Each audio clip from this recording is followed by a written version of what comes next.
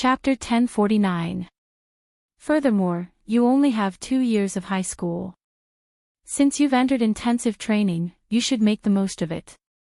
Don't waste too much time on unnecessary things. I have a ready-made house. If you want to live in it, I can go to Xiaowei and get the key to open the door. He said it as a precaution so that Yi Qian would have a place to live immediately after moving out of school and wouldn't have to look for another place to live. When Yi Qian said that she would stay temporarily, he didn't think it was a long-term plan. However, at that time, she was extremely resistant to him and restricted him a lot, so he didn't dare to interfere too much. Now that his status was different, he was confident that he could consider his future girlfriend's future as her future boyfriend. Yi Qian's first thought was to refuse, but when he heard Xia Jinyuan say, "Uncle Chen is almost 50 years old now. Little fox, you need to grow up as soon as possible so that he and Uncle Jen can live in the village without any worries and enjoy a retired life." His words hit Yi Qian's Achilles heel, and he couldn't refuse. Xia Jinyuan waited for her to nod her head. The military man's swift and decisive actions were immediately revealed when it came to this matter. First, he asked Yi Qian to call Principal Chin and ask if he had already spoken to the school and if the school agreed to let her move out of school temporarily. Then, he called Xiaowei and said that he wanted to borrow her house for Yi Qian to move in. In reality, he was just taking back the key that Xiaowei had kept for about 2 months. Principal Chin had already spoken to the school and told Teacher Tong that they would move out as soon as they found a house.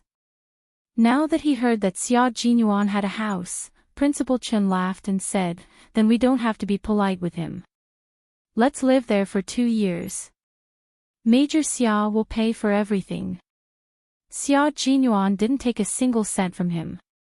That evening, before 7 p.m., Yi Qian placed all of his textbooks in a brand new bookcase. In less than 2 hours, Yi Qian had moved out of school. At 7 o'clock in the evening, Xia Jinyuan, who only had 3 days of rest, had to rush back to the anti-chemical regiment to report. While Yi Qian was still packing up in his room, he had already left without saying goodbye. "Little Jian, Major Xia is indeed good to you. He's also an excellent person. I have no objections. But there's one thing I need to tell you. No matter how outstanding Captain Xia is, it's still his ability. As for you, you can't relax at any time. Always remember that you're a soldier. A soldier who needs to rely on his own hands to fight and doesn't need to rely on any connections." Xia Jinyuan taught Yi Qian how to be an outstanding soldier, while Uncle Chen and Uncle Jen taught Yi Qian how to be self-reliant, self-loving, and most importantly, self-respect. A girl is not a flower. She can also stand tall and proud in this world. Her efforts will not be in vain. She will be rewarded. Yi Qian kept every word they said in her heart. When she heard what they said, she nodded solemnly and said, "Don't worry. No matter what status Major Xia has, I won't rely on him for what I want. I can rely on my own 2 hands to fight for everything I want. Good girl, we've always believed in you." Out of so many children, why did his Uncle Jen value Yi Qian so much? Although she had outstanding abilities, there was also her character. Abilities were important, but character was even more important. Yi Qian, who had no one to rely on in her previous life, had already developed an independent character. In this life, she was reborn with regrets and hatred from her previous life. Revenge was not her main focus. After going through so many difficulties, she finally understood that her own abilities were the foundation of the world. Chapter 1050. Even if she wanted to take revenge, she had to have the ability to do so. In this lifetime, Yi Qian had never given up on destroying Yi Jifan's family. She had been working hard to improve herself so that one day, she could defeat Yi Jifan's family in one fell swoop. She had never given up and always worked hard. She wanted Yi Jifan to know that Yi Qian was not to be trifled with. Yi Qian was not to be trifled with. Yi Jifan had already known when she tore up number 1 middle school's admission letter. Until now, his daughter, Yi Ying, had been forced to transfer from number 1 middle school. Yi Jifan had warned his wife, Sun Dongqing, countless times not to take the risk of hurting Yi Qian. Although Yi Ying had left number 1 middle school, Yi Jifan had been keeping an eye on the school's movements. Yi Jifan had already found out about Yao Jing's expulsion on the day of her senior year exams. Sitting at the dining table, Yi Jifan poured himself a small glass of white wine. After taking a sip, he said to his gloomy daughter, "Fortunately, you managed to avoid her in time and didn't have any contact with Yao Jing. Otherwise, you might have been implicated again." He had never thought that his niece was so powerful. She had actually forced Deputy Bureau Chief Yao and Director Li's daughter to withdraw from school. He had asked his daughter to befriend Yao Jing because of Deputy Bureau Chief Yao. His niece, on the other hand, had forced Deputy Bureau Chief Yao's daughter to withdraw from school. Yi Qian. Who exactly is supporting you from behind? Yi Ying's eyes darkened as she poked at her rice with her chopsticks.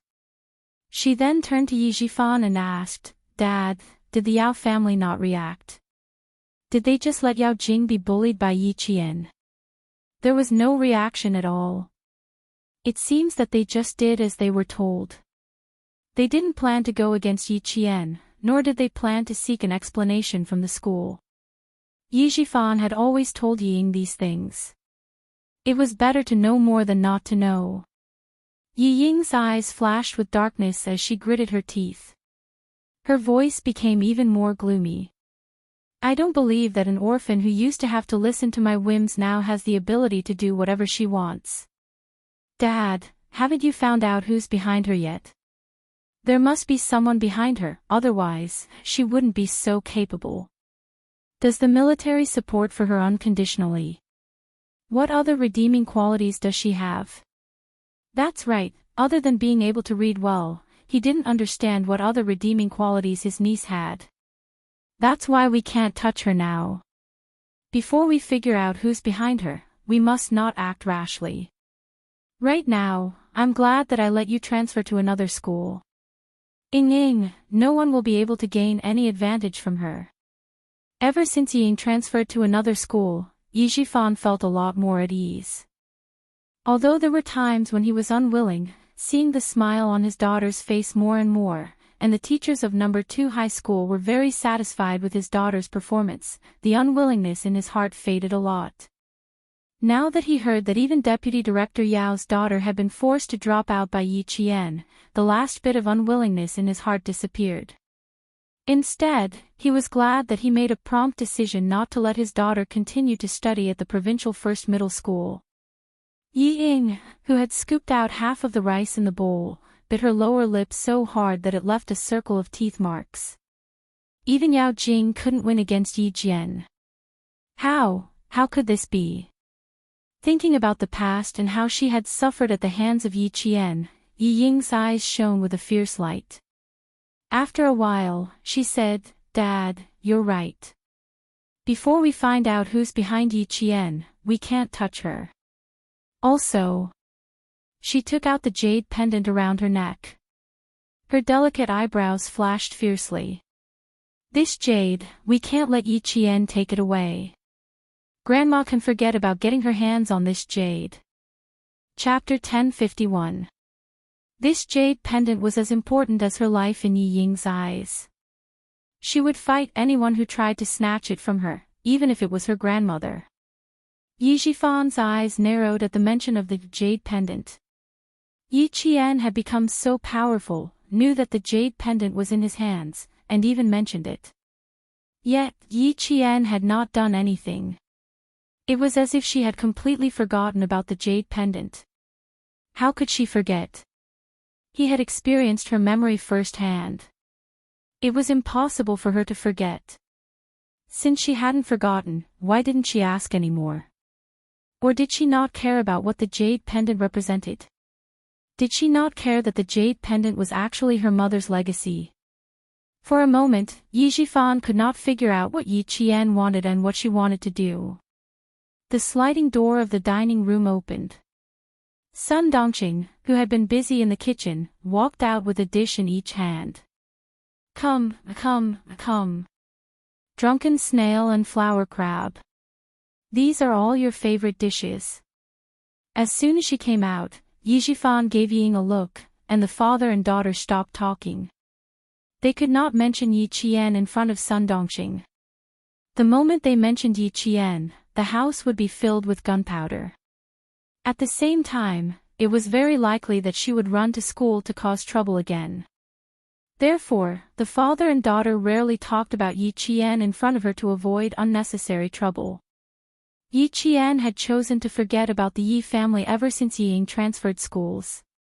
Even Xia Jinyuan warned her not to go against Yi Zhifan for the time being. Before she was 100% sure that she could defeat Yi Zhifan, she would not take the initiative to provoke him.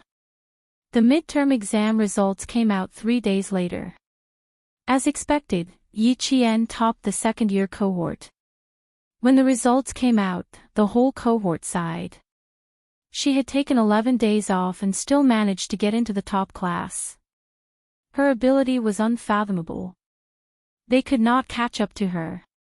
When the teachers of Class 1 saw that Yi Qian was the top student in every subject, their complaints about her taking 11 days off also disappeared. A student like her was a natural scholar. Even if she studied on her own, she would probably be able to rank first. Teacher Tong was also relieved.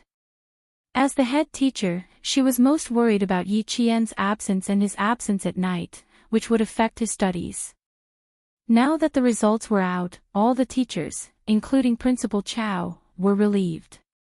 Yi Qian, who had already moved out of the school for 3 days, did not care about the results after the exams.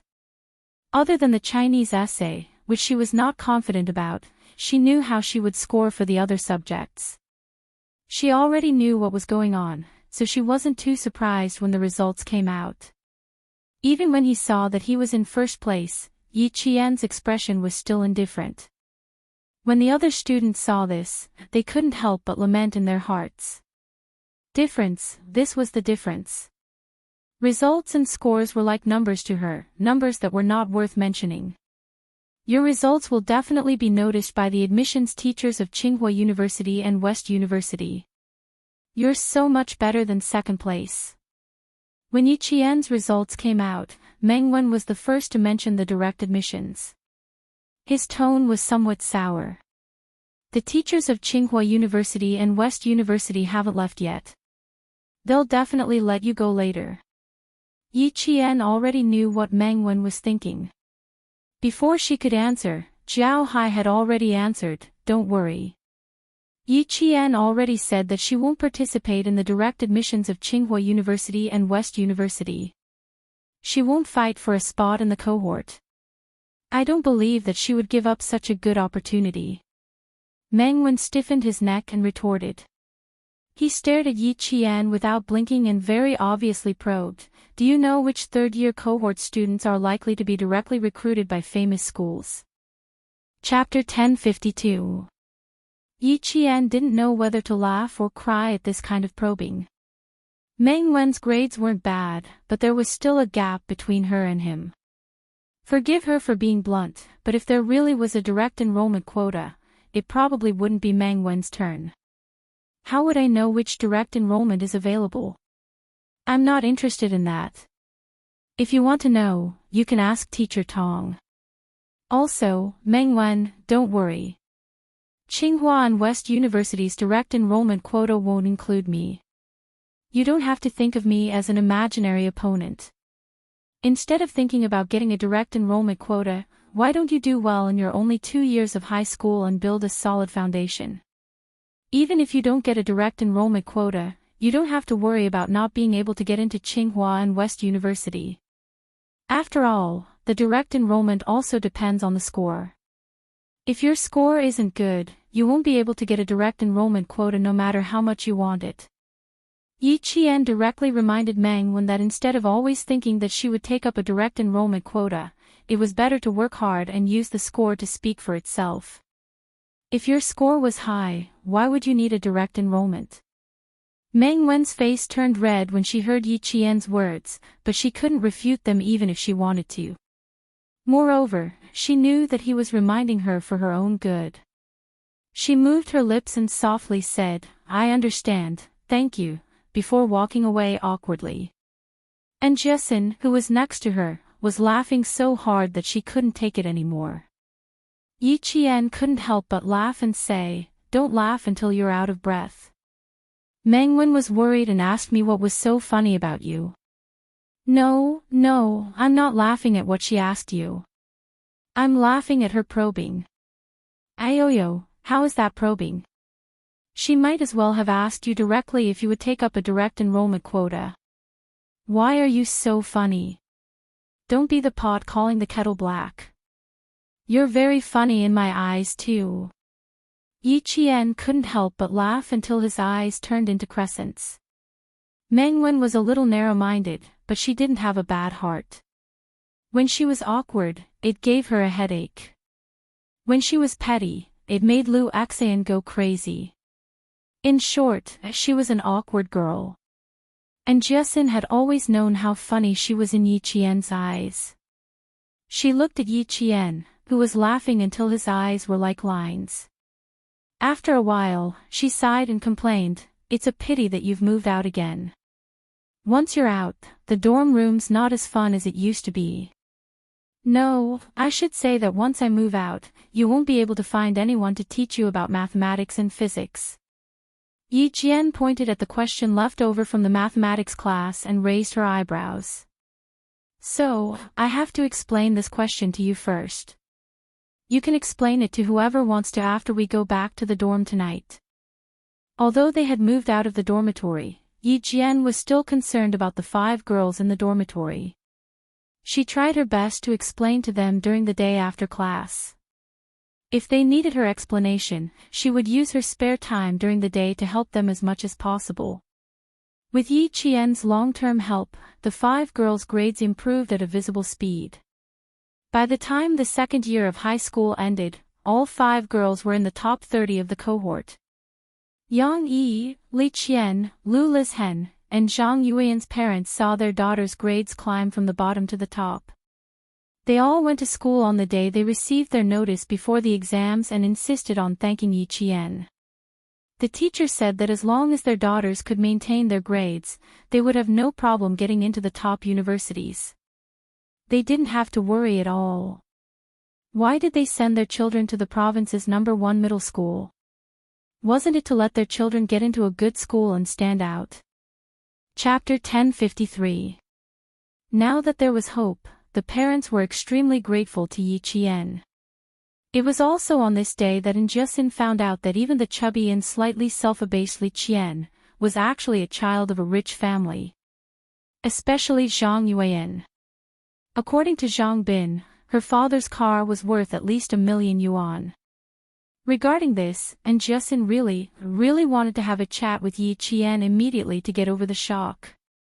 Jessen, whose hands were tightly held by Zhang Yuan's mother, had a stiff expression on her face.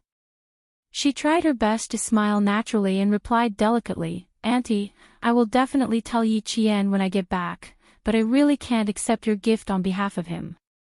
Yi Qian has never thought of getting anything in return for tutoring us. Auntie, you really don't have to stand on ceremony. I've known Yi Qian for 5 years and know him too well. If I accept your gift today, he will definitely punish me to do at least 10 test papers. Auntie, can you bear to see me do 10 test papers? It's too miserable to do homework during the holidays." And Jessen's teasing was not silly, but rather, she had a high EQ. Her words made all the parents laugh. They joked, "That's pretty good. We were hoping that Yi Qian would punish them to do test papers too. Mom, don't put the adult's gift in our dormitory. I already said that Yi Qian wouldn't accept it, but you just had to bring it over." It was snowing heavily in Nan province. Zhang Yuan wore a red down jacket and sat by the bed. She said helplessly, "Yi Qian really doesn't need it. You and Dad can take it back." After Zhang Yuan spoke, Lu Lishen and the other two also asked their parents to bring the gifts back. Looking at the bags of high-end goods in the dormitory, and Jesin secretly held her forehead. Interacting with a bunch of rich people was really stressful. If she really accepted these gifts and lost one or two items, she wouldn't be able to afford the compensation. She definitely couldn't accept the gift. Even if she did, she wouldn't be able to hand it over to Yi Qian. After the final exams, Yi Qian left the school on the same day. She had already told herself that she would not be coming back to collect the notice, nor would she return to the village. So, she did not know where Yi Qian was now. It was snowing heavily in the southern province, while the sun was shining brightly in Hainan. The sky was blue, the water was clear, and the sunlight shone on the seabirds. There was no hint of winter at all. Yi Qian, who was basking in the warm sun, did not have the chance to enjoy it. The purgatory training had entered the endurance testing phase. They had to complete 6 extremely torturous tests within a set time limit, and they had to achieve an excellent grade in each of the tests. In 25 seconds, the player could crawl 50 meters backward, clear obstacles in 20 seconds, complete a 2,000-meter run in 15 minutes, and swim 150 meters in full gear. After completing these 4 tests, they could not rest. They had to remove their gear within 30 seconds, complete 50 sit-ups and 50 push-ups per minute. Yi Qian did not even frown when she completed the last 6 tests individually. However, after completing the high-intensity tests, her entire body was so sore that she had to lie down on the ground. Even if she were to lie down in a smelly ditch, she could still close her eyes and sleep. You don't have enough stamina. You need to eat more to increase your stamina. After you pass the last 2 tests, girl, you still have to do a 30-kilometer long rapid march. You have to reach your destination within a set time limit. After completing 50 push-ups, Yi Qian lay down on a bush. Dressed in camouflage, she stared at the blue sky and white clouds. She panted heavily as she answered, 1 week, Uncle Chin. Give me 1 week. I will definitely pass all 6 tests. The winter break was very short. She had to seize every moment to improve herself. Hard work was inevitable, but the rewards would benefit her for the rest of her life. Chapter 1054. Principal Chin turned off the stopwatch, opened the military water bottle, and handed it to Yi Qian. My intensive training is different from normal intensive training. You will need to memorize the location of each province and country, as well as the latitude and longitude of each country. I will also test you on the models, differences, and shooting ranges of the guns and ammunition.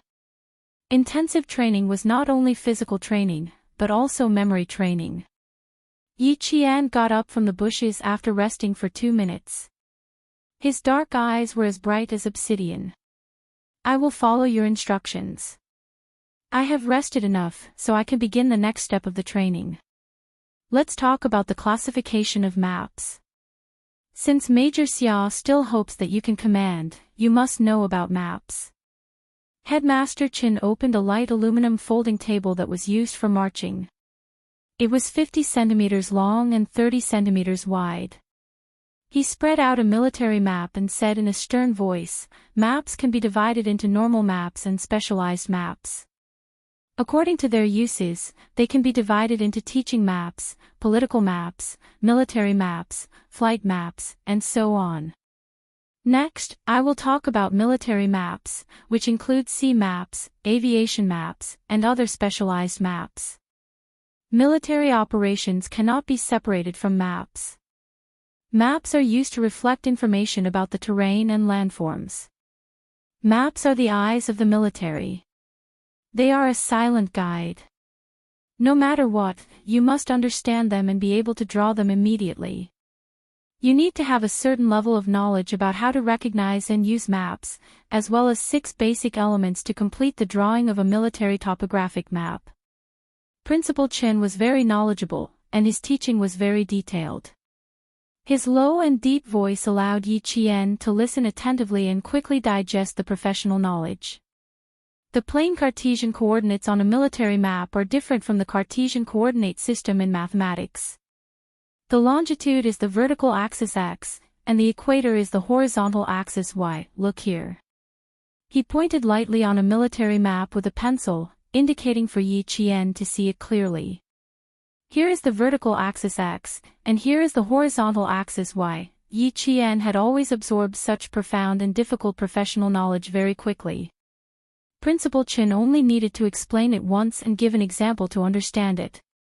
Magnetic azimuths are widely used in military operations, artillery, aviation, and navigation. When drawing a military map, you must understand this and be able to clearly mark it. For example, like this. Principal Chen took out a piece of white paper and quickly drew with a pencil. After a while, a simple military map appeared on the white paper. After learning how to draw a military map, you also need to know how to study the map on the map. According to the characteristics of the military units, the mission, the enemy situation, and the weather and season, you need to make a comprehensive analysis, research, and judgment. Only after you understand and grasp everything can you decide on a combat operation. This was the knowledge that a commander needed to know. It was also the ability that a special forces soldier had to possess. Yi Qian listened attentively and was even fascinated. From it, he quickly learned the importance of military map drawing, map analysis, and battle planning. He also knew that terrain analysis had a huge impact on the mobility of the military. You need to know how many railways and roads the entire military would pass through. If there were armored mobility, you need to know how long the bridges were, how wide they were, and how much weight they could bear. Commanders need to know all of these.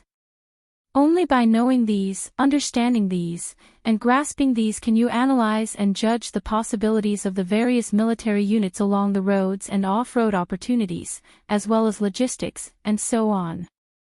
Only then can you be confident of winning the battle. Chapter 1055. Principal Chen and Xia Jinyuan had an overnight conversation before the winter break. After sending Yi Qian back, Xia Jinyuan took the initiative to look for the world-class sniper and told him about his proposal to train Yi Qian to become an all-around ace soldier. Principal Chen did not object to his proposal at all. He did not even hesitate before agreeing to it. Yi Qian's ability was not just a little bit. The more he spent time with her, the more he could see her outstanding ability and super adaptability. He could also see her tenacity that did not match her delicate appearance. Like a tree, standing tall and proud. Like the sea, vast and boundless. Like a well, unfathomable. The more her teachers taught her, the more they cherished her talent. They wished they could teach her all the best knowledge in the world. Sometimes, they even worried if they could beat her. This was because the speed at which she absorbed knowledge was so fast that it shocked everyone who had taught her. From military maps to military command, and then to military tactics, Yi Qian spent the entire winter vacation going through the hellish training of ice and fire. At the same time, she crazily absorbed the knowledge of the field that she had never been involved in. Principal Chen was amazed by her ability to absorb knowledge, while Yi Qian was amazed by Principal Chen's erudition. Tactics are also known as the art of using troops or the art of command. According to the basic types of combat, tactics can be divided into offensive tactics and defensive tactics. According to the military types, arms, and tactics involved in the tactics, they can be divided into military tactics, troop tactics, and contract tactics. According to the scale of the battle, they can be divided into army tactics, troop tactics, and detachment tactics. After a morning of intensive training, Yi Qian walked into the eastern mountainous area of the central part of Hainan Island. The sun was not above her head, but a drizzle. Wearing a camouflage cloak and raincoat, she sat under a wide banana leaf. Her lips were slightly pursed as she listened attentively to Principal Chen's explanation. In her eyes, Principal Chin, the world-class sniper, was a walking military textbook at this time. Whether it was military tactical knowledge or military command, everything was available to her. Yi Qian was now talking about military and tactical knowledge, and he was extremely interested in the types and styles of combat Wang Chong was talking about. In battle, regardless of whether you are attacking or defending, you should establish the fearless mentality of actively eliminating the enemy, the spirit of not being afraid of sacrifice, and the determination to fight bravely. However, you must remember that the country did not groom you to sacrifice yourself. You must be prepared to sacrifice yourself, but the ultimate goal is to destroy the enemy. In any battle, you must pay attention to protecting yourself, especially against the attacks and interference of the enemy's high-tech weapons and equipment. A commander must first be well organized, fully prepared, and know how to judge the situation and fight flexibly. You're commanding from the rear, and there are tens of millions of soldiers charging at the front. Every step they take is based on your decisions. Therefore, even though the commander is at the rear, his responsibility is huge. Remember not to make unrealistic battle arrangements in battle. Once the taboo is violated, it won't be one soldier sacrificing his life, but tens of millions of soldiers. Last Jian, you must always remember that you need to work together in battle. Once your cooperation is destroyed, you must recover in time. You must keep the death rate to a minimum. Only by ensuring comprehensive protection can you guarantee victory. The commander was the soul and brain of the entire army. Without a commander on the battlefield, the army would be like a sheet of loose sand, rushing around randomly without any fighting power. After Yi Qian finished listening to the 1.5-hour lesson, he understood that it was not easy to be a commander. Chapter 1056. It was much easier for a soldier to fight alone than a commander. A soldier could quickly make decisions that were beneficial to his team based on his own judgment, but a commander was different.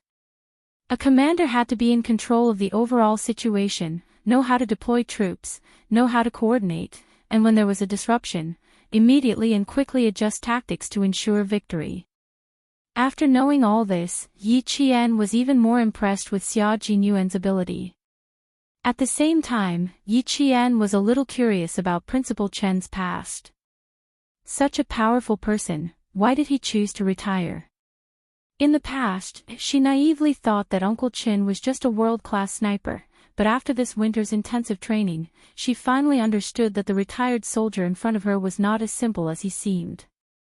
How could a world-class sniper who understood military command be simple? Uncle Chin, can I ask you a question? Yi Qian, who had put away the folding stool, asked hesitantly, I want to know, why did you choose to retire? Principal Chen, who had finished putting away the rain cloth, turned around and joked, you held back for so many days before asking. Is it hard for you to hold back? A little, but I was afraid that it wouldn't be appropriate to ask, so I held back. Yi Qian pursed her lips and smiled. So Uncle Chin had already seen through her curiosity and was waiting for her to ask. Since that was the case, did that mean he could tell her? Indeed, he could tell her. It would be good for her to know a little. After Principal Chin smiled, his expression became a little more serious as he recalled the past. After the founding of the People's Republic, our country had always been forming its own special forces. At that time, we weren't considered special forces, we were only considered kings of soldiers. Because our country's first special forces were formed in 1988, and at that time, I had already retired. At that time, the kings of soldiers had to understand things that their comrades didn't. Their bodies had to be strong, and their intelligence had to be superb. They had to be able to cross swamps, walk across icy seas, climb cliffs, destroy packs of wolves, and destroy snake dens. Back then, we didn't have as much high-performance equipment as we do now, so we had to rely on our own abilities. You had to know military command, and you had to understand battle tactics. If you were released, you would be able to lead a regiment into battle. If you were released, you would be able to fight alone and secretly destroy the enemy. About 7 years ago, we went on a big mission. Out of 10 kings, only 4 came back alive.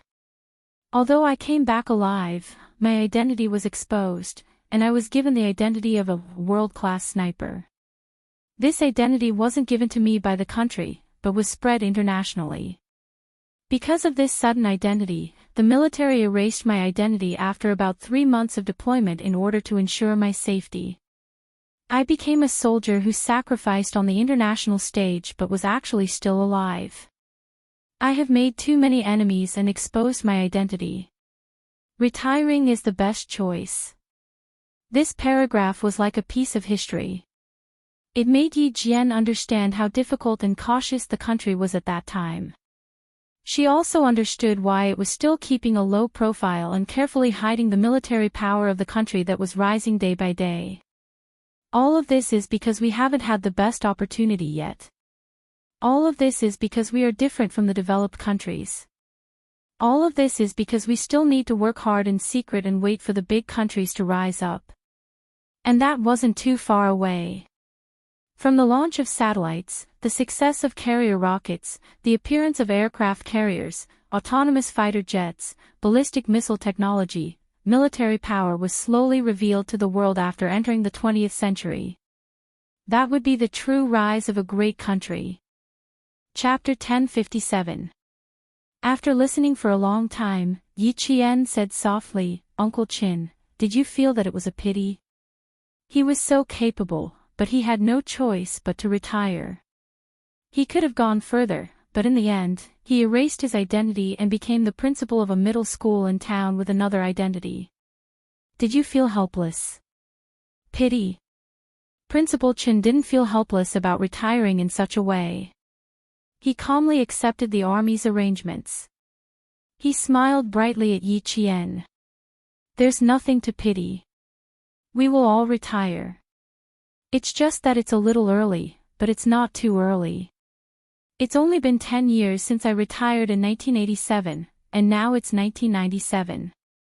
Although I've retired in these 10 years, I've always done some small things for the army. I've never felt like I've left. It's just a change of position. Besides, if I hadn't retired, I wouldn't have met such a good seedling like you. I don't have any regrets. I have a successor." There was no helplessness, no pity. He just felt a little empty sometimes. Now that he had a successor, how could he feel empty? He would pass on everything he had learned to the next generation, and let the next generation continue to guard this territory. He had no more regrets. With this understanding, Yi Qian understood that what he knew today was the result of his hard work in the past. From the beginning of the purgatory training at the end of November until the winter break in Hainan, a total of 26 days of purgatory training. In less than half a year, Yi Qian was once again reborn. He successfully challenged one physical and mental limit after another. Under Principal Chen's constant pressure, Yi Qian met all 6 standards of endurance training. The 30-kilometer long-distance rapid march was 11 minutes earlier than Principal Chen's estimated time. He reached the passing standard for a Special Forces soldier, and even exceeded it. Sweat more in peacetime, bleed less in wartime. After such intensive training, Yi Qian understood the meaning of this sentence. From the second half of 1997 to the second half of 1998, Yi Qian continued intensive training for a year. His mind and body received a whole new level of training, allowing him to move unswervingly towards his goal. From the second year to the first half of the third year of high school, Yi Qian was about to graduate after sending off Yang Heng and the others. On the blackboard was the words, "Countdown to the college entrance examination." With each passing day, it would decrease by 1 day. The atmosphere in the class had always been tense. They were doing their best to prepare for the college entrance examination next year. This year, the results of the provincial first high school's college entrance exam were quite good. There were 12 students who entered Hua University and Shi University. Among them, there were even a few examinees who had been accepted by foreign universities. With heavy capital, no. One middle school in the province achieved the best results in the past years. They successfully suppressed the news of Yao Jing jumping off a building with their own abilities and did not let the reputation of the century-old school be tarnished. Yao Jing's suicide attempt had been brought up from mid-November last year until April this year. Even though she had ended up in the juvenile detention center, many parents still felt that the school was responsible for this and that it was the school that did not teach this student well. Just as Xia Jinyuan had said, Deputy Bureau Chief Yao and Mother Yao did not press charges. Mother Yao found a lawyer and prepared for about 3 days. Very soon, something unexpected happened. The Provincial Commission for Discipline Inspection suddenly implicated Mother Yao in the corruption case. It also exposed that she had forced a girl to leave for her daughter Yao Jing. The investigation by the Commission for Discipline Inspection resulted in Mother Yao and her daughter being imprisoned. Chapter 1058. Although Deputy Bureau Chief Yao was fine, he was more or less affected. He was transferred from the provincial government to a city. He no longer had the power he had before, and it was difficult for him to return to his previous peak. Yi Qian didn't pay much attention to these things. She focused on intensive training. Other than the 6 hours of sleep every night, the rest of her time was very full. After learning, she trained non-stop, one training after another. She crawled forward in the mud, flipped in the waves, ran and climbed non-stop. When the summer vacation came, she ran all over the world. She ran to Xia Jinyuan twice, but failed. He didn't even know where she was training, and there was no news of her. This result was not surprising to him. As a Special Forces soldier, they had only spent a short time together. It was impossible for them to be in a relationship all day long. They had the same pursuit, the same dream, and the same goal. Separation wouldn't make them feel tired because they knew that she and he were constantly working hard. In the winter of 1998, Yi Qian, a third-year high school student, sat in the classroom to discuss a math problem with Enchanting, Li Qian, and Yang Yi. She was improving, and so were Enchanting and the rest. Moreover, these 5 former roommates had all become good students in the grade. Whether it was a major exam or a minor exam, their individual results would always be in the top 15 of the grade. There were a total of 6 in the dormitory. One would always be at the top, and the other 5 would occupy the top 15 places in the grade. They had also become the school's legend. At this moment, Miss Tong was smiling helplessly at Principal Chow. Even I, as a teacher, don't dare to look into Yi Jian's eyes. Her gaze is as sharp as a sword, scaring me so much that I don't dare to say anything harsh. Our school shouldn't pay too much attention to her. As long as her results are still there, everything is fine. Although Principal Chow didn't know what Yi Qian was doing in private, he was sure of one thing. Old Chen had said that her goal was to enter the military academy. Other than that, there was no other choice. West University called me again. They want to give the last direct enrollment spot to Yi Qian. You'll have to take the college entrance examination in the first half of next year. Why don't you talk to Yi Qian? Let her accept such a direct recruitment quota. Ever since last year's midterm exams, Tsinghua University and West University had been contacting the provincial first high school in order to snatch Yi Qian to their school. Heavy snow began to fall outside. The 1998 winter seemed to have arrived much earlier than the 1997 winter. The first snow was also much heavier than the 1997 winter.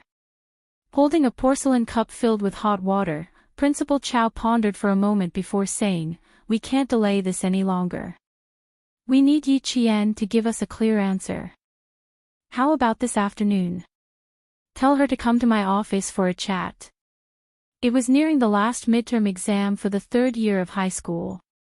It was time to give the school an answer regarding Yi Qian. Not only did Teacher Tong not dare to look into Yi Qian's eyes, but Principal Chow was also the same. There were a few times when he accidentally bumped into her, and he would be shocked by the sharpness in her eyes. With Principal Chow's help, Teacher Tong felt a little relieved and left the principal's office, waiting for noon to come. My college entrance exam application. Yi Qian, who was sitting in the principal's office, was slightly surprised. Isn't it only next year? Why do they have to apply now? She still didn't understand why the school wanted to know her college entrance exam application in advance. She also didn't know that Tsinghua University and West University were fighting for her. Principal Chow smiled and said, Tsinghua University and West University have always wanted to give you the direct enrollment quota. I'm asking you on behalf of the two schools. What do you think? Chapter 1059. Yi Qian didn't know that Tsinghua University and West University wanted to give her a direct admission spot. She always thought that this matter was over. After all, it had been more than a year since she last saw the teachers from Tsinghua University and West University. She didn't expect that this matter wasn't over yet. The schools didn't give her a reply either. After thinking for a while, Yi Qian smiled faintly and said, I can only thank the teachers from the two schools for thinking so highly of me. I don't plan on applying to Tsinghua University or West University, and I definitely don't plan on taking a direct admission. Her words surprised Teacher Tong. She quickly advised, Yi Qian, the opportunity is right in front of you. All you need to do is nod your head. Why don't you think about taking a direct admission? Tsinghua University and West University are the most famous universities in our country. They have many talents in the fields of science, academia, economics, and so on. It can be said that every student is proud to get into Tsinghua University or West University. I don't understand why you would give up an opportunity that others dream of. Is there some unspeakable addiction? Or do you have other plans? Thoughts of going abroad? If Yi Qian had plans to go abroad, Teacher Tong definitely wouldn't stop her. More importantly, she had never seen Yi Qian have any plans to go abroad. Lu Lizhen and Yang Yi, for example, had plans to go abroad in the second half of their second year of high school. If Yi Qian didn't plan on going abroad, then what was the reason? Principal Chow didn't ask immediately. His gaze was slightly dim, as if he was thinking about something. When he went to Fujian Town High School that year, Old Chin said, this child's goal is a little different, but she will definitely be willing to fight for the glory of our country. A little different goal. Just how different was Yi Qian's goal? You probably don't plan on going abroad. Principal Chow, who had been silent for a while, spoke. His voice was slightly restrained, and he spoke with a serious tone. Yi Qian, are you sure you want to give up on Tsinghua University and West University's direct admission spots? So easily giving up an opportunity that others dream of. He really wanted to know why Yi Qian would give up on it. Tsinghua University and West University, which family's child got in? They would set off firecrackers and throw banquets to celebrate. There were only 2 spots for direct recruitment from Tsinghua University and Shi University in the entire province. One spot was given to a boy from Class 2, and the other was waiting for Yi Qian's approval. Yi Qian had always been very clear about his goals. Without any hesitation, he smiled and said, last year, when I found out that Tsinghua University and Shi University had direct enrollment quotas, I gave up. Or rather, I never considered those 2 schools. Shidi University is one of the most famous institutions of higher learning in China and even in Asia. It has a history of over 100 years and has produced countless great people and academic masters. As for Tsinghua University, it is the only university in the history of our country to have been established as the nation's top institution of higher learning. It is a majestic institution, and a university like this is definitely the university that every student in the country dreams of attending. I'm very grateful to the teachers of the 2 schools for thinking so highly of me, but it's true that this is not my personal goal. Since the second year of junior high school, my goal has only been to work hard to get into the National Science University. After so many years, it hasn't changed. Principal Chow, Teacher Tong, I'm willing to give up the direct enrollment quota and give it to students who really need it and have the ability to enter the two universities.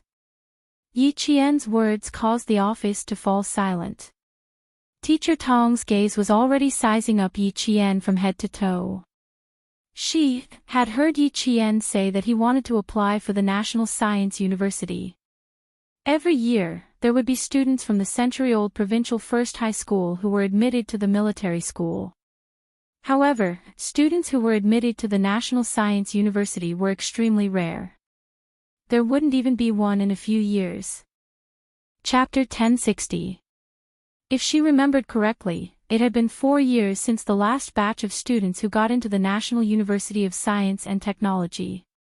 Plus, all of the students who got into the National University of Science and Technology were male. There wasn't a single female student. Yi Qian wanted to get into the National University of Science and Technology. She had taught a few batches of graduates, but this was the first time she heard a girl say that she wanted to get into the National University of Science and Technology. Teacher Tong looked at Yi Qian not because she was suspicious, but because she wanted to see if Yi Qian was really determined. She said she wanted to get into the National University of Science and Technology. With her current results, it wasn't difficult. On the other side, Principal Chow asked with interest, Yi Qian, is this your personal decision? Or did someone suggest that you give up on the two famous schools and get into the National University of Science and Technology? Old Chen was a retired soldier and took good care of Yi Qian. He raised her like she was his own daughter.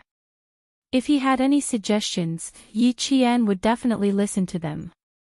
In the past, I really didn't think about getting into the National University of Science and Technology.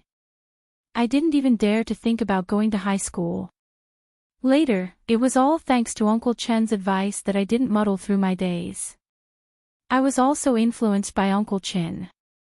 From then on, I set the National University of Science and Technology as my goal. It has never changed.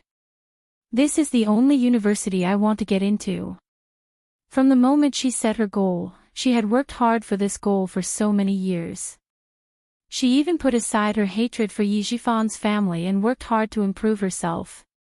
Now, she was only half a year away from her goal.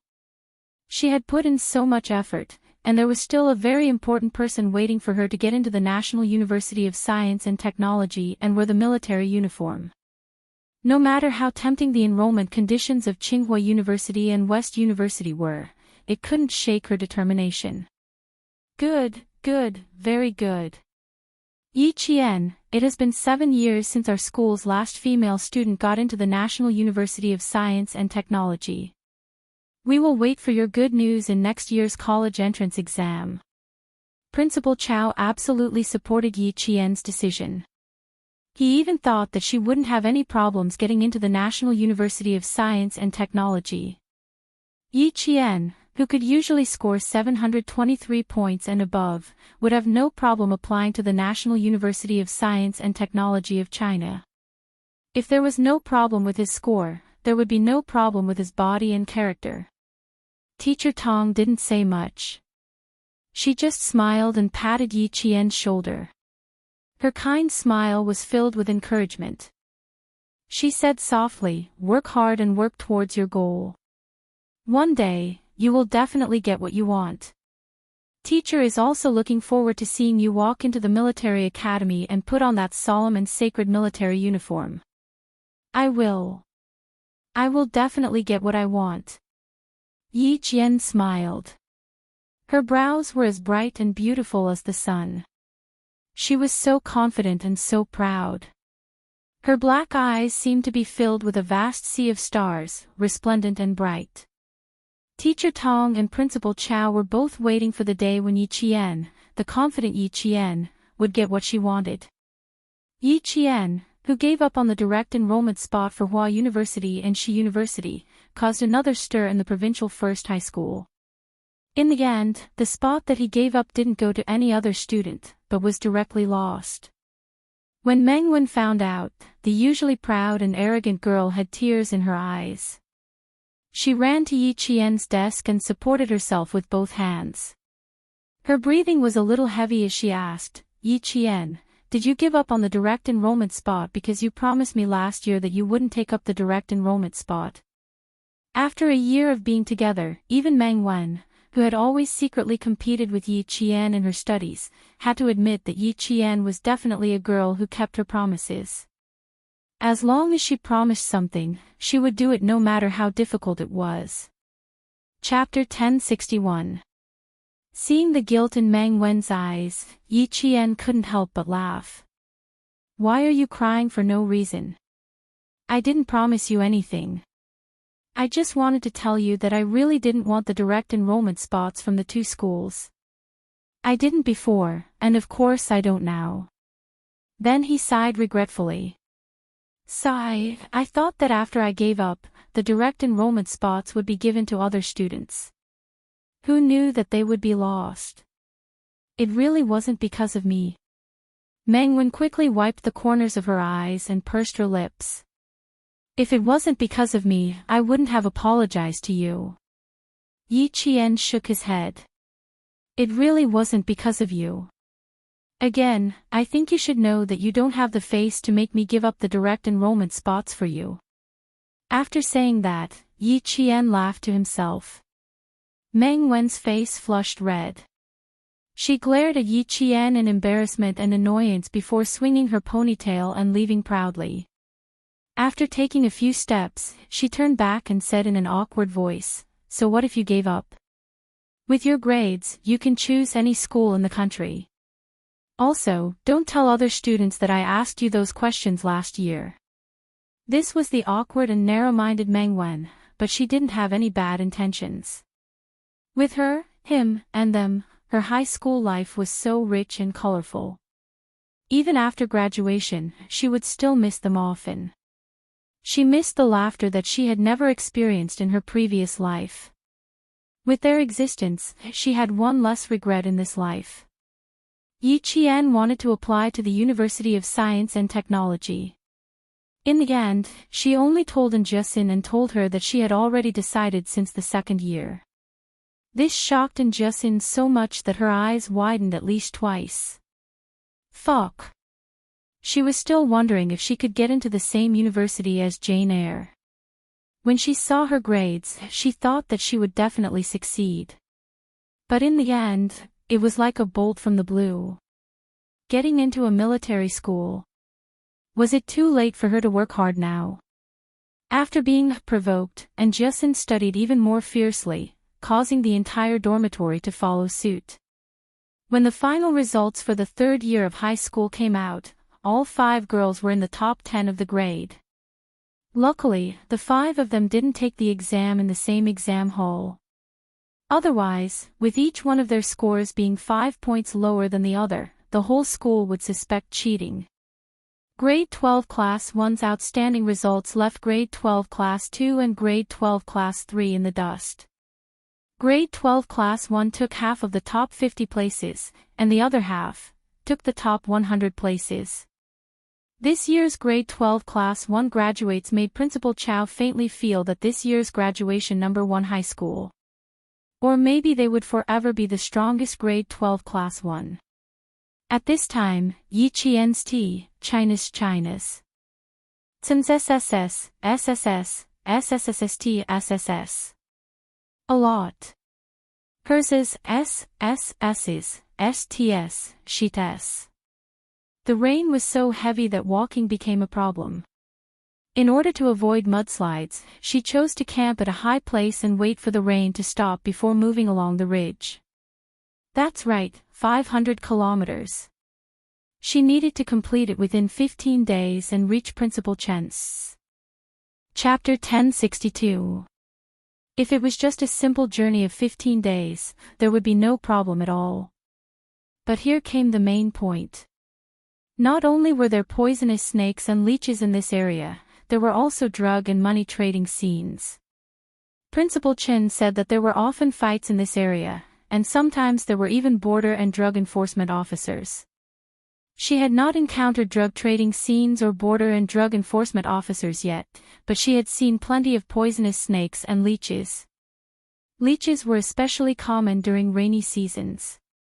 No matter how tightly bandaged her body was, she had already been bitten twice on her neck. By the time she felt pain in her neck, it was usually full of blood. With a slap, its black and slippery body, which was at least twice the size of a leech, had already been sucked until it was round and round. With a military dagger, she could see the two twisted halves of its body. The bright red blood disappeared as soon as it was washed away by the rain. After dealing with the leeches, there would still be giant pythons. This type of snake was usually not a problem as long as one avoided it, but if one really encountered one, it was inevitable that one would be shocked. Looking at the python that was entrenched with the ancient vines, Yi Qian had to pay attention to her surroundings while keeping an eye on it. When the rain stopped, the python began to leave the ancient vines and slithered into the depths of the forest.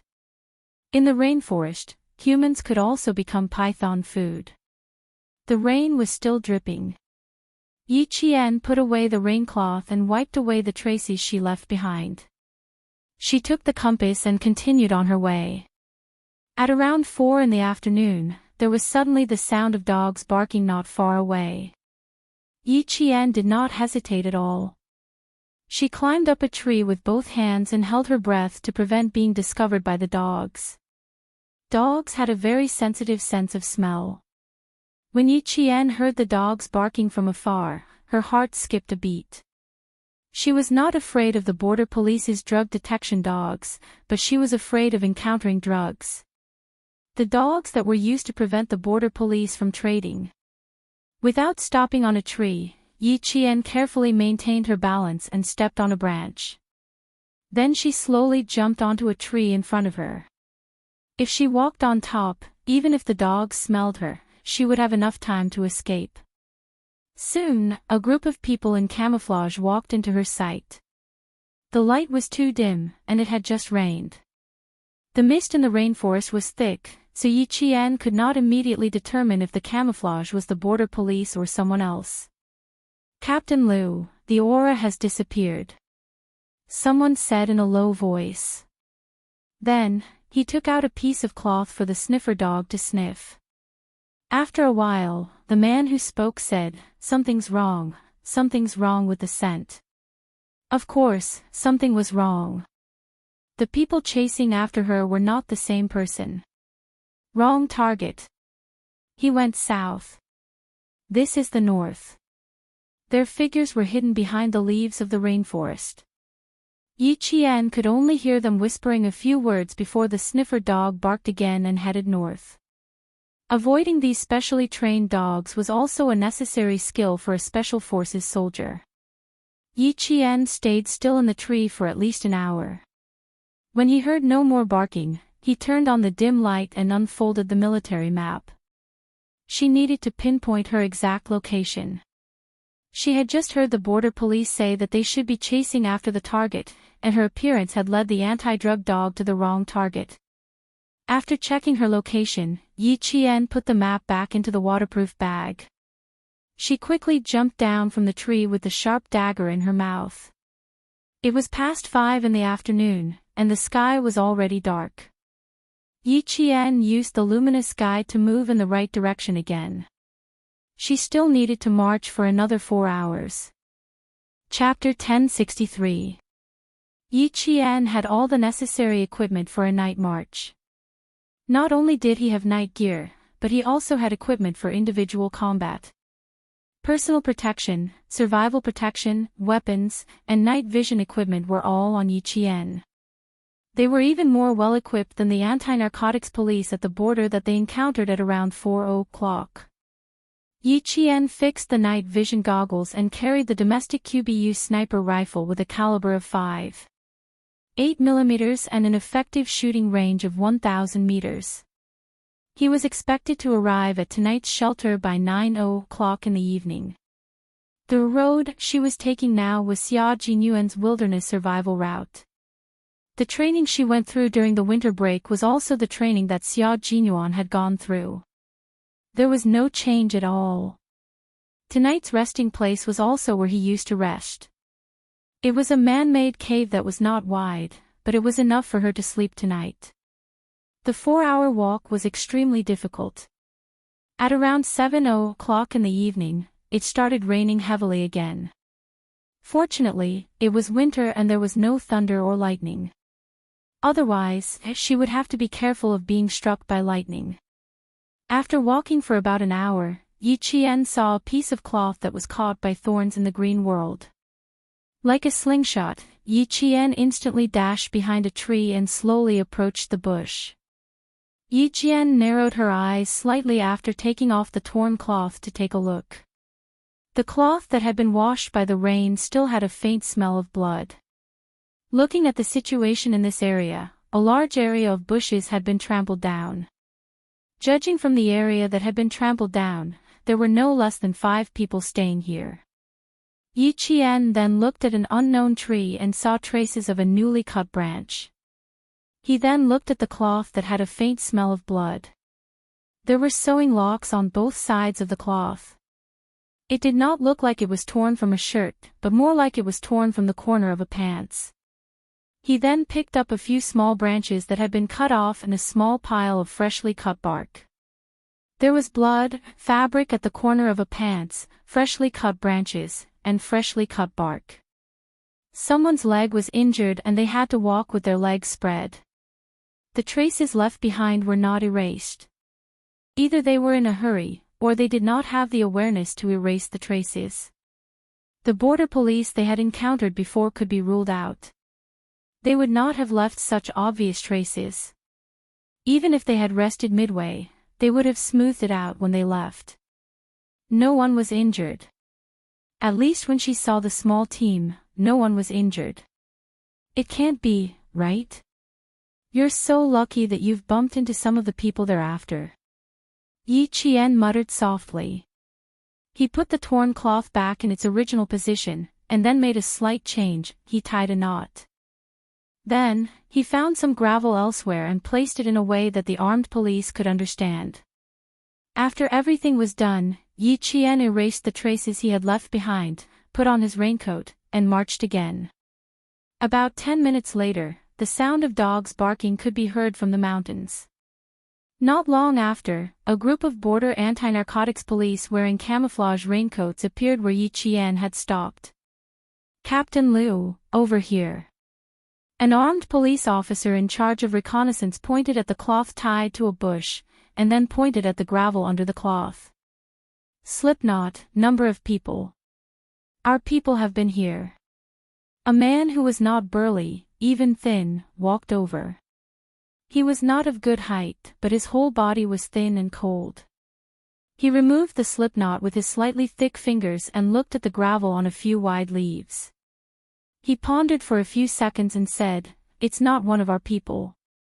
Someone discovered it and left a mark to guide us."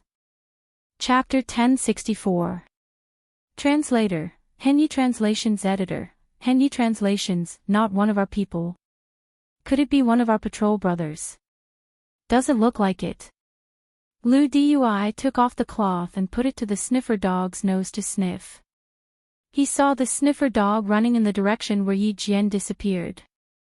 Lu Dui quickly raised his hand, and a group of 7 people quickly followed. It wasn't one of their patrol brothers, and it wasn't one of their people either. Someone had been here before and had discovered the abnormality here. They had left some clues for them.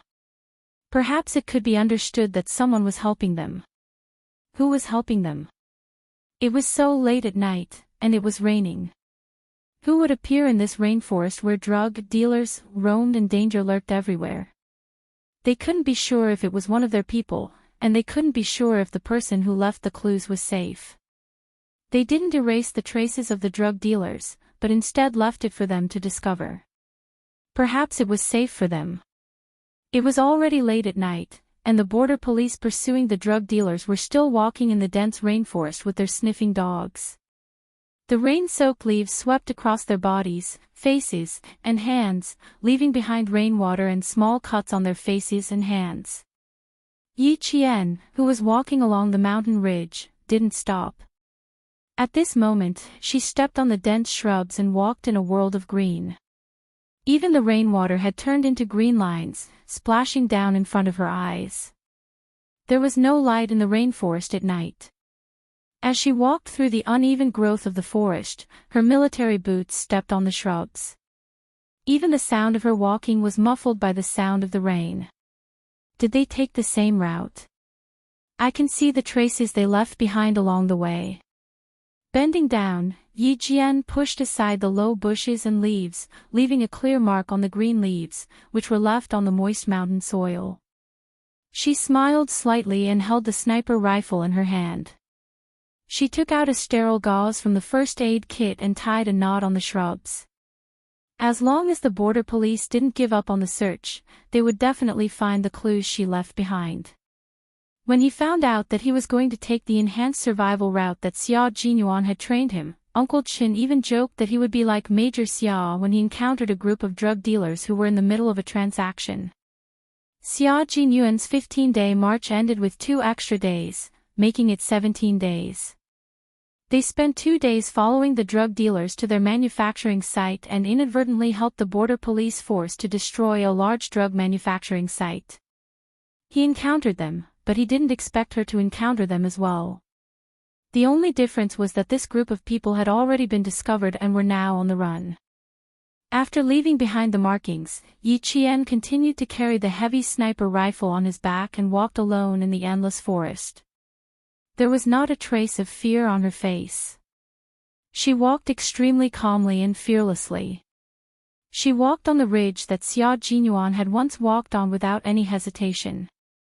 On a mountain road about 20 kilometers away from Yi Qian, the group of 5 had no choice but to stop running because of the rain. They hid under the leaves to take shelter from the rain. Brother Hong, there are still dozens of kilometers to go. When can our people come to help us? The person who spoke in Mandarin with a local accent. He spoke very quickly and looked around as he spoke. From his expression, it was obvious that he was afraid. For anyone, the fear of the unknown was present at night. Walking on the same mountain road during the day and at night would greatly change one's mental and psychological state. For these fugitives, not only did they have to face the unknown dangers of the night, but they also had to face the danger of being caught at any time. Chapter 1065. A bald man held a makeshift walking stick with one hand. He used his mouth to catch the rainwater and said, "Soon. My men will only come after we pass this part of the road. Don't worry and follow me. You can make as much money as you want in the future." The 5 of them had one thing in common: they were all bald. The leader, who was called Brother Hong, had a special identity.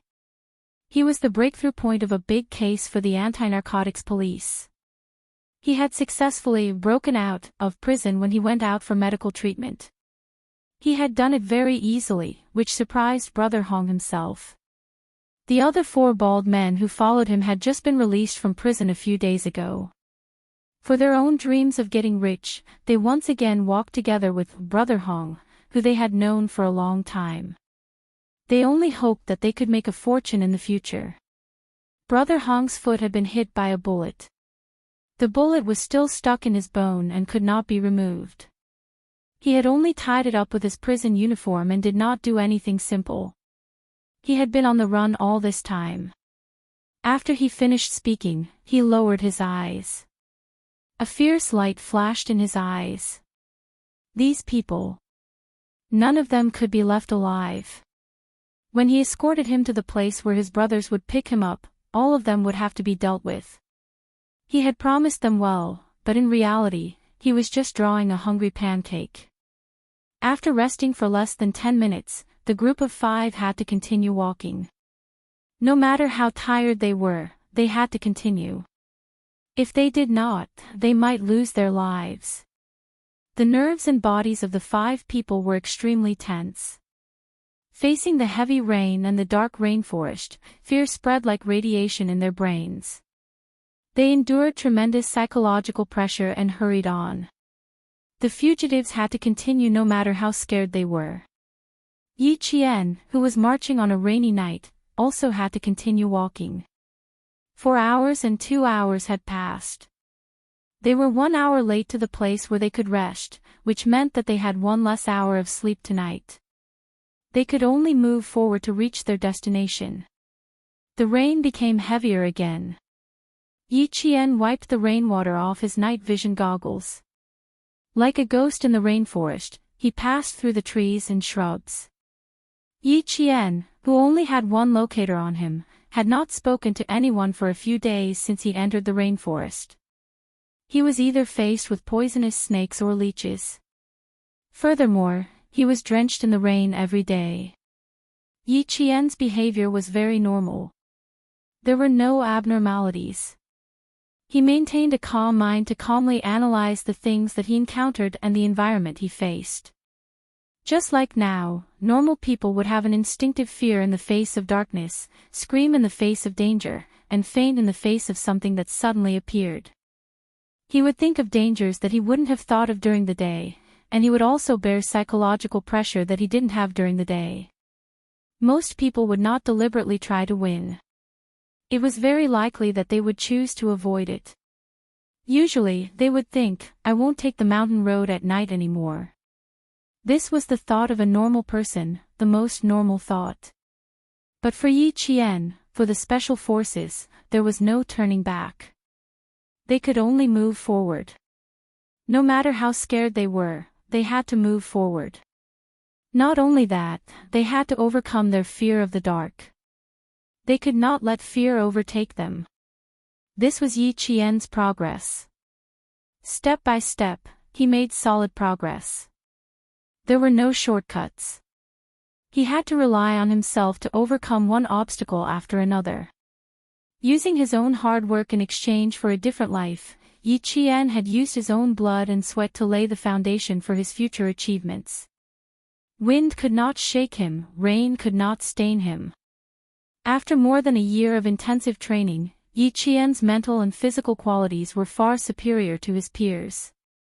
Marching at night had become an essential part of Yi Qian's daily routine. When he encountered difficulties, he would overcome them with determination, and when he encountered danger, he would resolve it calmly. Chapter 1066. For example, right now, facing the 5 figures resting in front of him, Yi Qian quietly hid behind a tree, using the leaves as cover to observe their movements. The 5 of them were all bold. They sat together, and from time to time, it could be seen from their faces that they were all tense. Their eyes kept darting around, and they looked restless. These people were probably the people the border police were looking for. The leaves rustled from the rain, and their voices intermittently reached Yi Qian's ears. Brother Hong, how much longer do we have? Can you at least give us a definite answer? We've been walking for a day, and we still haven't arrived. There's a lot of rain and snakes in the mountains, and we're all tired and hungry. If this goes on, we'll collapse before we even get here. Yes, Brother Hong. Give us a definite answer. Sometimes you say they're just ahead, and sometimes you say they're not far away. We've been walking for a day, and we're all worried and uneasy. Brother Hong, are you sure someone will come to pick us up? Brother Hong, the 4 of us are sincerely following you. Once you tell us, someone will come to pick us up. We'll follow you without hesitation. You've seen our sincerity, but Brother Hong, you should at least show us your sincerity, right? The 4 bald men spoke one after another as they surrounded the man in the middle. Yi Qian didn't immediately move away. He quietly waited for the man in the middle to reply. The sound of the rain was very loud. In order not to miss any sound, the bold Yi Qian gently moved forward about half a meter, and then slowly lay down in the bushes. She glanced around faintly to avoid being noticed by others. Brother Hong's leg was infected, and he had a slight fever. Hearing that the 4 of them wanted to hear his reply, Brother Hong sighed. Do the 4 of you not believe me? We really need to hurry, and my people are indeed waiting for me to return. Why didn't I ask my people to come to the hospital to pick me up? It's very simple. I sent a letter out when I was in prison, and I'll return to the village one day. I'll continue to lead my brothers to make a fortune. If you trust me, you can continue to follow me. If you don't, I won't force you to stay. You can choose to leave now. The four Baldies were all arrested because they were helping others to carry drugs. Why did they follow Brother Hong? It was because they had heard of Brother Hong's name before they were arrested. He knew that this person possessed a poison vein. But now that no one had come to help them after so long, they couldn't help but wonder if the poison vein in Brother Hong's hands had all been wiped out by the armed police. After he finished speaking, a younger bald man suddenly said excitedly, "Brother Hong, why you? You mean to take us to the place where you left the big goods? You'll take us there directly? Of course, the four of you sent me out. How can I not show some sincerity?" Brother Hong's Mandarin also had a local accent. It was a Sichuan accent that could not be distinguished. He sighed. He really did look sincere. The young man seemed to know something, and his expression became more and more excited. Yi Qian could only hear him saying, "Thank you, Brother Hong. Thank you, Brother Hong. I'll follow Brother Hong from now on. Thank you, Brother Hong. Thank you, Brother Hong." Brother Hong waved his hand. "You guys risked everything to save me. I definitely have to thank you. I'll rest for a few minutes first. We'll continue our journey later." Okay. You rest. The young man looked as if he had seen a rain of money. He immediately treated Brother Hong as if he was his ancestor. Chapter 1067. His actions confused the other three. At least, Yi Qian was still confused when he saw them wiping the rainwater off their faces. When the younger bald man beckoned them to the side and whispered a few words to them, they all became excited. Yi Qian, who focused his attention on Brother Hong, smirked. The four of them turned their backs to him and whispered. Brother Hong, who was resting with his eyes closed, slowly opened his eyes and glanced over. Yi Qian could see the obvious murderous intent on his face. They didn't leave, and neither did Yi Qian. This route was the fastest route in the entire rainforest. If she went off the right path, she wouldn't be able to reach the campsite tonight. 10 minutes later, Brother Hong stood up with the help of his crutches. Wearing the raincoat he bought in the market, he continued walking. Yi Qian followed beside them. Occasionally, he could hear Brother Hong instructing the other four which way they should go. Yi Qian couldn't help but let out a sigh of relief. Just like her. The border between the two countries had always been the area with the most drug trafficking. It was normal to encounter drug trafficking in the rainforest. It was close to the end of the year. Criminals from all walks of life wanted to make a fortune before the new year. Drug trafficking was risky, but it was the easiest way to make money. People who wanted to make a fortune every day would take the risk. If they were always on the same side, Yi Qian still hoped that the border anti-narcotics police could find them as soon as possible. Half an hour later, Lu Dui led the team to the place where the five of them were resting. Look around. Let Dijiao rest for a while. Dijiao was the name of the anti-narcotics dog. It was a member of the team. Lu Dui, on the other hand, was looking around to see if there were any new marks. Soon, his gaze fell on a bunch of vines that had been deliberately wrapped around a few times. He looked around carefully and saw the marks left by Yi Jian. At the bottom of the tree was a newly carved arrow. Under the arrow was a 5-pointed star. Lu Dui's eyes narrowed. He reached out and touched the moss growing on the roots of the tree. Sure enough, he saw a very small 5-pointed star. At the bottom was a small sword and the number 1. They really were on the same side. They knew the border anti-narcotics police's secret code. How could there be someone else? The higher-ups had arranged for them to be the only group to keep a close eye on the situation. It was impossible for there to be other brothers keeping a close eye on the situation. Furthermore, it was even more impossible for them to keep a close eye on the situation alone. What was that all about? Who else was following him? Captain Lou erased the traces left behind and led the team forward. They were not too far away from the target, but they were not too close either. He didn't pay much attention to who was in front of him. As long as he was sure that it was one of his brothers, he felt a little more at ease. Let's see if there are any markings. An hour later, Lou Dui saw a set of signals. There was a row of 1 engraved at the bottom of the route. The first 1 was slightly longer, and the last 4 1s were slightly shorter, but the length was the same. As for the string of 1s below, there was no pattern to it. Lou Dui couldn't help but smile when he saw this. Interesting. Using numbers to transmit information. The longest 1 represented Brother Hong. The next 4 1s meant that there were 4 people around him. The last string of 1s meant that Brother Hong had reinforcements. The brothers in front of them seemed to be following them very closely. They clearly heard everything that Brother Hong said. Although this provided them with timely information about Brother Hong's whereabouts, if they followed so closely, they wouldn't be able to provide immediate support if there was any danger. Chapter 1068. Fortunately, they could confirm that Brother Hong and the other 4 didn't carry any guns or ammunition. At most, they had a dagger. They couldn't follow too closely.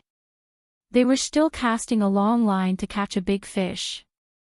The brothers in front had to take care of themselves. After that, Captain Lou received more information. While they were still guessing the other party's identity, they didn't find any clues left behind in the next 2 hours. They didn't even find any traces left behind by the target. There were no signs of fighting. Did that mean the brother in front had left alone again? But because he saw it, he left a mark to see if the border police would notice. And if he left this signal, he could guess whether the border police would see it or not. This brother probably guessed the identity of the Brother Hong, who was wearing a prisoner's uniform. How could a normal person wear a prisoner's uniform and walk away? No more marks. Captain Lou, there are no signs of fighting. Nothing should have happened. After the scout finished checking the surroundings, he wiped the rain off his face and said in a low voice, either he left alone first, or he didn't plan on leaving any more marks. Captain Lou pulled his rain hat down a little and glanced at the similarly green world. He said in a low voice, it should be the brothers from other units who are involved in wilderness survival. They noticed the situation and gave us a heads up. There are no signs of fighting. Don't worry about it. Keep moving forward. Yi Qian didn't follow them. She had just arrived at the place where she could rest for the night. Naturally, she didn't need to follow them. Moreover, she felt that the border police seemed to be deliberately lagging behind, following them at a moderate pace. In the end, there wasn't even the sound of the sniffer dog. It was as if the barking earlier had deliberately disturbed Brother Hong and made them run for their lives. The man-made hole was just big enough for one person to curl up and rest. Yi Qian already had experience in sleeping outside at night. She knew what the first step was and what the second step was. First, he used the rain curtain to block the wind and rain. Then, he laid out the moisture-proof mattress and sprinkled some repellent powder around the entrance of the cave. After the simple protective measures were done, he placed the most important sniper rifle inside the cave. Finally, he could go to sleep before 11 o'clock. The rain fell on the rain curtain. The pitter-patter didn't disturb Yi Qian's sleep, but she was quickly woken up. Someone was still moving forward in the rain. Their footsteps were fast but not messy. Their breathing was relatively stable. Yi Qian's mind flashed with the border police team they had met earlier. Calculating the time, it was still less than half an hour before Brother Hong and the others left. He had really calculated the time and maintained a distance of less than half an hour. Yi Qian did not interfere with the border police anymore. They must have seen the message she left behind. If she stayed any longer, she might confuse them even more and tell them that the target they were pursuing had reinforcements, so there was no need for her to leave any more messages. Yi Qian only slept for 6 hours. At 5:00 in the morning, Yi Qian had already packed his luggage and set off again in the humid rainforest. At 7:00 in the morning, he arrived at the teleportation coordinates. He turned on the locator and sent his location to Principal Chin. This was the military's positioning coordinates. As long as the signal from the locator was sent out, it would be able to accurately pinpoint his location. Yi Qian took her first sip of water since she woke up in the morning and ate a piece of hardtack. She only had 5 minutes to rest before her slender figure entered the endless rainforest in the blink of an eye.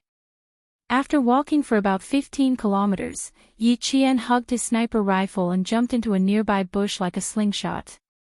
There was the smell of gunpowder and blood. Chapter 1069.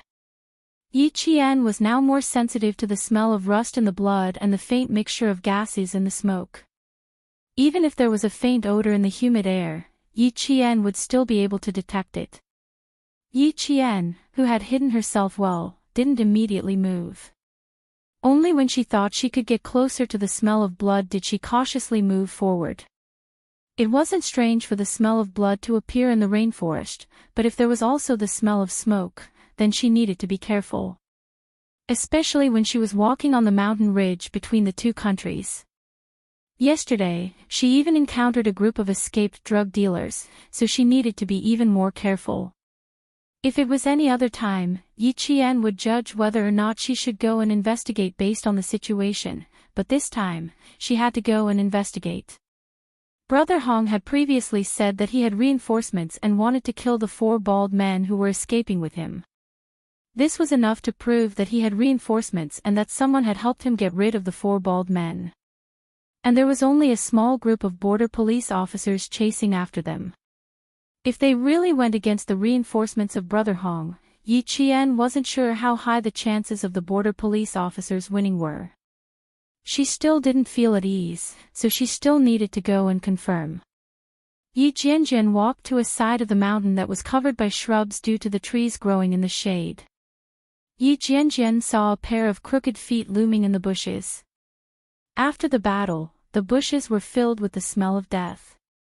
The surroundings were very quiet, not even the sound of insects or birds. It was a deathly silence. Yi Qian completely hid herself in the bushes as she moved forward. When she got close to the location of the pair of feet, Yi Qian let out a sigh of relief. There was a black, fireball-like tattoo on the neck of the deceased. Just from this point alone, she was sure that this wasn't the border police officers. In the bushes, Yi Qian picked up a bullet. It was China's own 5.8mm bullet, used in the Type 87, which was the rifle that the border police officers were issued. There were a total of 6 corpses around the area. Their necks had a tattoo that looked like a fireball. They were all killed by Type 87 assault rifle bullets. Looking at the time, the gunfight that took place here was about 3 hours ago. It was now 8:40 in the morning, and the gunfight would take place around 5 to 6 o'clock in the morning. There were 3 hours between the gunfight and the gunfight. Based on the soldiers' speed, as long as they kept moving forward, they would be at least 35 kilometers away from her. However, based on the current situation, she was afraid that she would be. Before Yi Qian could finish his thoughts, a bird flew out of the mountain and soared into the sky. 1 second, Yi Qian was still deep in thought. The next second, she plunged into the rainforest and headed towards the direction where the mountain birds had fled. Although it was not raining today, the air in the mountains was extremely humid. Yi Qian climbed to a high spot and climbed up the tree like an agile monkey. Under the cover of the leaves, he saw a figure running left and right among the branches and leaves. He picked up the sniper rifle and adjusted the scope to the maximum. From the scope, he could still see a figure chasing after him. Bang! Bang! 2 consecutive shots were fired. The figure running at the front fired 2 blind shots behind him, trying to force the opponent to hide temporarily and buy time for himself to escape. The figure chasing after him was the border police officers. The one who fired the shot was the one Yi Qian saw a familiar black fireball tattoo on his collar. Without hesitation, he aimed the sniper rifle at the opponent's right hand. She didn't need to open or close one eye to shoot. She only needed to focus and aim at the target to accurately complete the shot. Chapter 1070. The gunshot rang out again. The man with the tattoo fell backward from the recoil of the sniper rifle bullet. The bullet pierced through his shoulder, and even the gun in his hand was thrown into the air. The man fell into the bushes, and then they heard the man's painful groan after he was shot. The border police had already leaped onto the tree. They aimed their Type 87 rifles in front of them and quickly searched for the shooter. Yi Qian had already put away his sniper rifle and nimbly came down from the tree. The man who was shot in the shoulder was in so much pain that he was struggling in the bushes. Although Yi Qian was completely sure that the pursuing police was the scout he saw last night, he didn't immediately expose himself. Instead, he chose to take a detour and quietly approach. Yi Qian, who was on guard and approaching at the same time, walked to a distance where the target on the ground could hear the conversation between him and the scout. He lowered his voice and said calmly, "One of us. One of us. A woman. A female soldier." Why was there a woman? A female soldier. He quickly turned around and pointed his gun at the source of the sound. The scout saw the leaves about 2 meters away shake slightly, but he didn't see anyone. Yi Qian didn't approach and was still observing. The scout was the same. He carefully looked around and asked in a low voice, "Unit number?" "I saw you guys yesterday. The leader is surnamed Liu."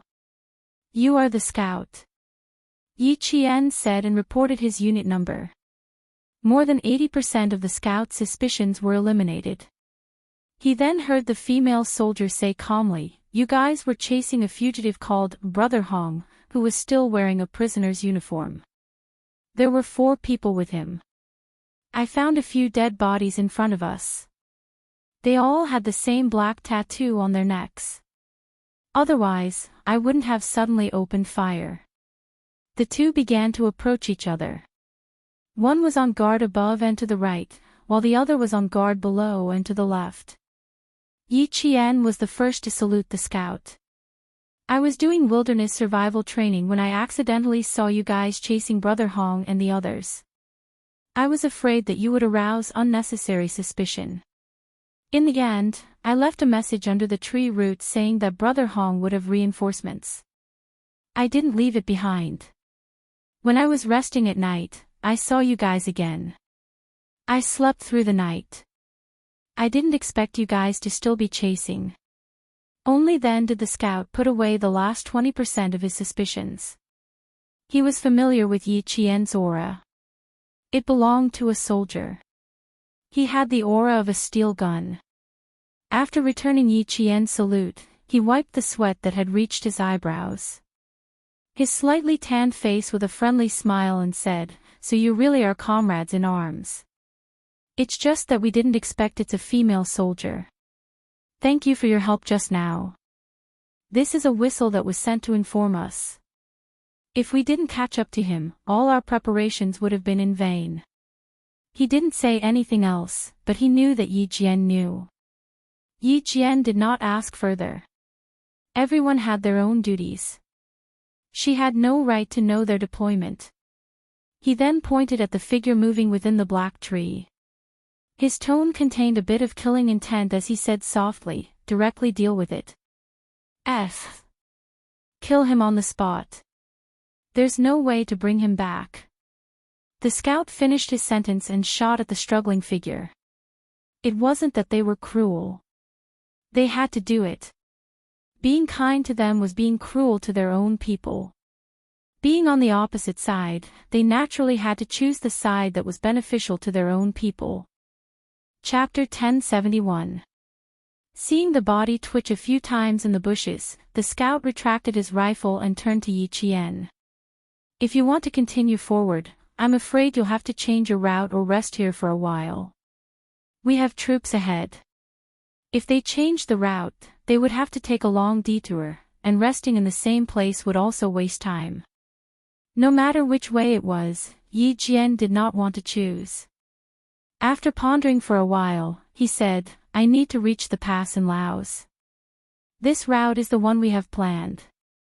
I need to go around it within the specified time. Can you contact Lu Dui? I'll pass through your deployment area. At this time, the scout's gaze fell on the Type 88 sniper rifle in Yi Qian's hands. His eyes lit up. Sniper. The female soldier in front of him was actually a sniper. They had 2 sniper rifles on their side, but after scouting, there was another position that was best equipped with another sniper. If this female soldier in front of him agreed, it would not work. If the female soldier agreed, they would have to see if the command center agreed. The scout shook his head and said, I can't answer you. If you need to pass through our deployment area, Lu Dui can talk to you. Can you tell me your serial number and name? I'm afraid we'll have to verify your identity when we get back. Talking to Lu Dui of the Border Police Force was a solution. Yi Qian did not hesitate to tell the scout his name. I can contact my commander directly. My name can confirm my identity. As for my serial number, sorry, it's not convenient to say. She really did not have a serial number. She could only use her name as proof. Every soldier had their own serial number, just like their ID number. It was unique and would not be repeated. Seeing this, the scout did not ask again. After cleaning up the scene, the two immediately set off. After walking less than 5 kilometers, the scout signaled Yi Qian to hide and wait. He needed to leave alone and ask Lu Dui to come over. Even though there was no problem with Yi Qian's identity, the scout did not bring him to the command center for safety reasons. Instead, he brought him to the area guarded by the armed police force, just in case. Yi Qian already felt several gazes on him. He did not feel strange, but he had to be more vigilant during the operation. The brother who helped us last night was a female soldier. Lu Dui was a little surprised. Has her identity been confirmed? It was actually a female soldier. A female soldier who trained alone in the wild. He had never heard of a female soldier training alone in the wild, let alone in such a dangerous place. The scout nodded. Confirmed, there's no problem. She's now within our security perimeter, waiting for you, Captain Lu. She needs to complete the field marching training within the stipulated time. After that, her eyes lit up and she whispered, there's another piece of good news, Captain Lu. She's a sniper. Sniper. A ready-made sniper rifle. Captain Lu's eyes lit up. And it's a Type 88 sniper rifle, rarely seen. Captain Lu, should we talk to her? Captain Lu, whose eyes were also shining, suppressed the surprise of the unexpected harvest and said in a low voice, let's contact the main force first. It'll be easier for us if the main force agrees. We still have to let the main team confirm her identity. It's better to be careful. They were just short of a sniper, and now a sniper had appeared. It was a bit of a coincidence. Yi Qian. Are you sure the female soldier's name is Yi Qian? The voice from the radio was even more surprised than when Captain Lu had heard it. He continued to ask, her skin is very fair, her skills and marksmanship are quite good, and her facial features are easy to recognize. Chapter 1072. Captain Lu calmed down a little. He didn't know Yi Qian's serial number, so he wasn't sure.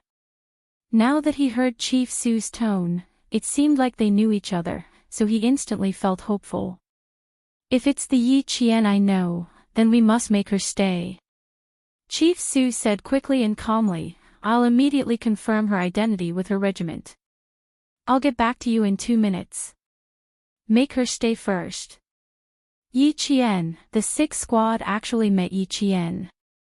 The Yi Qian they fought together with in Australia, the one who killed Red Scorpion in the air vent. If it was her, the 6th squad had to make her stay. 3 minutes later, Yi Qian saw Captain Liu, who was wearing a ghillie suit, walk over. Captain Liu looked at the young female soldier in the jungle camouflage uniform. Recalling Chief Su's solemn instructions, Captain Liu walked over and saluted Yi Qian with the same respect. Female Special Forces soldier. A godlike existence in the military. Someone who was even more powerful than the male soldiers. He had to be respected. Not only did he have to be respectful, even his words were respectful. He reported the serial numbers of all his units, briefly introduced himself, and said, Chief Su said that we must make you stay. He also said that with you joining us, our mission will be much smoother. Who? Chief Su. She didn't remember knowing a soldier with the surname Su. The communication hasn't been terminated yet. If you have any questions, you can ask Chief Su for confirmation. Captain Liu was really hoping that Yi Qian would agree immediately. He had intentionally let Brother Hong out so that he could catch a big fish in one fell swoop. Before he let Brother Hong out, the team had already made a very detailed deployment and arrangement based on the information they had. Who would have thought that they would catch a big fish, but they did not expect it to be so big. 3 sentry posts required 3 snipers, and with Yi Qian, it was just right. Yi Qian saw how cautious Captain Liu was and felt a little apologetic. He quickly said, then I'll call Chief Su first. I'm sorry, I can't remember who Chief Su is right now. Yes, of course. Liu Dui saw that she didn't refuse immediately and hurriedly led the way.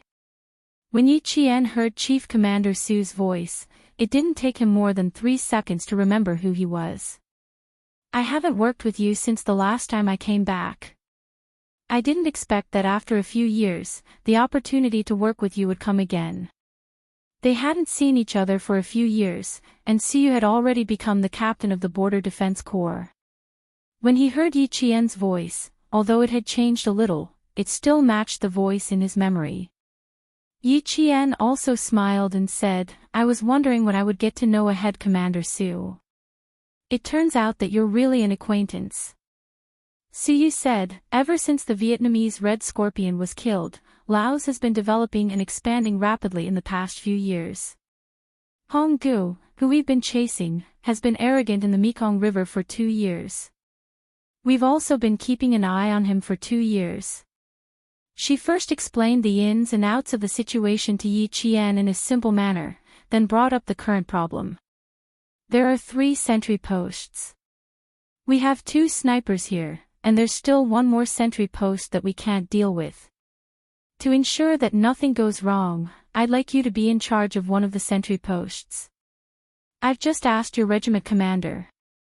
He said that it's up to you to decide, and the army won't interfere. What do you think? Chapter 1073. Su Yu was discussing with Yi Qian. On the other side, Lu Tuan said to Commissar Yen, I don't know if Miss Jian is lucky or unlucky. Old Chen took her to the wilderness for training, and she actually encountered a large operation by the border police. 2 snipers aren't enough, we need 3. Little Miss Jian is involved in a big operation. I think these actual battles will be helpful for Miss Jian in the future. She hasn't enlisted yet, but she has already accumulated a few military merits. Next year's college entrance exam is the most important moment. It will be very beneficial to accumulate military merits. Although Commissar Yen was worried, he calmly analyzed it and felt that it was a good thing. Since she had chosen the military, she had to live up to the military uniform she was wearing. Once she wore it, fear and cowardice would become a thing of the past. She would be fearless in the face of danger. Lu Tuan nodded and sighed, 18 years old.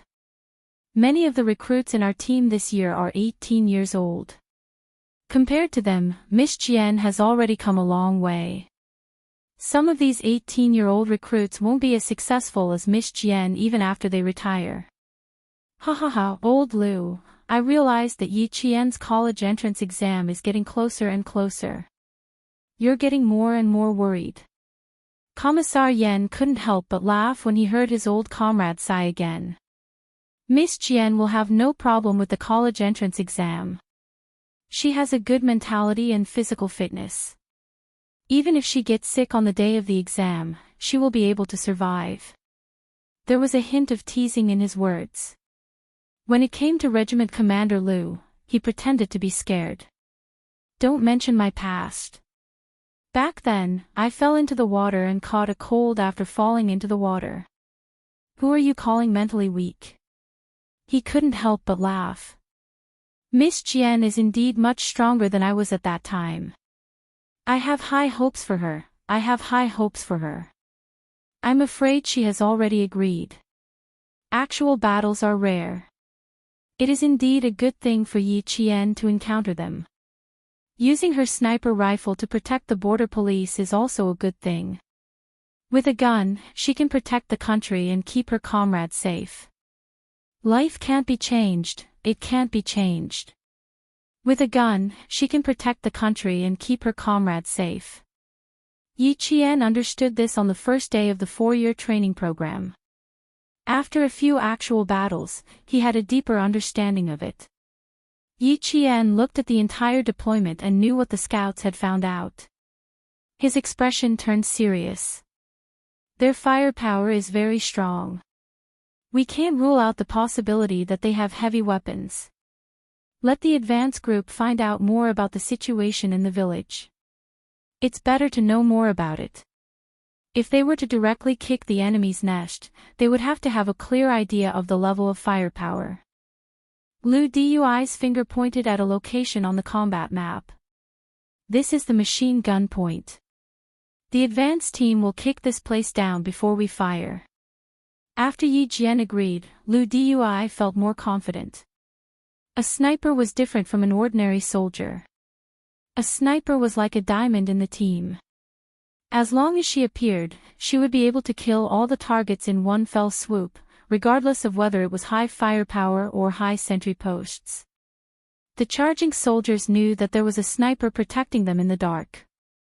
It was as if they were wearing an extra layer of bulletproof vests.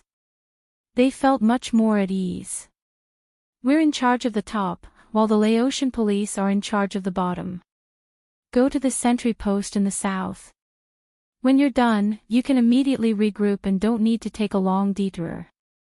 We have both the terrain and the people. Now we just have to wait for the right time. Captain Lu tried his best to think for Yi Qian. After all, he was in training and had been dragged along to carry out the mission with them. He couldn't not be considerate. Chapter 1074. And the timing he was referring to was a rainstorm. Wait for the rainstorm to come, then use the rain as cover to carry out the operation. Yi Qian nodded. I have no problem with that. I will follow the team's arrangements. The sentry posts were all above. Brother Hong and his team were guarding against the Chinese border police. Soon, the news of the sniper taking care of the sentry post in the south was spread to the teams in the mountains. The most important thing was settled, and they were waiting for the signal to come in. With the enemy's strength, it was necessary to have 3 snipers. If they even had machine guns. Yi Qian, who was rushing towards the sentry post in the south, pursed his lips. He was afraid that there would be casualties. After reaching the south, Yi Qian finally understood why Xia Jinyuan said to go from the north to the south. If you didn't look carefully, you wouldn't know that there were people living in the villages in the mountains. After finding a few observation posts, Yi Qian finally saw a village in the corner of the mountain through the dense foliage. It was a typical Laotian farmhouse with triangular roofs and thick cross-weaved bamboo walls. From where she was, there were as many as 5 households. But with the Laotian police there, at least she didn't have to worry too much. Time ticked by. Yi Qian, who had found the best sniping position, had been in hiding for 2 hours. The Type 88 sniper rifle had an effective range of 800 meters. At a distance of 1,000 meters, it could penetrate 3 mm thick A3 steel plates. With Yi Qian's sniping skills, she could choose between 800 meters and 1,000 meters. But she didn't. Instead, she chose a range of 500 meters. Because if the firepower from below increased, she could reduce her running time by 300 to 500 meters. She could support the border police faster. The highly accurate Type 88 sniper rifle in Yi Qian's hands was a weapon to protect her comrades. As the time for the operation approached, Yi Qian's eyes moved closer to the scope, quietly waiting for the time to come. The rainforest was very quiet. No birds flew past, and no animals ran away. Yi Qian, who was perfectly disguised, saw the 3 snipers walking back and forth at the sentry post. From time to time, they would use binoculars to look into the mountains. The observation positions were all at the borders of the central region. Half an hour later, it started to rain heavily. Amidst the fine raindrops, Yi Qian slowly locked onto the crosshair of her scope. Amidst the sounds of the rain hitting the leaves, Yi Qian fired her first shot. Bang! The sound of the gunshot was muffled by the sound of the rain. The first shot was fired, the gun was reloaded, and the shell was ejected. Then she fired the second shot, and the third shot was a perfect shot to the head. Even though Whistle reacted quickly, he was still one step behind Yi Qian's bullet. The rain was so heavy that the sound of the sniper rifle was drowned out by the rain. When Yi Qian's fourth shot hit a sharp wooden carving on the sentry post, the China border police hiding near the southern sentry post rushed into the rain. Take care of the southern sentry post. Take care of the southern sentry post. The signaler immediately reported the situation on their side so that the brothers in the 3 positions could cooperate and advance. Lu Dui and the other teams all received the news and were all surprised. So fast. So fast. What's the situation with Team B? What's the situation with Team C? Team A's sentry post has been taken care of. Team A's sentry post has been taken care of. 2 snipers, 2 snipers. Team B and C quickly reported back. Soon, the other 2 sentry posts were taken care of. The Laos police received the news from the Chinese side and also rushed into the village. Yi Qian didn't leave immediately. Instead, she approached the village. Captain Xia had said that actual combat was hard to come by. Chapter 1075. The people living in the village were not villagers, they were all Brother Hong's drug manufacturing personnel. The real villagers had received a large sum of money and moved out of the village. This was also why Laos and China had not been able to find out where Brother Hong was manufacturing drugs. It was raining heavily, the leaves were pressed down by the rain. There was also a layer of leaves on the ground, all from the rain. Yi Qian jumped over a ditch and had already infiltrated the village. The gunfight began, the machine guns in the village fired a string of bullets, using the firepower to slow down the footsteps of the Chinese armed police. It was not just one machine gun, but 3 houses in a triangular building. The pointed house in the middle was a machine gun, the firepower was so strong that the Laos and China people had to hide temporarily. When the Chinese advance team took care of one of the machine guns, Yi Qian bent down and used a silver wire to instantly wrap around the target that the machine gunner was guarding. With a violent pull, he directly pulled the target out of the window. The military dagger was already waiting for the opponent, he slashed the neck. As blood splattered, Yi Qian jumped into the house, wrapped the silver wire around the machine gunner's neck again, and pulled him back. With another leap, he used the blood-stained military dagger to take care of another target. This time, the machine gun's firepower was not focused on the front, but on the left and right, the houses with wooden walls. The enemy in the house did not expect a sneak attack from behind. He was immediately turned into a sieve by the powerful machine gun bullets. He did not even have the chance to scream before he stopped moving. With the two breakthroughs taken care of, the Chinese side's progress was exceptionally smooth. Because they knew in advance that there were machine guns in the village, the Chinese side had been moving stealthily and did not directly expose their targets. There were casualties, but at least there were no deaths. Yi Qian did not have communications, so he could not immediately inform the Chinese side. After taking care of this point, he quickly rushed to the next point. Coincidentally, the advance team also arrived at the machine gun point. An armed policeman appeared on the left side of the house, while Yi Qian appeared on the right side. The two of them met face to face, and their first reaction was to rush to the window. They were on the same side. With one move, they had opened up the situation in front of them. So they were on the same side. That was good, that was good. There are still 2 more points. They're all facing Laos. 4 of our brothers are supporting them. The young armed police officer who had just taken care of the criminal in front of him was lying in the rain, gasping for air. Brother, you stay here. I'll go and support the other brothers. Yi Qian nodded. All right, I have no problem with that. Female soldiers. Someone from our team. Amazing. The armed police officers, who were about to get up, immediately crouched back down when they heard the voice. They looked at Yi Qian's face, which had been washed away by the rain. I've never seen him before. Be careful. I'll head over first. He had never seen a female soldier so powerful before. Yi Qian was guarding an exit. She did not hide in a house that could be blown up by a bomb. Instead, she chose to hide under a pile of rocks. It was an exit that led to the mountains. As long as she guarded it, she would definitely find something. When he saw a few figures dashing over, Yi Qian grabbed the policeman's sleeve and said, "The big fish is here. Brother Hong is here." How could the big fish leave when it was here? Moreover, there were other big fish beside the big fish. All the more reason he could not leave. Brother Hong escaped in a hurry, but he walked slowly. The bullet in his leg had just been removed, and he was finally able to catch his breath. But then something happened. When this happened, Brother Hong suddenly understood why he was able to escape from the armed police so easily. He had fallen into a trap. He had fallen into a trap. Chapter 1076.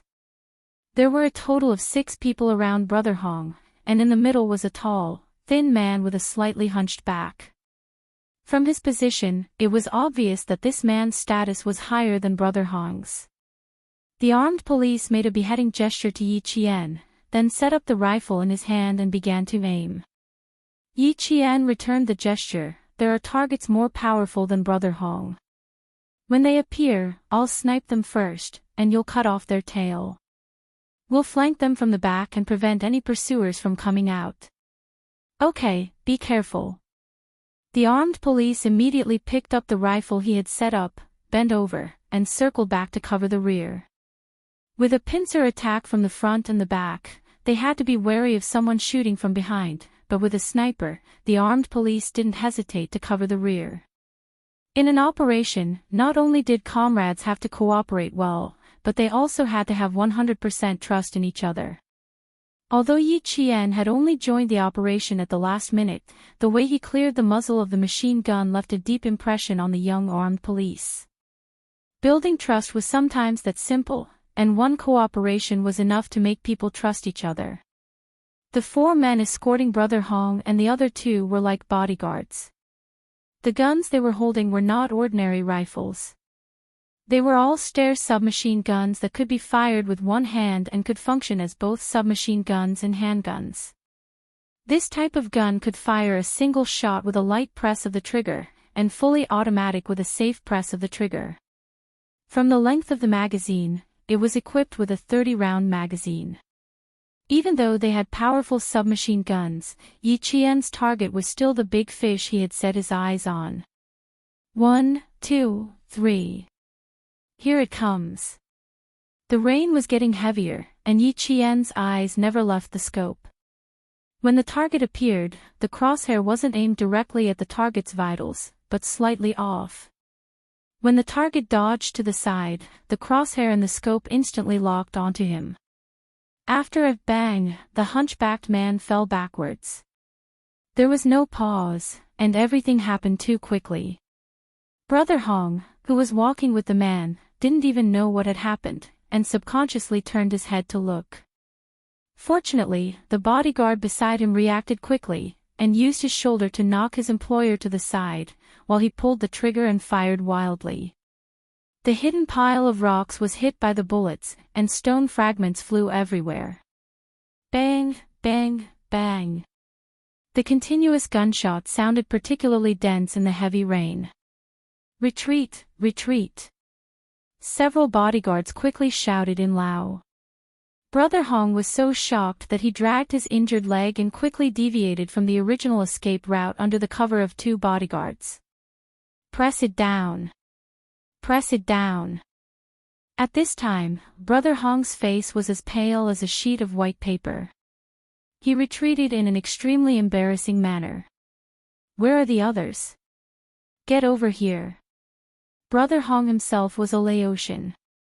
Because he had been active on the China-Myanmar border for a long time, he spoke Chinese very fluently. He looked more like a Chinese than the native residents of Yun province who did not speak Mandarin. The entire village was filled with gunshots. The Laotian police rushed over from below and shouted, "Surrender your guns and we'll spare your lives. Surrender your guns and we'll spare your lives." For the Chinese armed police, they didn't have that much time to shout, "Surrender your guns and don't kill." Whichever side's brothers encountered the fiercest firepower, they would immediately support them. Support, clean up, and support. Even though the entire operation was highly dangerous, it did not stop the brave anti-narcotics police from advancing. Chapter 1077. Motherfucker, they're using advanced weapons. These bastards, they're all dead. Don't leave a single one alive. 300 meters to the right, 4 targets. Move out. Cover, a brother has been shot, a brother has been shot. Discovered the drug production chain, discovered the drug production chain. Prepare to blow it up. With the cooperation of the various teams, the Chinese armed police directly blew up the drug production chain. As for how many drugs were still inside, they didn't care. The mission this time was to eliminate them. The huge explosion sounded with a bang, and the entire village shook. The flames rose with the black smoke and were suppressed by the heavy rain. The smell of gunpowder in the air became stronger and stronger. Motherfucker. The explosion startled Brother Hong, who was escaping. When he turned back and saw the black smoke rising, Brother Hong's face instantly distorted. My efforts are all gone, all gone. It wasn't just this one explosion. When the second explosion appeared, Brother Hong was lying on the ground, his hands digging into the soil. The murderous look in his eyes was like that of an African wild dog, so fierce that it was bloodshot. The two bodyguards didn't give him too much time to hate and immediately carried Brother Hong away. The village definitely couldn't be defended. They had to save their lives first. The blood that splashed out mixed with the rain and flowed with the water on the ground. The gunshots didn't stop, and the explosive fire didn't stop. The entire drug production village was sealed off, and the sound of gunfire and smoke were isolated from the world. One armed police officer was hit by a bullet. 2 armed police officers restrained the gunfire, and another armed police officer immediately dragged his shot comrade to a hiding spot. That young face, no matter how deeply the oil paint was applied, was clearly engraved with bravery and fearlessness between his eyebrows. You said that there was no war in peacetime, and that soldiers were purely wasting the taxpayers' money. However, in those unknown jungles and deserted deserts, there were always blood-stained military uniforms. Yi Qian's eyes were filled with the glint of a sword. Every gaze was cold and ruthless. The sniper rifle in his hand had a total of 10 bullets, and now there were only 2 left. Out of the 4 bodyguards, 2 were eliminated, and 1 was shot at a fleeing criminal target. The last 2 bullets had to be left for Brother Hong. The armed police working with her had been looking for an opportunity. His target was the last 2 remaining bodyguards. It was raining heavily. Yi Qian, who had rainwater flowing into her eyes, bent down and walked as if there were springs in her feet. She jumped up quickly and violently for the first time and ran towards the direction where Brother Hong had fled at the fastest speed. She had to snipe them before Brother Hong and force the other 2 bodyguards back into the shooting range of the armed police. The dense rain of bullets behind them created a thin layer of mist. The Chinese and Laos moved forward in a battle formation, and wherever they went, their bullets would be cleared. The Laos police, who originally wanted to surrender and not kill, had a few of their officers shot down by the other side, and their firepower directly increased to match the firepower of the Chinese armed police. Without any unnecessary talk, they cleared out everything along the way. Yi Qian crouched on top of the triangular roof of a house. The black hole in his gun aimed downwards and searched. The second last bullet was correct, and it hit Brother Hong in the chest. Bang, bang, bang, bang. Continuous bullets swept over from one direction. Yi Qian, who was at the 11:00 direction, rolled a few times on the uneven roof when they swept the bullets in the 12:00 direction. Then, he bent his back and bent his legs and skillfully jumped down from the roof that was about 3 meters high. Chapter 1078. Yi Qian, who had undergone strict training, knew how to bend her legs to counteract the force of gravity when jumping from such a height. Her toes touched the ground first, and then her heels touched the ground. This reduced the force of gravity so that her legs would not be injured when jumping from such a height. Brother Hong was shot and killed. The 2 bodyguards beside him knew that they had no way out since they had been targeted by the sniper. They were in a desperate situation, and whether or not they could fight their way out depended on whether or not they could be ruthless. Obviously, the 2 bodyguards were ruthless. Otherwise, they would not have used their submachine guns to fight the sniper head-on. Yi Qian did not fire again. She only had 1 bullet in her sniper rifle. She would not fire until the last bullet was in critical condition. This was the advice of a world-class sniper.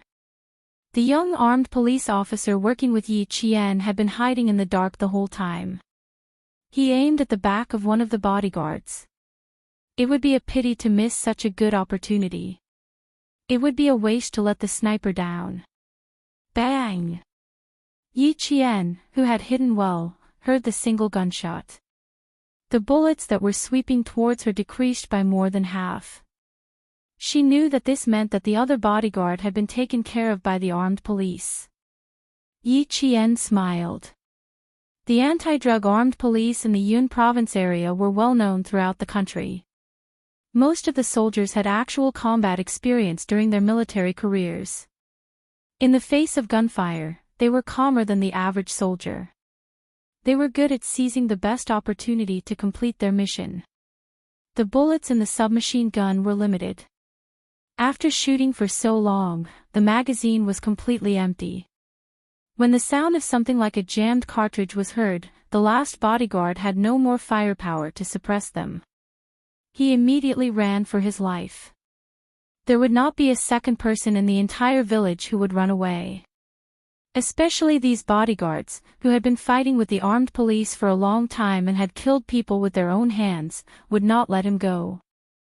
The young armed police officer pulled the trigger and chased after him. How could he lose sight of a target that he had his eyes on? He could not stop until he had hit the target. This operation was called decisive action. It was the combat strategy that China and Laos had discussed together. Eliminating armed criminals on the spot was not against the rules. The armed police could also directly eliminate criminals who had escaped on the spot. Facing these criminals who had killed their comrades, there was no psychological pressure. They directly locked onto them and shot them. Chief Su, the 2 targets have been eliminated.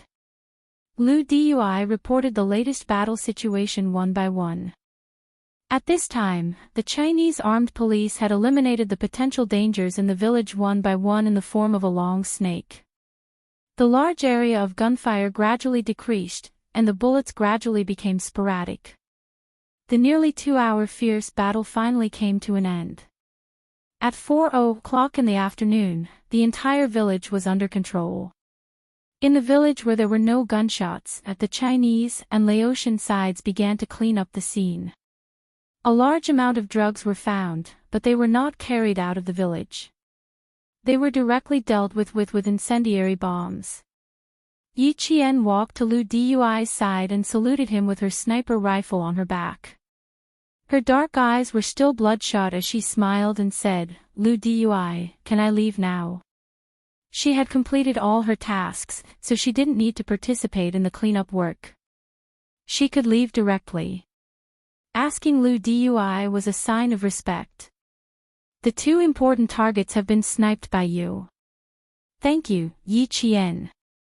Lu Dui returned the salute to the young female soldier. His dark and resolute face looked solemn. He said solemnly, "With your participation in this operation, the entire operation time has been shortened by at least half an hour. The elimination of the high positions in the south has also reduced our casualties. Thank you, Yi Qian." Chapter 1079. The casualty rate was a sad topic, and it was also a heavy number. Yi Qian saw tears in his eyes, and his eyes were a little tight and sore. He said softly, "Death is inevitable." They wore military uniforms and sacrificed themselves to protect the motherland. They are gone, but their spirit lives on. They will be remembered forever in the hearts of those who are still alive. As long as their spirit lives on, their spirit lives on. As long as their spirit lives on, their spirit lives on. They used their fearless sacrifice to influence generation after generation of soldiers. Generation after generation, their spirit lives on. You are right. Although they sacrificed themselves, their spirit lives on in our company forever. Xiaoji said that he wanted to lie next to his comrades in the 4th platoon. He also said that he hoped that he didn't implicate you. When it's over, I will bring him a glass of sorghum wine to tell him that you are safe. After hearing this, Yi Qian's tears suddenly flowed down. The rain splashed on his face. In fact, it was hard to tell which was tears and which was rainwater. Only those who cried knew how fierce the tears were at that time. Xiao Ji, the scout who brought her to Lu Dui's side, the young scout who showed the coldness of a modern soldier when he raised his gun.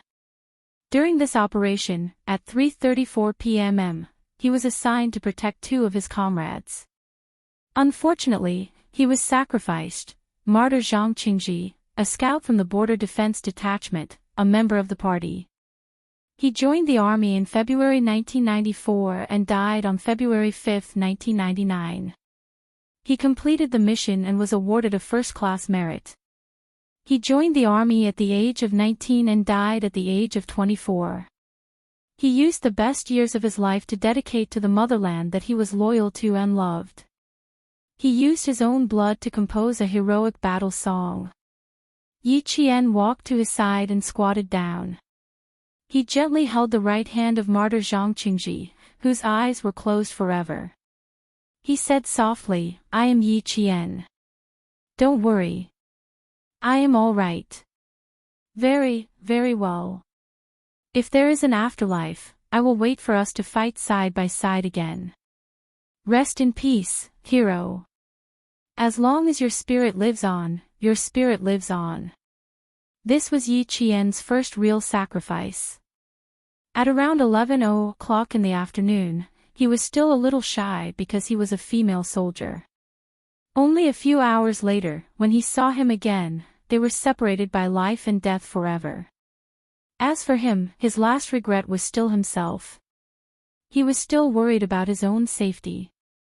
Yi Qian, who had stood up, picked up his sniper rifle and fired his last bullet into the sky, giving it to his comrade, a hero who had already left the flames of war. He wished him all the best. Yi Qian took off her military cap and saluted. She only retracted her hand when the stretcher carrying the hero disappeared from her sight. Take care of yourself. Our patrolling brothers are in the mountains. If you need any help, you can contact them in this area. Captain Liu took out the mountain road map that they usually used to patrol the mountains and marked out several locations where they usually contacted each other in the mountains. You can leave a mark in any of these places. Our brothers will be able to find you. Yi Qian noted down the last few points. This time, he had encountered a drug dealer. He did not know if he would encounter one next time, so it was good to note it down.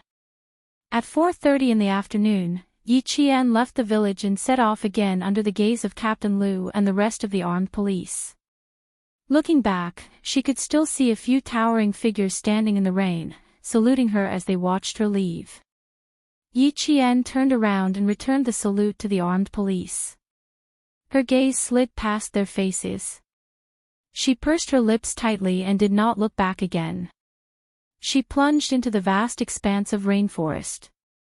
Sadness was hidden deep in their eyes. Their eyes were so red that they looked like they were filled with blood.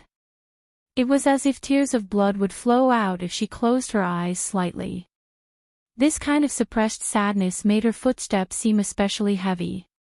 Chapter 1080. Yi Qian, who had used the last sniper bullet to end the hero's journey, started her survival training again with sadness. All the armed police and soldiers would not be deterred by the fall of their comrades. The most common slogan in the army was, "If you're a man, stand up." In the face of sacrifice, they would wipe away their tears and continue forward. In the face of blood-stained military uniforms, they would wash them clean and wear them again. The military's indomitable spirit was deeply engraved in their souls. Words like failure, cowardice, and cowardice would never appear in their dictionary. No matter how dangerous the path ahead was, they would continue forward without hesitation once they put on their uniforms. With the responsibility and mission on their shoulders, even if there was a mountain of knives and a sea of fire in front of them, they would charge forward fearlessly. With courage, without fear of death, and the calmness of passing through death, they would sacrifice themselves to protect their country. They were worthy of being called heroes of the people, immortal. Yi Qian took a deep breath and climbed up a rock. She returned to her normal military route as fast as she could. She did not look back. She was not afraid. She had chosen the military route. She would never be afraid. The rainy season in Laos was from May to October. The dry season was from November to April. A few days before Yi Qian's departure, it rained heavily. The weather that followed was very good, which allowed Yi Qian to speed up the progress of her wilderness training. In the vast rainforest that had experienced countless battles between evil and justice, there were piles of bones buried under the withered trees. Not only were there the bones of criminals, but there were also the bones of border guards. Uncle Chen said that there were many soldiers who had been hunting down criminals. After their sacrifice, even their bones could not be found. Once someone went missing, after searching for about 3 months, their sacrifice would be reported. This experience made Yi Qian understand. The rainforest was not just 1 or 2 bones, but countless bones. Not only were there the bones of criminals, but there were also the bones of border guards. What was war? This was war. It was right next to you. It was only half a step away. Liu Dui, who was cleaning up the battlefield, saw a slender figure that was even braver than the male soldiers plunging into the forest. He raised his hand and said to his soldiers in a hoarse voice, "You too send Xiaozhi back. Remember to wash Xiaozhi's face and sew his wounds. Wash his body clean and put on his uniform. Let him leave cleanly. Everyone, cut your hair and send it to Xiaozhi." Then, write a letter to Xiao Ji and tell him that in the next life, we will be good brothers again and fight side by side. Yes. A few voices that were as heavy as boulders could be heard. They were low and heavy, and they were filled with sorrow that could not be expressed. The rain stopped when it was close to evening. Thousands of kilograms of drugs that harmed the country and the people were destroyed in the village.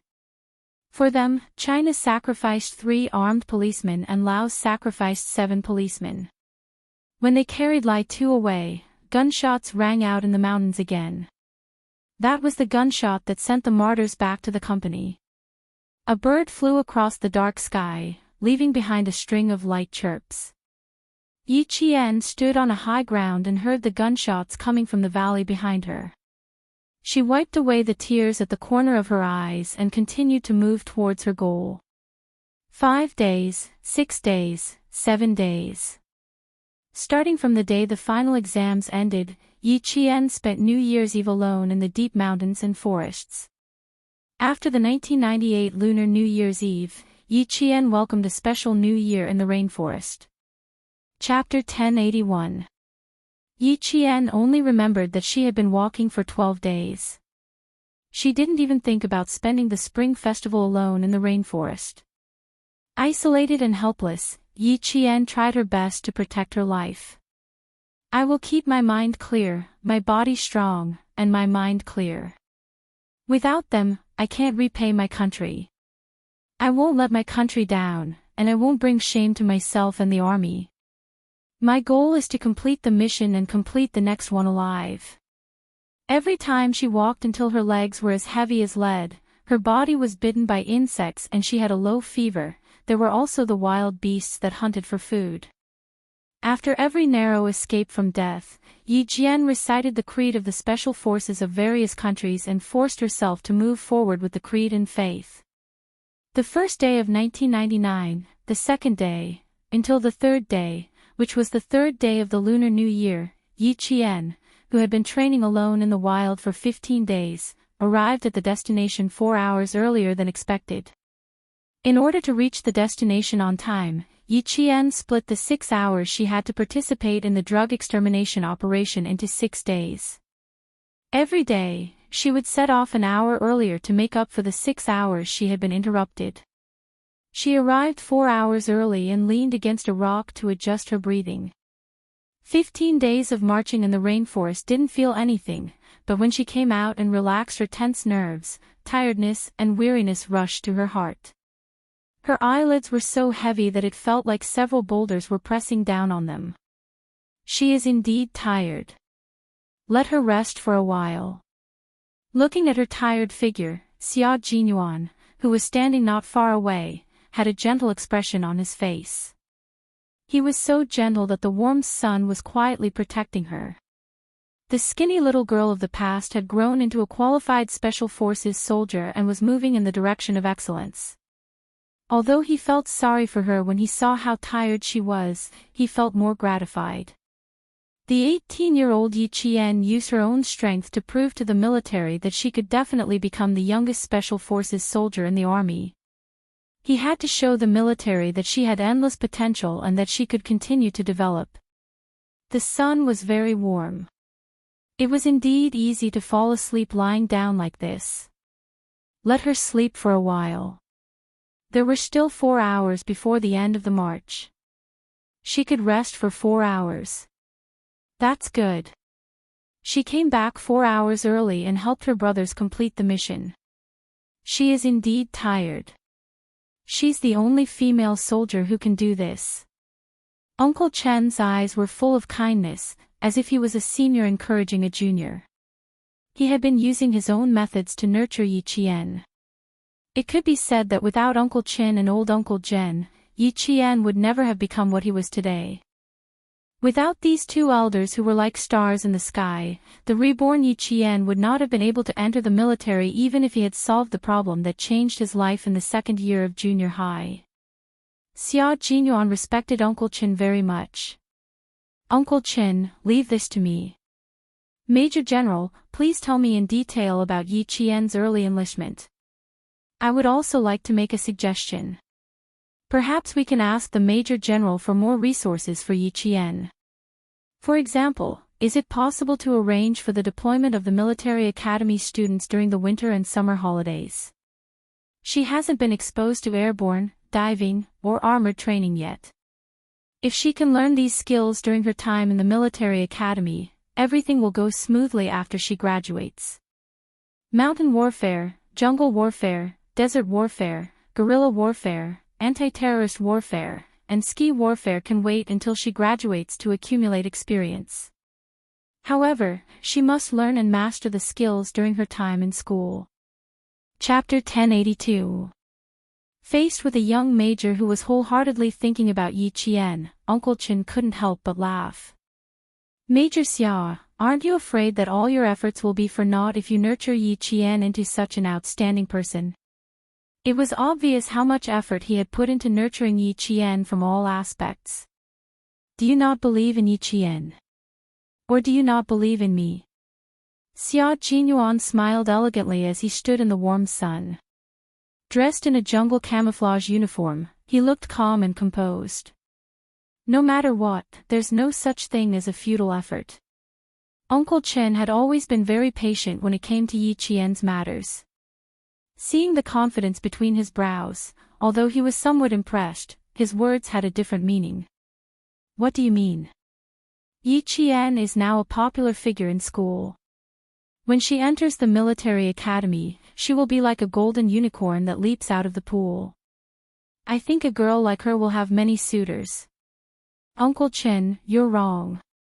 Faced with an elder who constantly reminded him to treat Yi Qian with sincerity, the major, as a special forces soldier, behaved very appropriately and did not lose his composure. The more outstanding Yi Qian is, the higher her standards will be. The higher her standards will be, the more picky she will become. In the future, if you want to catch her eye, ordinary soldiers will have to stand aside.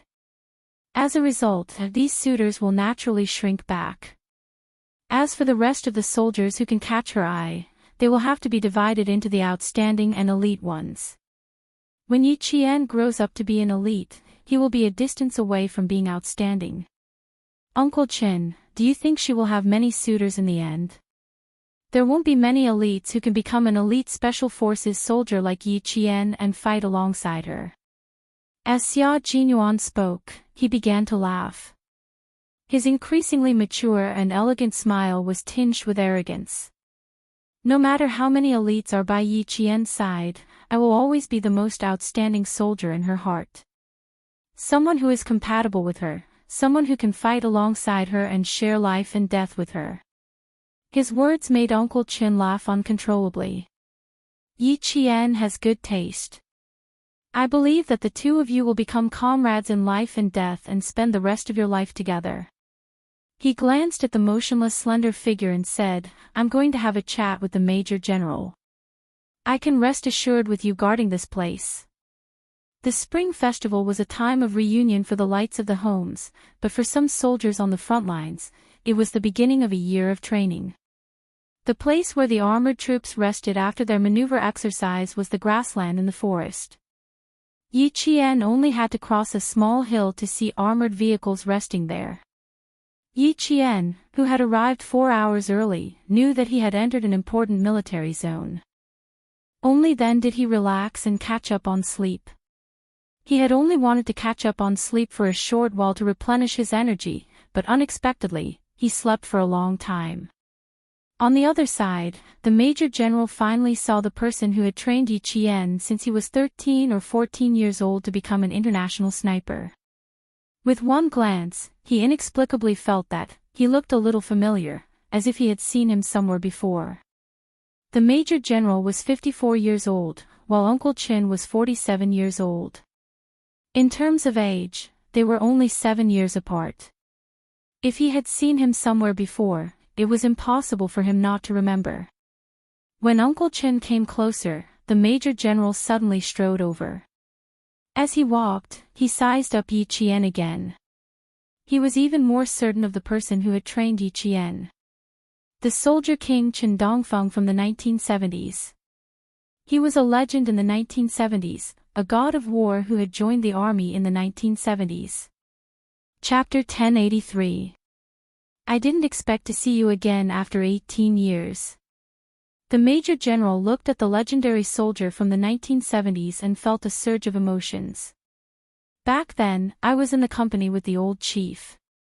Your regiment commander immediately introduced you to the old chief after he finished reporting his work. Old Chen, your marksmanship is still fresh in my memory. No wonder Yi Qian looked so familiar when he held the gun. When I first saw this girl, I thought she was a talent with great potential. It turns out that she was trained by you. Uncle Chen had no impression of the Major General. He had met too many people back then. Now that he was middle-aged, there were some things that he didn't want to think about. Occasionally, he would dream of a bloody mist, and he would walk in the bloody mist. If it wasn't for Miss Jian, those dreams would continue.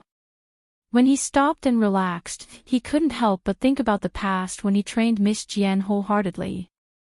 It was as if he had returned to the battlefield and returned to his own era. Instead of saying that he trained Miss Jian, it was more appropriate to say that Miss Jian made the rest of his life more complete. The Major General knew that the soldier from the 1970s didn't know him, but it didn't matter as long as he knew him. Let's have a seat in the tent. Even though the Major General was in his current position, he still didn't know the reason why Principal Chen retired from the army. Uncle Chen didn't refuse. He didn't expect that the Major General, who was very likely to be Yi Qian's superior, would know him. They chatted happily in the command tent. The sunlight outside the tent was still warm. Yi Qian opened his eyes comfortably and suddenly turned around. His gaze fell on the figure standing in the sunlight. Captain Xia. Why is he here? Every time she saw him, she couldn't help but be surprised. He always appeared at the most unexpected times. How could she not be surprised? You slept for 2.5 hours. Looks like you're really tired. When she woke up, Xia Jinyuan walked over with a smile. His gaze turned into a warm ray of sunlight that fell on her body. Then, he gently stroked her face. 15 days of enhanced wilderness survival training. She really did it alone. Completing a challenge that even the male soldiers needed to mentally prepare themselves for a long time before accepting. Furthermore, the completion time was different from hers. Yi Qian narrowed his eyes slightly. The sun was a little bright, and the leaves in the valley shone like diamonds from time to time. The grass was also very bright, as if it was paved with fine light. Xia Jinyuan, who suddenly appeared, walked against the light. Every step he took was on the fine light, as if he was a god. Captain Xia. Yi Qian smiled. She was very happy to see him, to see Xia Jinyuan, who was also dressed in camouflage, and to see him return with the aura of a king bathed in blood. He must have experienced sacrifice, and he must have seen his comrades fall. He had seen it and experienced it, but he was still standing strong. He had always been a role model for him to learn from, a goal for him to move forward. Seeing her smile, Xia Jinyuan's heart sank a little. Although she was smiling, she looked very tired, and there was a trace of haze between her eyebrows. The after effects of wilderness survival had appeared on Yi Qian. He reached out and patted her shoulder lightly. Beautifully done, Yi Qian. You're the best soldier I've ever met. My little fox, having you by my side is something I'll be proud of for the rest of my life. You've become my pride, and I'm determined to become your pride. Chapter 1084. To be honest, this kind of survival experience would have been better if you had a partner. When you walk alone, it's as if there's no one else in the world other than you. It's as empty as if you're the only person on Earth. Sometimes, it takes a lot of energy to suppress the negative thoughts. Seeing him, Yi Qian couldn't help but talk about her 15 days of survival training. Xia Jinyuan didn't interrupt her. He smiled warmly and quietly listened to every word she said. 15 days of wilderness survival training by himself not only honed his physical fitness, but more importantly, it also honed his psychological quality. She had suppressed it for too long and needed to be guided so that all the negative thoughts and stress would be resolved during the conversation. Eliminating the bad and leaving the best to achieve the effect of psychological training. She had just entered the entry level of psychological training. There would be more brutal training in the future, such as escape and resistance training, including escape, protective camouflage techniques, and resistance when captured. Xia Jinyuan's eyes were warmer than the sun and had the power to soften Yi Qian's heart. She was able to tell him all about the 15 days of psychological training. Little Fox, survival training in the wild was essential psychological training for a special forces soldier. This was to lay a good foundation for the brutal psychological training that was to come. Motivation, responsibility, maturity and stability, teamwork, intelligence, physical adaptability, trustworthiness, how strong one's psychological resistance was, how strong one's ability to escape. Yi Qian had to go through all of these. Sometimes, when I sit down, I don't dare to think too much. I'm afraid that I'll really get lost in the rainforest. So I just sit down and recite the creeds and beliefs of the special forces from different countries. At this point, Yi Qian's eyebrows curved slightly. Her bright black eyes revealed a hint of slyness. You don't say, it's really useful. These creeds and beliefs are powerful psychological weapons that the Special Forces soldiers use to resist negative thoughts during training. It's the same for me. But I think that if the Special Forces of other countries can do it, as a Special Forces soldier from China, how can I be worse than them? I have to do it. There's no why. Xia Jinyuan held her hand. Her combat gloves were worn out. She had endured 5 more days of survival training than the male soldiers. This was enough to shock the military. You've done a great job. You've completed the psychological construction of yourself in a very normal way. Yi Qian, everyone can see your excellence. Xia Jinyuan didn't point out her shortcomings. It wasn't time to point them out yet. He wanted her to finish what she wanted to say first. Right now, Yi Qian's training was only recorded in the military, but not all the details of her performance were recorded. Once she was admitted into the military academy, all her training would be systematized. Some of the key training would be even more detailed, such as her facial expressions and actions, and everything would be recorded clearly. He was 100% sure that Yi Qian would pass the test in terms of physical fitness, combat, marksmanship, endurance, perseverance, and camouflage. The focus was on her psychological training. Next, he would advise Uncle Qin to strengthen Yi Qian's psychological training. Yi Qian tilted her head and looked at the familiar and safe face. She touched her lips and smiled. I haven't spoken to anyone for almost 10 days. I'm very happy to see you. Very, very happy. I didn't have much to say at first, but when I saw Captain Xia, I didn't know why I couldn't help but say everything. I couldn't control myself. Chapter 1085. I am also very, very happy to be able to listen to your conversation with me. Listen, Yi Qian. You will be going through psychological training. We usually call it the survival diary of a loner. Considering that this is your first time surviving in the wild, we chose winter as the training time. Next year, we will arrange for you to go to summer. The goal is for you to train in harsh environments such as deep mountains, dense forests, and swamps to develop the psychological qualities that a special forces soldier should have. In my first year of military school, I skipped basic training and went straight into purgatory training. It took me a total of 3.5 years. Yi Qian, this is just the beginning for you. Her expression was no longer gloomy, and her smile was so bright that it touched his heart. At the right moment, Xia Jinyuan mentioned what kind of training she would have to undergo next.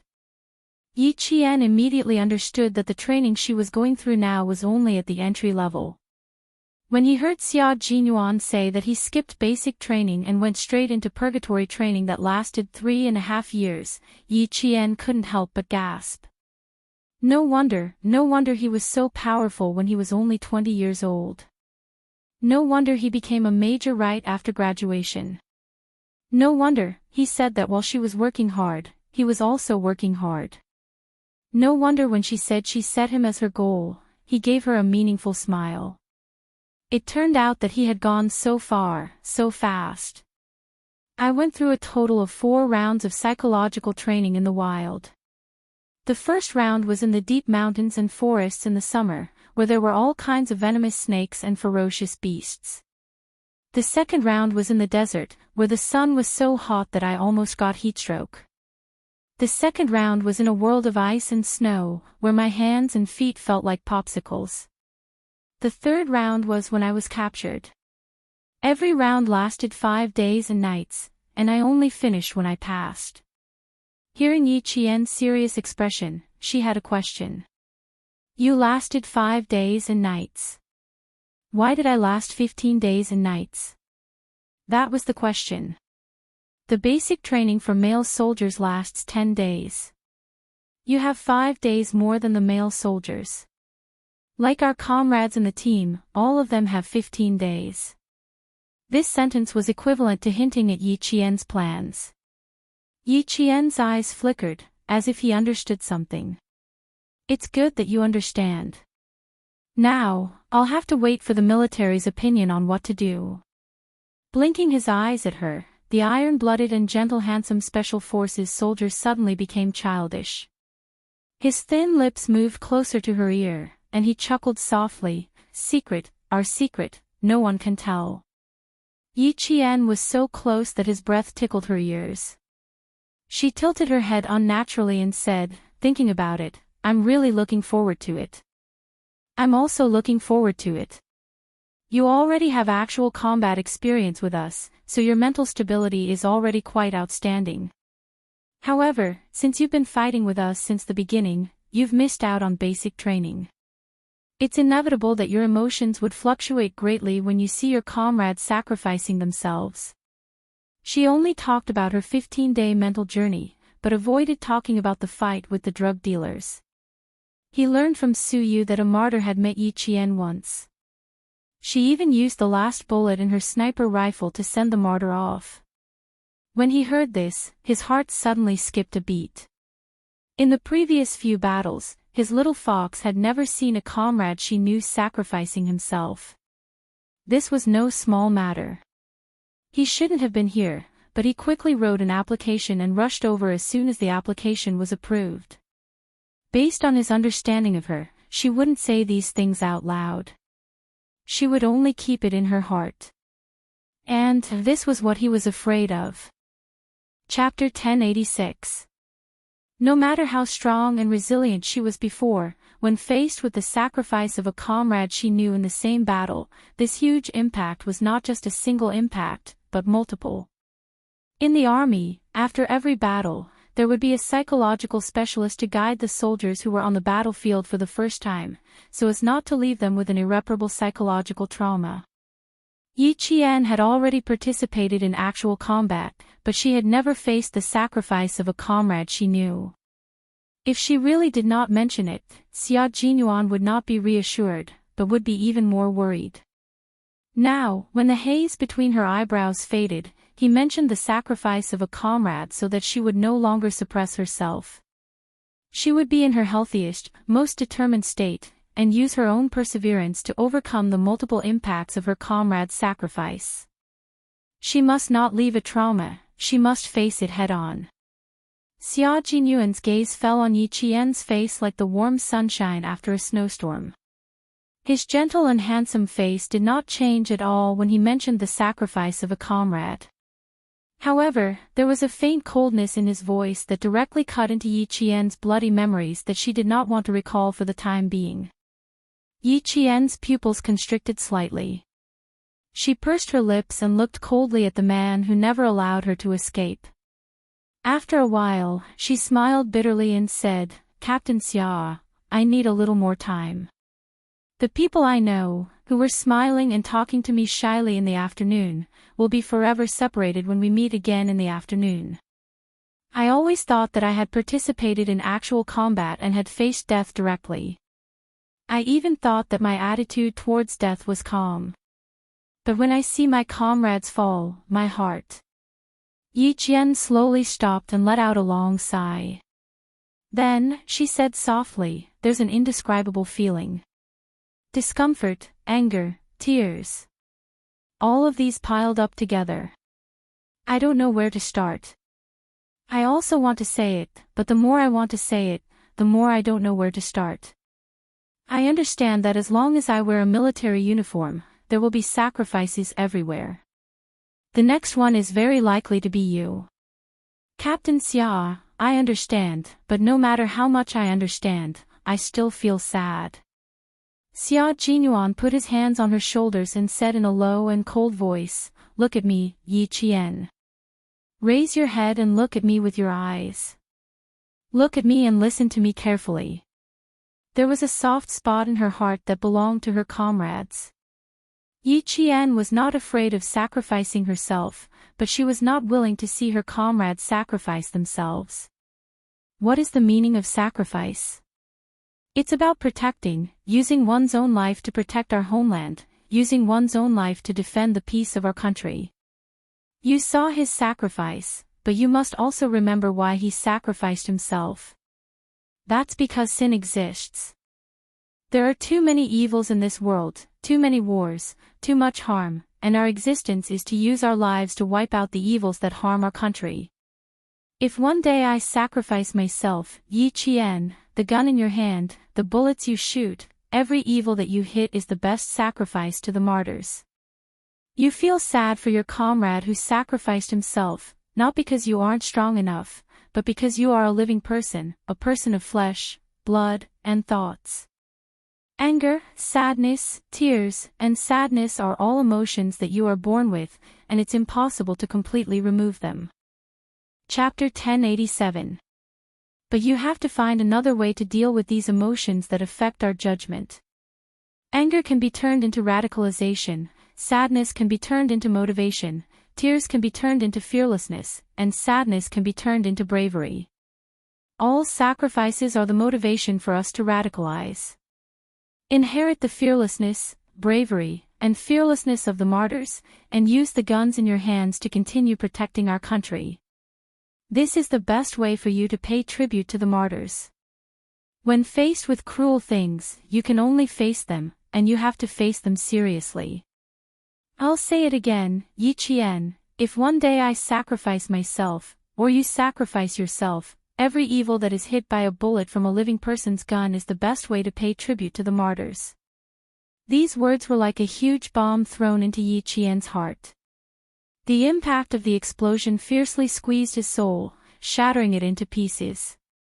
Under his cold voice, the shattered pieces of his soul were pieced back together piece by piece, piecing together a complete Yi Qian who had been reborn from the gunfire.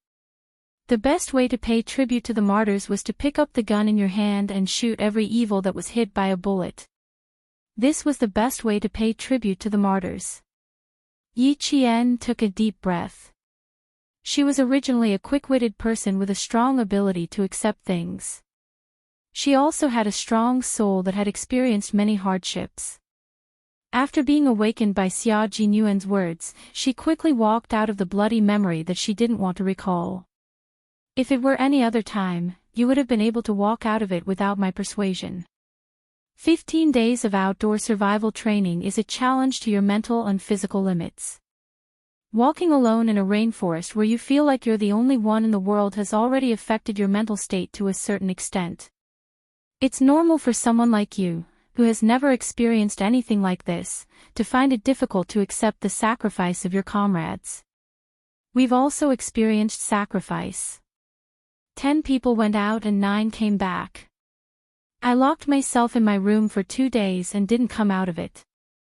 G3 plunged into the training ground and after 24 hours of self-harm training, he collapsed due to exhaustion. J5 memorized military rules for an entire day. Han Jiang hung himself on a tree.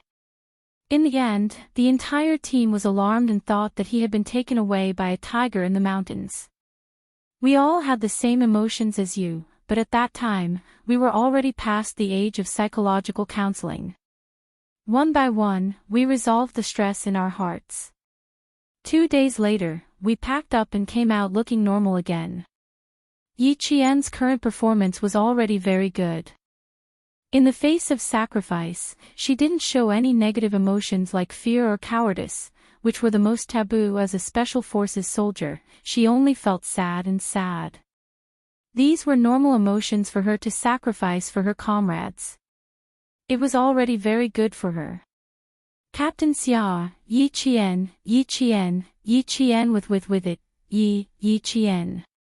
In the end, Yi Qian wiped away the layer of gray accumulated on her soul. The haze between her brows also disappeared under the sunlight. She raised her head slightly and looked at the stalwart soldier standing in the light. She smiled faintly and said, "At the same time, you've shown me once again how strong the goal I've been chasing is. Thank you, Captain Xia.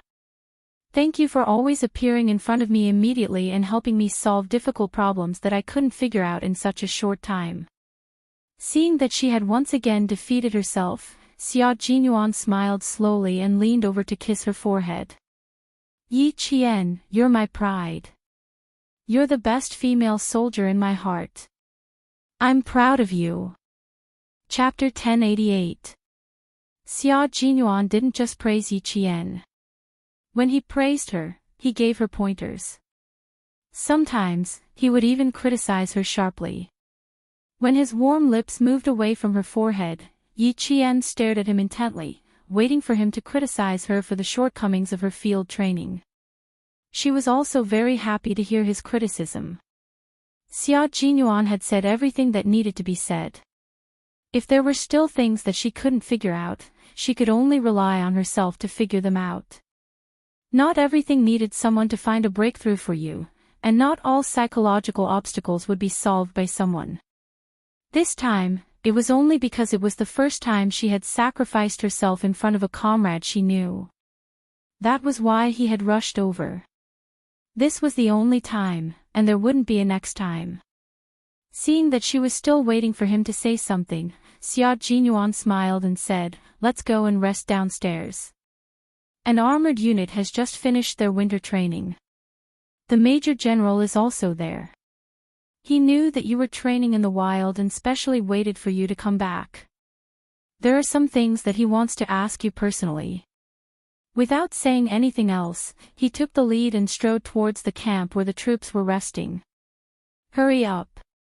The 15 days of survival training are over. There are still so many days of vacation left. You can learn new things from the armored unit. The survival training can come to an end for the time being." The low and handsome voice drifted over along with the wind in the mountains. Yi Qian jogged over, her clear eyes shining like obsidian under the sunlight. "Armored unit? How many armored vehicles are there? How many days will they stay here? How will I enter the armored unit? Will the Major General agree?" She used the gun in her hand and every bullet she fired to pay tribute to the martyrs who sacrificed themselves. She thought that she would continue to pay tribute to the heroic souls who sacrificed themselves for this country without hesitation. Yi Qian took a deep breath and buried the bloody memories deep in her mind. She used the bloody memories to spur herself on. If one day, she wore the military uniform, even if it was stained with blood, she wouldn't be afraid. The meaning of sacrifice was to pass on the legacy. It was the martyrs who used their brave and fearless blood to tell the generations of soldiers that they were not afraid of sacrifice. They were to face it bravely and fight for the country and the people. Faced with her questions one after another, Xia Jinyuan, who was wearing a jungle camouflage suit, turned around. His handsome face under the QGF-02 Kevlar helmet suddenly revealed a charming smile without any warning. His sexy thin lips curved into the sexiest curve. "You'll understand all the questions after you see them. However, you still need to work hard. The Major General admires you very much, little fox. Whether or not you can learn from the armored soldiers in your last week's holiday depends on how you convince the Major General. Opportunities had always been fought for by oneself. He didn't stay here for long. He would leave by helicopter at 3:30 in the afternoon. Seeing that she was safe and sound, and that she had heard his words and remembered them in her heart, he would have to figure out the rest by himself. Yi Qian's footsteps became lighter. When she climbed over a small hill, Yi Qian was stunned by the scene in front of her. The armored unit had terrifying lethality, attack power, and destructive power on the battlefield. They could even attack several times in one round. This unit, which was composed of armored vehicles and soldiers, could be said to be a unit that represented military strength. At the foot of the hill, tanks, IFVs, armored reconnaissance vehicles, armored transport vehicles, all kinds of armored self-propelled weapons were parked neatly. The scene was so shocking that it made people stop breathing. Chapter 1089. What do you think? Do you have the urge to understand everything? Xia Jinyuan saw that she had stopped in her tracks and was staring intently at the rows of armored vehicles. Her eyes were as bright as the light, and he couldn't help but reach out and gently pinch her cheeks. The armored forces are on the front line of fierce battles. Go take a look inside the tanks, the IFVs, and the reconnaissance vehicles. It'll be good for you. Another year had passed. Yi Jian was growing up, and the young Major Xia had also become more mature. The elegance in his gestures was no longer as oppressive as before. Instead, he had become more reserved and deep. When he looked at others, his deep black eyes, which were filled with ferocity during battle, were filled with an invisible majesty. There was also a darkness that no one could understand. It was deep and dark, sometimes benevolent and sometimes cold. And when these unreadable eyes looked at Yi Qian, there was only a simple understanding. Yi Qian could see it clearly. The look in his eyes was telling her that he supported her, just like before. I'll give it a try. Yi Qian nodded. She winked slyly and smiled brightly. You've already reminded me. How can I miss such a good opportunity? Xia Jinyuan nodded. You're worth teaching. If there's no chance, we have to create one. Now that there's an opportunity, how can we miss it? I'll support you in convincing the Major General to stay with the armored forces for a week. After speaking, the two of them looked at each other and smiled. There was a kind of telepathy in their smiles that reverberated back and forth in their hearts. When the strong worked together, no matter how difficult the problem was, it would not be difficult. The Major General and Uncle Chen chatted happily. You've trained her to be very outstanding, and our military needs excellent soldiers like her. She's only 18 years old. The military is looking forward to her enrolling in the military academy as soon as possible so that she can contribute to the war. Let me tell you something. Since Yi Qian has an extraordinary memory, the military intends to train her to be an all-rounder. As long as she enrolls in the military academy this year, we'll immediately call her to the military after the results are out and begin systematic training. Your 4-year plan is quite good. It allows the military to skip a lot of basics when training Yi Qian. When I return, I will discuss with the military headquarters to create a more comprehensive and intensive training program for Yi Qian. When the time comes, I will also tell you this plan for your reference. He was the soldier king of the 1970s, a soldier king who spoke with his strength. His opinion was very important. Uncle Chen had always known that the military was paying attention to Yi Qian, but he did not know that it was to this extent. A customized training plan. Who else would be so special? Apart from Miss Jian, it would be difficult to find a second person. The military values Yi Qian so highly because of her own efforts. I've already taught her everything I can. My past has already become history, and I've already fallen behind in all aspects. Now that we've gone through digital and information-based high-tech battles, my method is already outdated and can't keep up with the changes in our country's military. After I finish teaching her for the remaining 6 months, I'll hand Yi Qian over to the military so that the military can train her to the next level. Uncle Chen was telling the truth. He did not know much about high-tech weapons. Only if Yi Qian joined the military would she be able to learn more and know more. With the Major General's words, Uncle Chen was even more relieved. The little girl that he and Uncle Jen had trained together was finally going to leave them. She was going to spread her wings and fly to a higher and wider sky. Chapter 1090. But the Major General denied it and said seriously, "Without you, I am certain that Yi Qian would not be where she is today. It is a tragedy to have a fine horse but not have a talent scout. But to have a talent scout who knows a fine horse is a good thing. You have a good eye for talent and use your unique method to train Yi Qian until she is only one step away from becoming a special forces soldier. Old Chin, you are a role model for all of us generals to learn from." The guard outside the tent said, reporting. The Major General replied, "Come in." Then he saw 2 figures walking in together. The man was tall and slender with elegant features, while the woman was slender and beautiful. They wore the same forest camouflage uniform as they walked over. One represented the male soldiers, while the other represented the female soldiers. Both of them could represent the entire military and be used for recruitment propaganda. Come, sit. When the Major General saw Yi Qian, he stood up and personally walked over to greet her. "You seem to be in good spirits. Surviving alone for 15 days. Yi Qian, good job." Uncle Chen was looking kindly at Yi Qian, his smile full of gratification. The little girl of the past had finally grown up. She was slim and graceful like a girl, but also had the temperament of a soldier. Her back was straight, and her expression was confident and reserved. When she spoke to the major, she was calm and confident. She had grown up. She had grown up.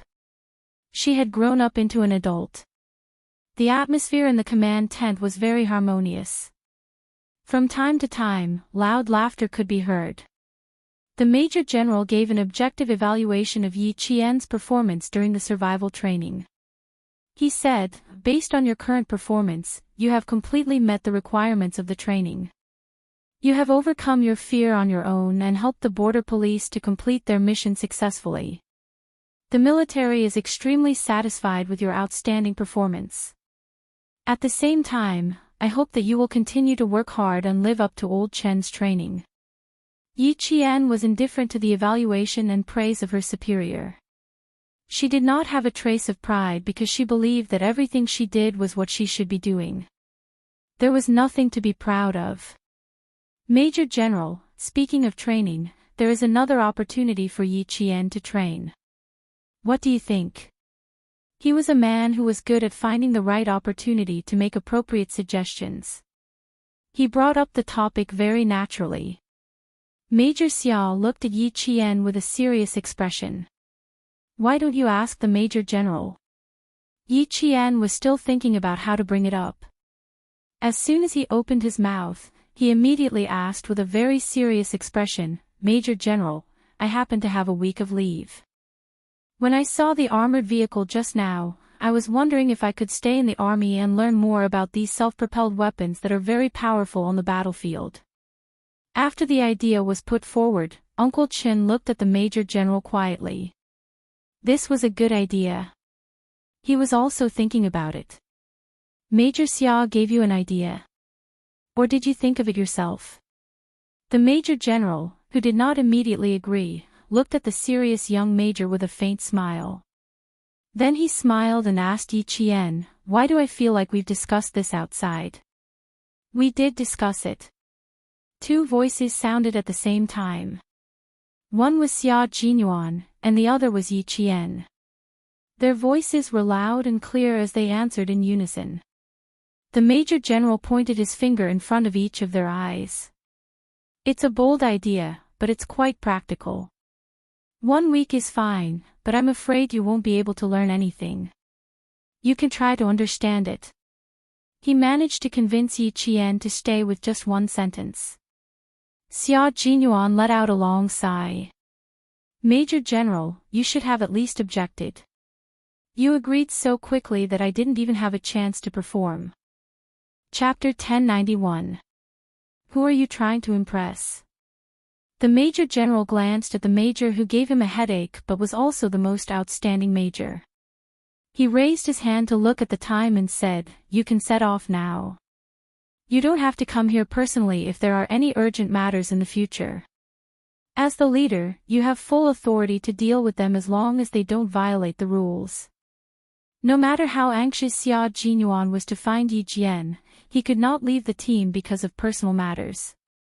He and the pigeons were conducting special training for a company under them. There were some things that he could not overstep his authority, so he had to ask the Major General for permission before rushing over. He would only stay for half a day. He arrived at 8 in the morning and left at 4 in the afternoon. He originally planned to leave at 4 in the afternoon, but the Major General asked him to leave before 4 in the afternoon. A soldier's duty was to obey orders. Xia Jinyuan saluted the Major General and said, "Yes, sir." A simple, "Yes, sir." Without any superfluous words, he immediately agreed to carry out the order. He then said to Principal Qin, "Uncle Qin, I'll come and see you when I have time off." He only nodded and smiled at Yi Qian and strode out of the command tent. The youngest major in the team, Yi Qian, you've all worked together before. He's a very outstanding soldier. If there's a chance in the future, Yi Qian, you can ask him for advice. The Major General waited for Xia Jinyuan to leave before praising his soldiers. Then he said to Principal Qin, "Old Qin, let Yi Qian stay with me. You can leave with Major Xia in a helicopter later. Leave her in my hands. Don't worry. The jade has been polished, and I will polish it even more. I won't let your efforts go to waste." Headmaster Qin was more than happy to train with the army, especially in the armored forces. He quickly said, "The army is the place where I feel most at ease. I trained her so that she can serve the country and the people. Now that she can train with the armored forces, it's also because the military thinks highly of her." The Major General did not deny this point. He nodded in front of Yi Qian and said, "That is indeed the case. As long as she can get into any military academy in our country, we will immediately start 3.5 years of intensive training." "Oh right, the same goes for Major Xia. After he gets into the military academy, he will immediately start 3.5 years of intensive training.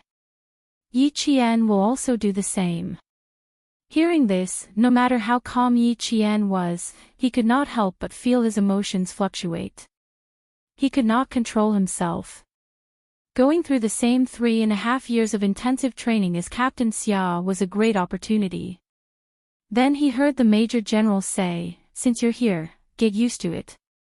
We armored soldiers don't just drive armored vehicles. We need to know more. 7 days is a short time, but I hope you can gain something here."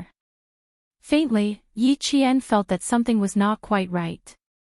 It was as if he was hinting at something. As a newcomer, even if there was a hint, she would not be able to figure it out without understanding it. However, since she had this feeling, it would be good to keep it in mind. The Major General looked at her with a thoughtful look in his eyes, and the smile on his face deepened. A good seedling was indeed different. She could immediately detect something unusual in a seemingly unintentional sentence. Just from such a small matter, she could see that Yi Qian was very attentive. In the afternoon, Principal Qin and Xia Jinyuan left together. Yi Qian only walked them to a place that was a short distance away from the helicopter.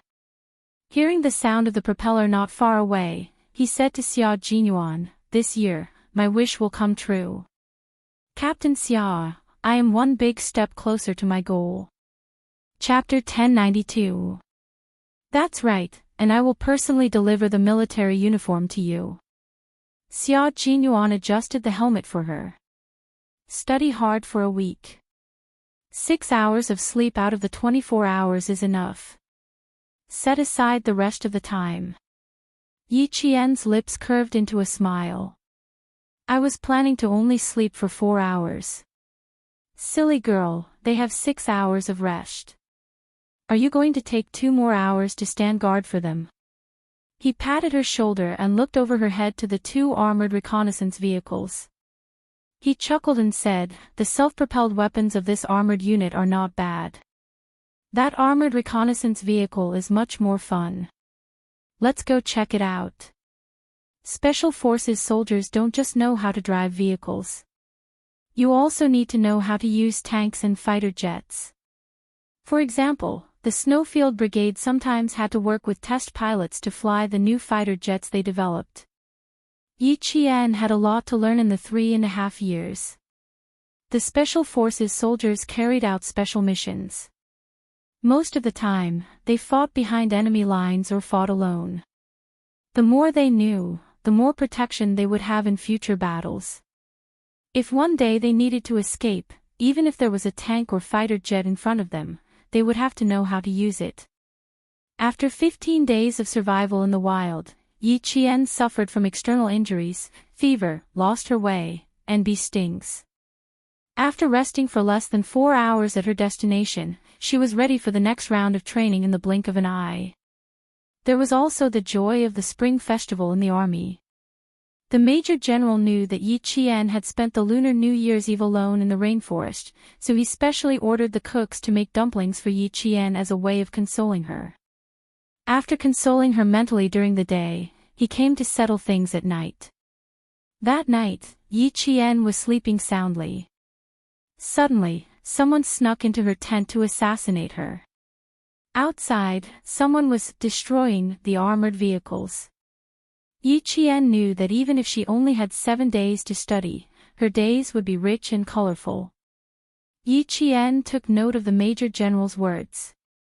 When 2 people snuck into her tent, Yi Qian's first reaction was to lift the thin blanket covering her body and throw it at the shadow on her right. This was the army. The dark shadows that had snuck in were none other than the soldiers who had acted as assassins. Our armored soldiers don't just drive armored vehicles. They need to know more than that. Yi Qian understood the deeper meaning of this sentence. This time, Yi Qian wasn't frightened. Instead, she scared the soldiers who had sneaked in. She couldn't help but shout when she kicked. The woman's clear voice stunned the 2 soldiers who had sneaked in. Woman. Did he sneak into a family member's room? That's not right. Where did the family room come from? They were all out training. Where did the family room come from?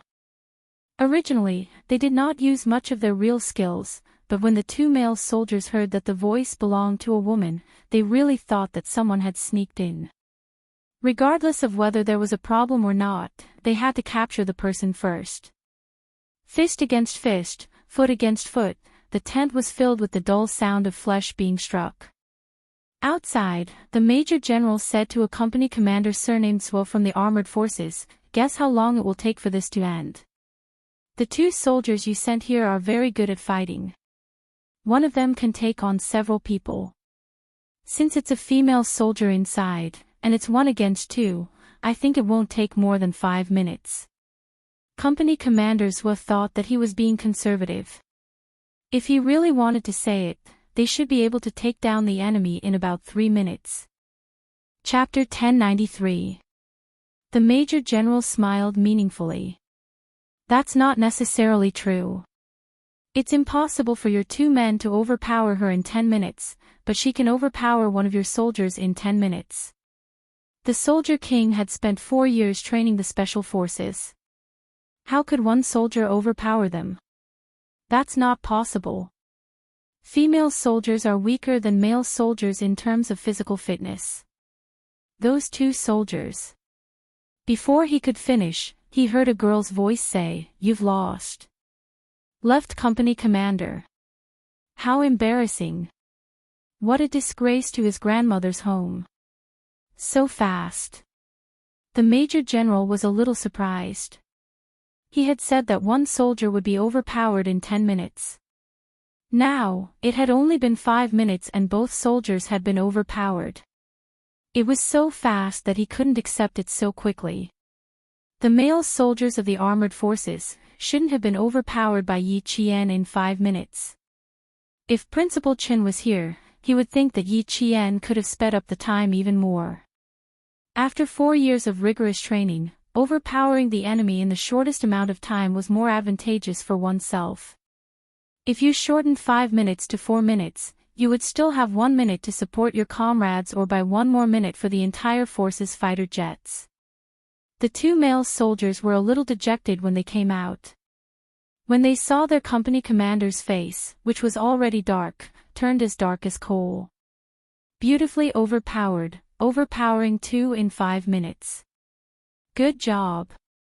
The Major General had always admired Yi Qian.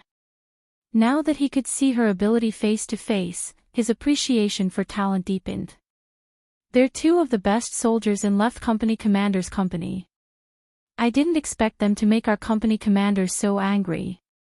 Left Company Commander only felt embarrassed. He couldn't even beat a female soldier. If word got out, he would be treated as a joke by other companies. Yi Qian said, "They're very good. It's just that I'm a woman and they were frightened by my sudden noise. Secondly, I have a weapon in my hand. It's very advantageous to fight in the dark. That's why I won. A loss is a loss. There's no need to make excuses." Left Company Commander shook his head and turned to stare at his 2 soldiers. He said in a low voice, "What do you think? We're not as good as them. There's no excuse. If you lose, you have to admit defeat." The 2 male soldiers admitted it straightforwardly. The result was right in front of their eyes. They had lost. There was no reason for it. You have to admit it. I'm going to run 5 kilometers. After that, I'm going to sleep. His attitude of admitting his mistake was pretty good. Fortunately, he didn't embarrass himself with his attitude. The Left Company Commander's mood improved slightly. His gaze fell on Yi Qian's face. He was full of questions. The Major General didn't stop the Left Company Commander's order. After the 2 male soldiers left, he said, "Don't underestimate Yi Qian. I'd be surprised if she didn't have some skills. It's not strange for you 2 soldiers to lose. After all, armored infantry is different from her. Don't feel embarrassed. How can you not lose against the special forces?" Hearing this, the Left Company Commander almost bit off his own tongue. It was already shocking enough that 2 male soldiers couldn't beat a female soldier, and now there was another, 2 male soldiers going up against a female soldier from the special forces. It seemed that there was nothing embarrassing about losing. Also, there were no female special forces soldiers in their company. From the Marine Corps. It didn't look like it. She was also wearing army camouflage. It couldn't be the Marine Corps. A female soldier from the amphibious reconnaissance team. When the Left Company Commander left, he still saw the Major General whispering something to the female soldier from the special forces. From time to time, he would raise his hand to point at the armored vehicle, as if he was introducing something. Chapter 1094. The Major General was a Major General in the Army.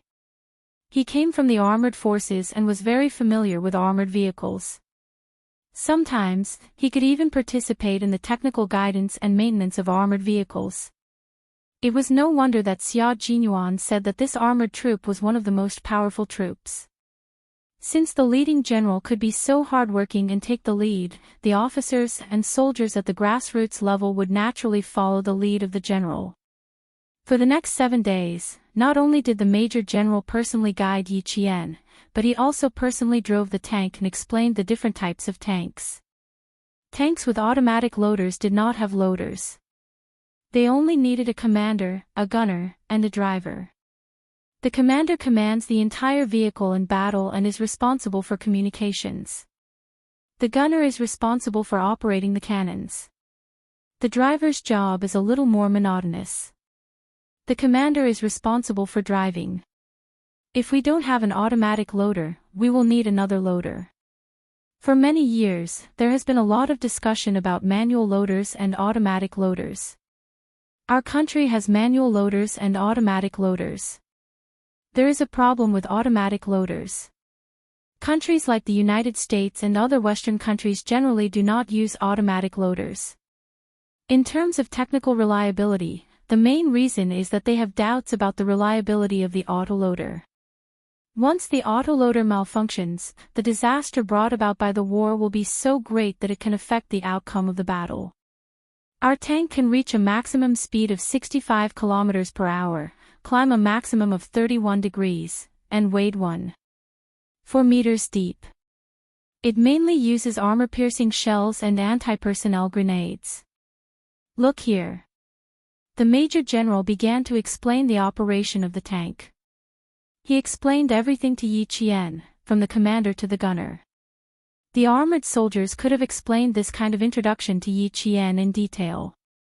However, the Major General wanted to do it himself because he wanted to understand how capable Yi Qian was in these 7 days.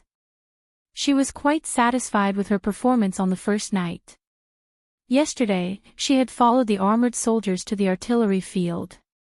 One of the tanks had a problem with its track. She did not say anything and carried the heavy equipment with the male soldiers. She did not show any signs of being tired.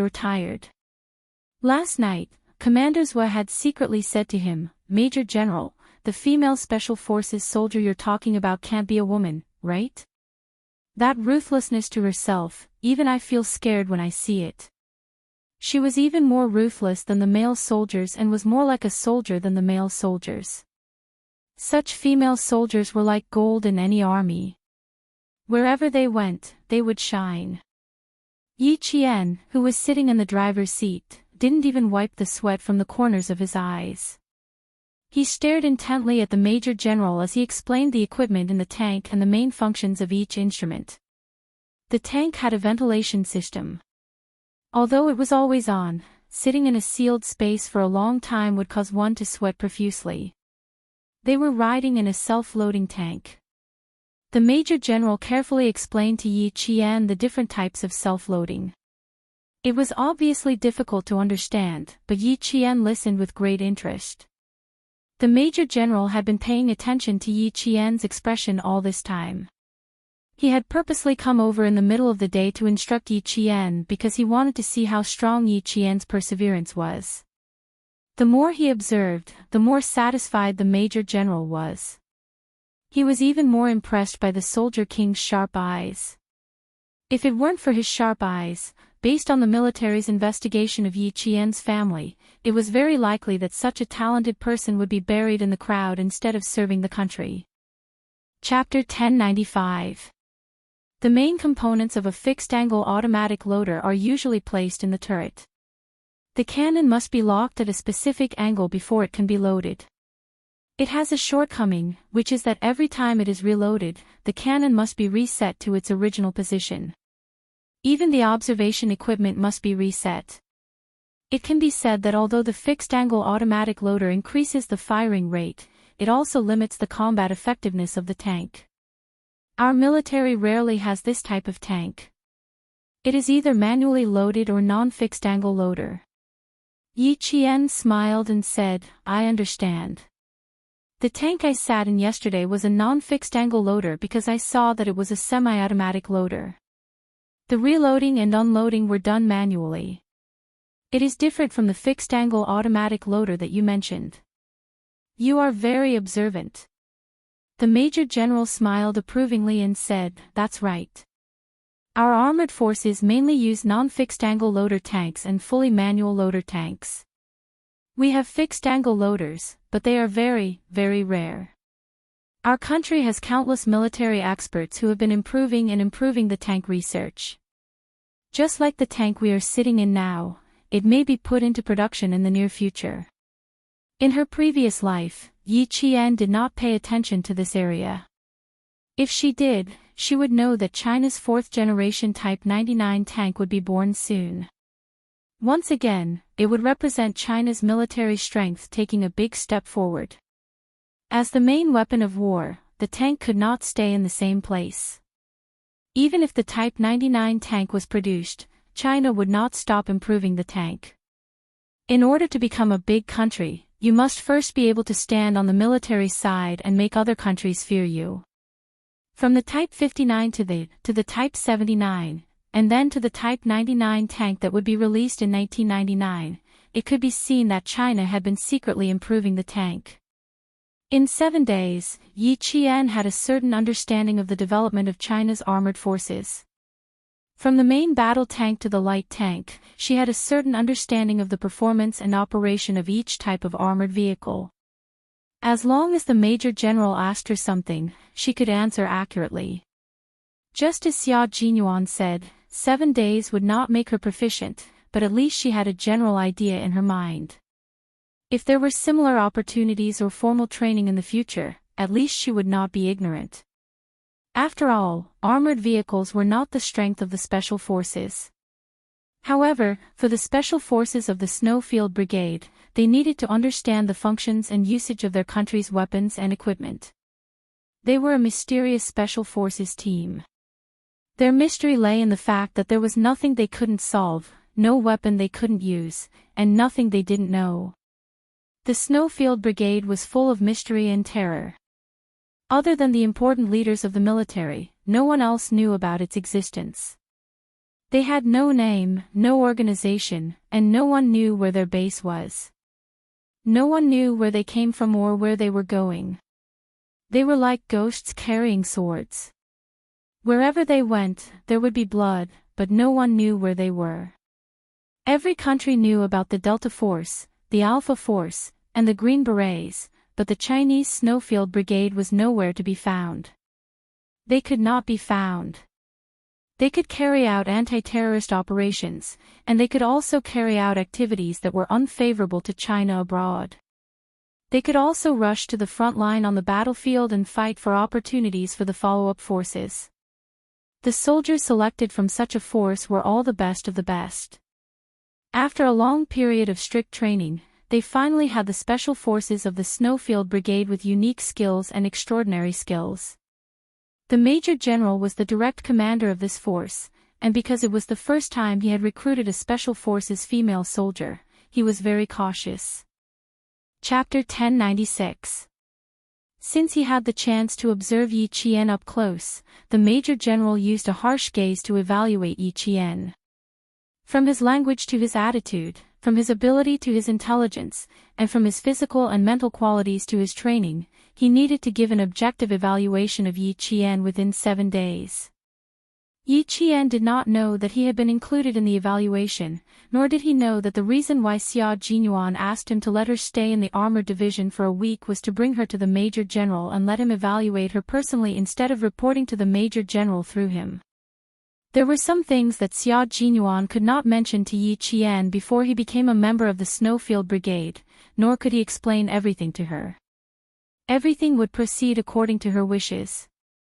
Step by step, she held Yi Qian's hand and walked into his world, a world that she could not imagine. What was the most beautiful love? Xia Jinyuan did not understand. The only thing he understood was holding her hand and accompanying her in the way she liked as she grew up. Every day for 7 days, the Major General personally wrote down his evaluation of Yi Qian's overall abilities. He did not let anyone else do it. After Yi Qian left, this evaluation would be sent to the military as a top-secret document. Yi Qian's departure made company commanders heave a sigh of relief. Yi Qian could carry cannons, carry guns, kill people, and save people. She also had the godly marksmanship of 100 spears piercing a leaf. This made him, the company commander, feel a lot of pressure. After Yi Qian boarded the plane, he could not bear to let him go. He said to the Major General, "Major General, if such a soldier were to be placed in our division, he would be able to arouse the competitive spirit of the male soldiers. Save me some trouble." Every time after training, I see Yi Jian stronger than your soldiers. She intimidates Mr. Bao's face and roars in the middle of the night. Fortunately, she has a good mentality. Otherwise, she would be scared away by you. The Major General watched the helicopter take off and fly out of the mountains. He then smiled at Commander Zhua. I heard you roaring the entire spring festival. If you still want Yi Qian to be placed in the division, the commander will fall out with you. As he spoke, the Major General's expression turned cold. Your training needs to be strengthened. I can understand that you can't beat her one by one. But I was so embarrassed that you didn't even notice that she had killed 4 sentries in the middle of the night. Although he was criticizing Yi Qian, he was very satisfied with his performance. With the Snowfield Brigade's abilities, it was normal for him to kill 4 sentries in one go. Commander Zhua straightened his back and saluted. Roger. The story of a female soldier killing 4 whistlers spread throughout the army for a long time. Everyone wanted to know who the female soldier was, but no one knew who she was. Who would know who she was with that painted face of hers all day? The sun was shining brightly at the border, but the southern province was still cold. Yi Qian stepped on the snow and returned to her residential area. Uncle Chen knew she was coming back and had prepared dinner for her. She pushed open the door to her room with Spring Festival couplets and saw a white-haired old man walking slowly in the living room.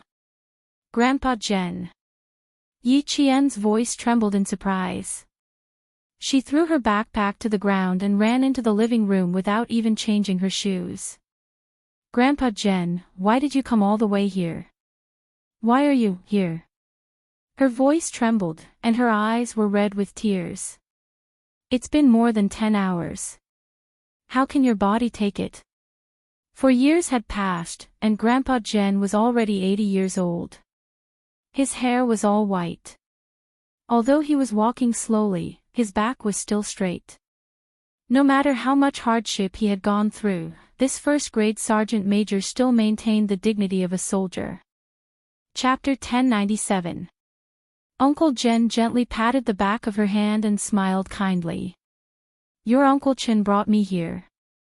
How can I be tired? You haven't come back to the village for 2 years. I was worried about you. Now that I see you, I'm relieved. You've grown up. You're a big girl now.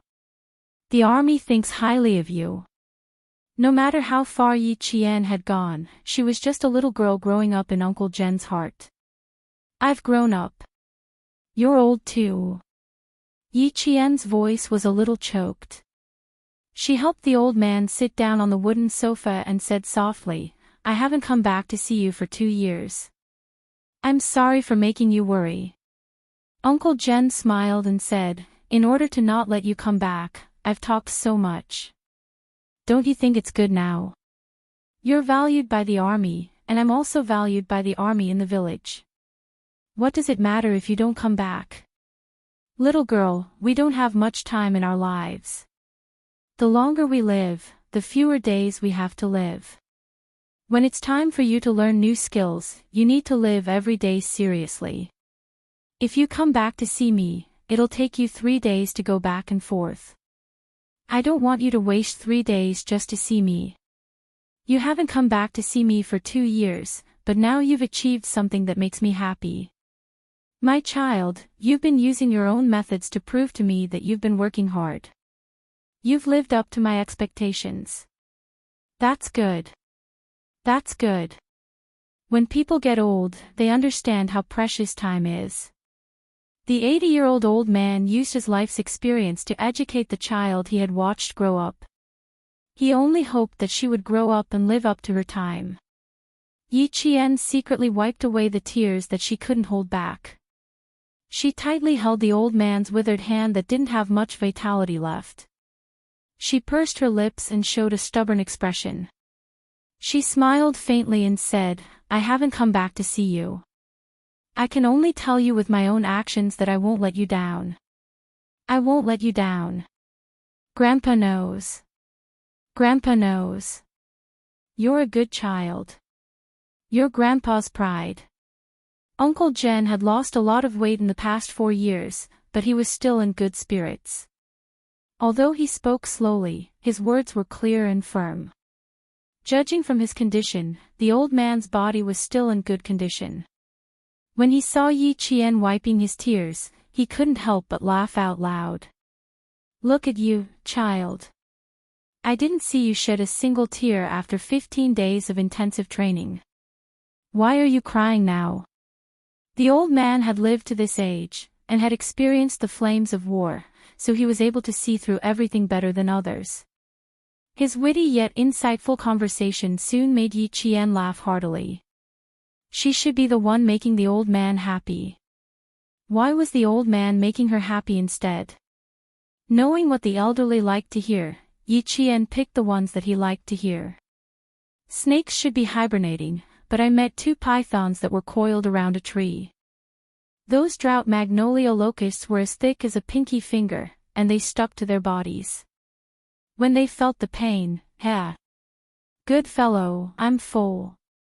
There are these in the mountains. It's much better than before. Back then, there were many tigers and wolves. When we crossed the mountains, we had to be tense. We didn't want to be eaten by the tigers before the battle even started. When they talked about Yi Qian's training, the smile on Uncle Jen's face deepened. This child looked cold, but he was kind-hearted. He even knew to pick the ones that he liked to hear. Chapter 1098. I went out to get some rice wine and little Miss Jian came home. Principal Chen's cheerful laughter came from outside the unlocked door. Little Miss Jian, drink with me and Uncle tonight and celebrate the spring festival together.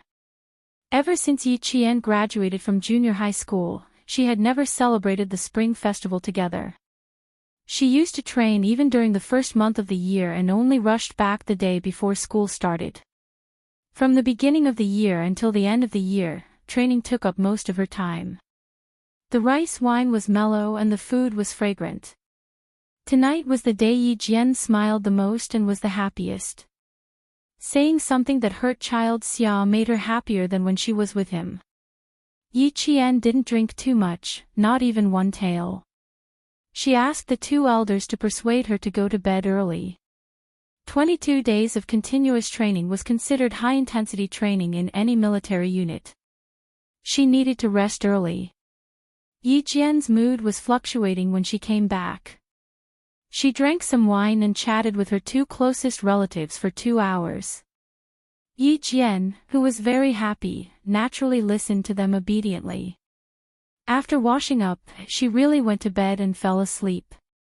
After she fell asleep, Principal Chen poured a cup of warm rice wine for Uncle Jen in the living room. After touching the cup, he said, "In my opinion, you shouldn't talk about what you want to talk about for now. Why don't you talk about it after the college entrance exam? It's not long before the college entrance exam. Let her finish it in peace. The military is also waiting for her to pass the college entrance exam and officially enter the military. Uncle Jen, I'm afraid something will happen at this critical juncture. It's not worth it to affect Yi Qian's college entrance exam because of the Yi family's trivial matter." Uncle Jen took a sip of the wine and sighed. That old woman from the Yi family is going crazy. She allows her son-in-law to do whatever he wants. I'm afraid that he will cause trouble in school and little Miss Jian won't be on guard. There's something wrong with that old woman and her son-in-law. I don't understand why they want you to talk to Yi Qian and persuade her to meet with them. Also, I heard old woman mention a jade pendant that night. Why do I feel like it has something to do with little Miss Jian? There's one more thing I wanted to ask you that night. Since you knew that Sun Yaozu was a wanted criminal, why didn't you contact the police to arrest him directly? Now, he's become a big scourge. When Principal Chin went back to fetch Uncle Jen to the provincial capital, he bumped into old Madame Yi with her son-in-law and daughter. He wanted to stop them, but Uncle Jen persuaded him to go back to his room. For the sake of Yi Qian, he must not come out. He didn't show himself, but he heard a lot of things. One was about the jade pendant, and the other was about Sun Yaozu's wanted criminal, who went from being a fugitive to being innocent. After asking, the living room fell into silence. After a while, someone said, "It's something that can't be explained in a few words, but I do regret not telling the police." As for the jade pendant, Miss Jian actually knows about it. It can be considered as her mother's relic, but I advise her not to take it back. Principal Chen's hand that was holding the peanuts paused. "I'm a little confused by your words. Since it's the relic of martyr Sun Xueqing, why would it become a scourge?" After she got the jade pendant, she put it in a small box when she came back. She was gone and turned into powder. When he mentioned Yi Qian's mother, every wrinkle on old Master Zhen's face was serious. She also mentioned to me that if she were to sacrifice herself one day, it would be related to the jade pendant. Chapter 1099. Back then, Sun Dongqing and Yi Zhifan were the ones who received the jade pendant from Miss Ye's mother. I didn't know what happened back then, until one day, when Yi Zhifan was transferred to the town. After drinking, he said something incoherent. He roughly said that it was thanks to the jade pendant that he was where he was today. Coincidentally, the village chief, who I asked to take care of Miss Jian, overheard him. Uncle Zhen didn't seem to be as spirited as he was when he was talking to Yi Qian. His voice was as bleak as the autumn leaves. I rushed back from the army and found out that the jade pendant was in Yi Zhifan's hands. After leaving the pendant, I saw Yi Zhifan rise from the town government to the deputy mayor. He held the position of deputy mayor for 3 years. After that, he was promoted faster and faster. He went from deputy mayor to mayor, then to city mayor, and now to the provincial office in just 4 years. As Yi Zhifan climbed higher and higher, so did the owner of the jade pendant. That's why he had the power to promote a deputy mayor to a provincial office in just 4 years. Uncle Zhen had been paying attention to Yi Zhifan's promotion over the years. He knew that he couldn't let Yi Qian face Yi Zhifan head-on. Principal Chen picked up a peanut and put it in his mouth. His mind was racing. In other words, this jade pendant isn't a good thing for Yi Qian and Yi Qian's mother. You can say that. Uncle Zhen narrowed his eyes slightly. His serious expression had the wisdom of an old man who understood life. It's not a good thing for Yi Zhifan either. He was suddenly given so much power. Think about it. Why? There's no good or bad without reason. There's always a reason for everything. Ever since Yi Zhifan got the jade pendant from the village to the town, his career has been so smooth that it's amazing.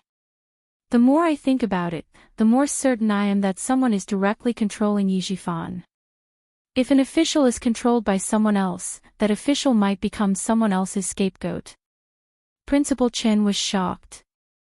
He lowered his voice and said, "Are you saying that martyr Sun Xueqing was ordered to investigate the jade pendant, but unfortunately, she was killed because she was exposed? Then why didn't the owner of the jade pendant immediately take it back? Why did they let Yi Zhifan have it and promote him so arrogantly? Aren't you being too high profile? Aren't they afraid that the higher-ups will find out? Moreover, from the looks of it, I can only see that this piece of jade has brought benefits. It has allowed Yi Zhifan to rise all the way to the provincial office. Also, don't you think it's strange that Sun Yaozu was acquitted? Who investigated the case for him? Who overturned the case? I don't think it's possible for Sun Yaozu to appeal on his own. How could a fugitive throw himself at the muzzle of a gun? Are you saying that someone secretly helped him?" Uncle Zhen didn't think about this point. It was mainly because old lady Yi scolded Yi Zhifan that night and said that he raised an ungrateful person. Also, with Yi Zhifan's cautiousness, he wouldn't take the risk to help a fugitive.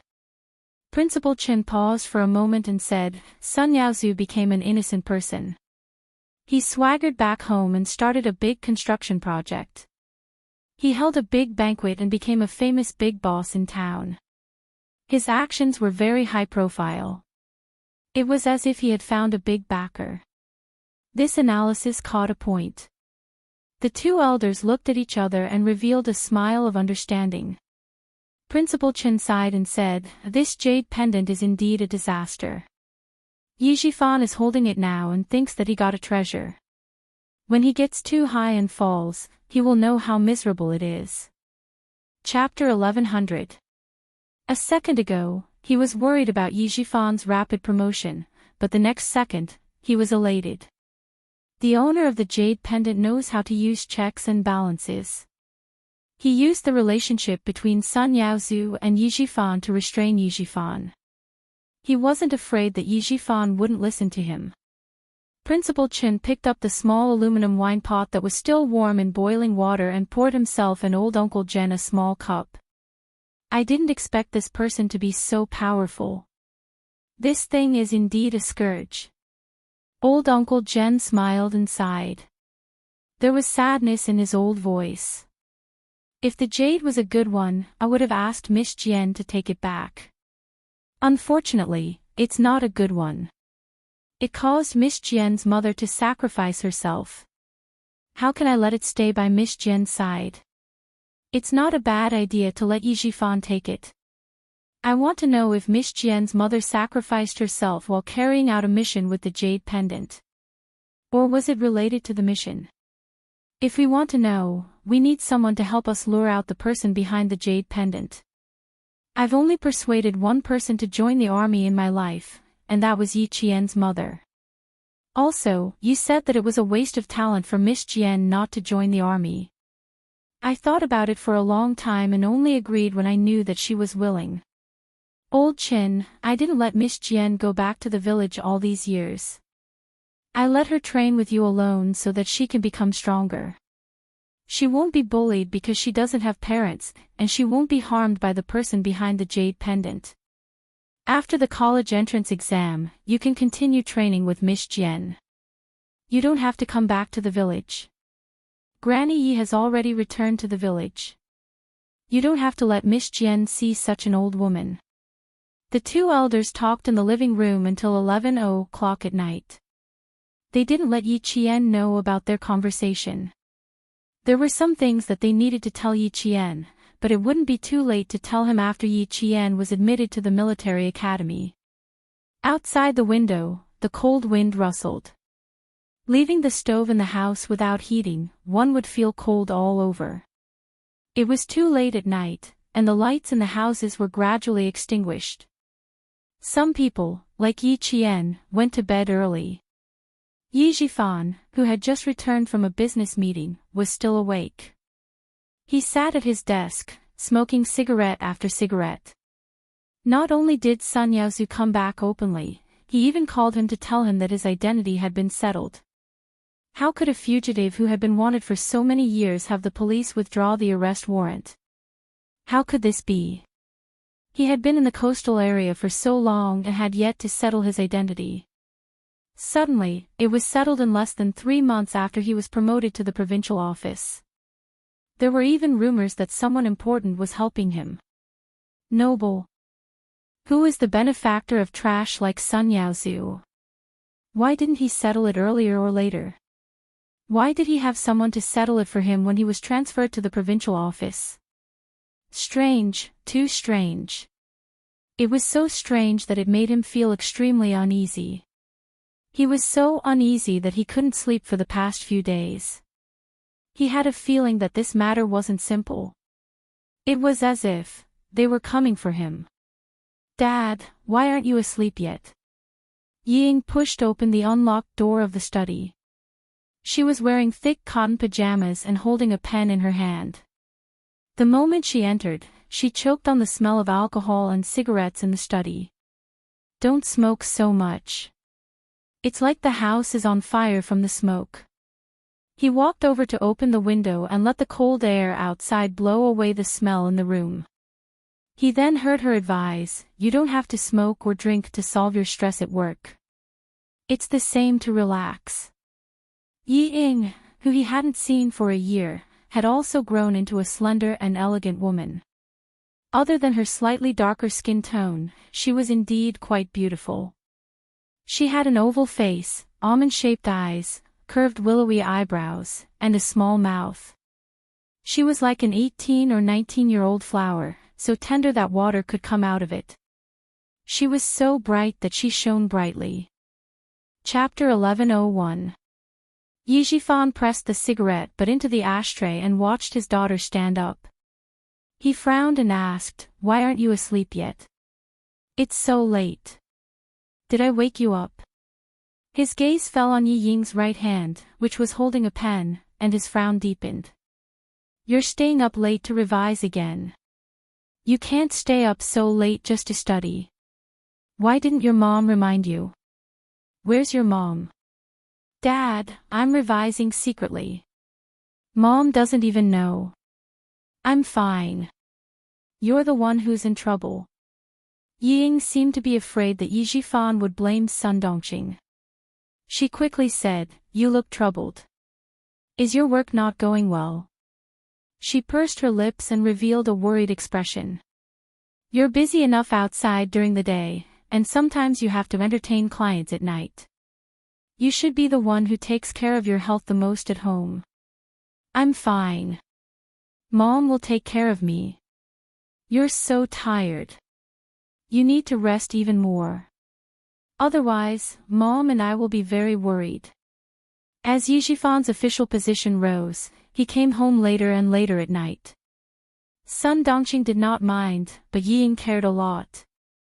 The age of 18 or 19 happened to be in the sensitive period.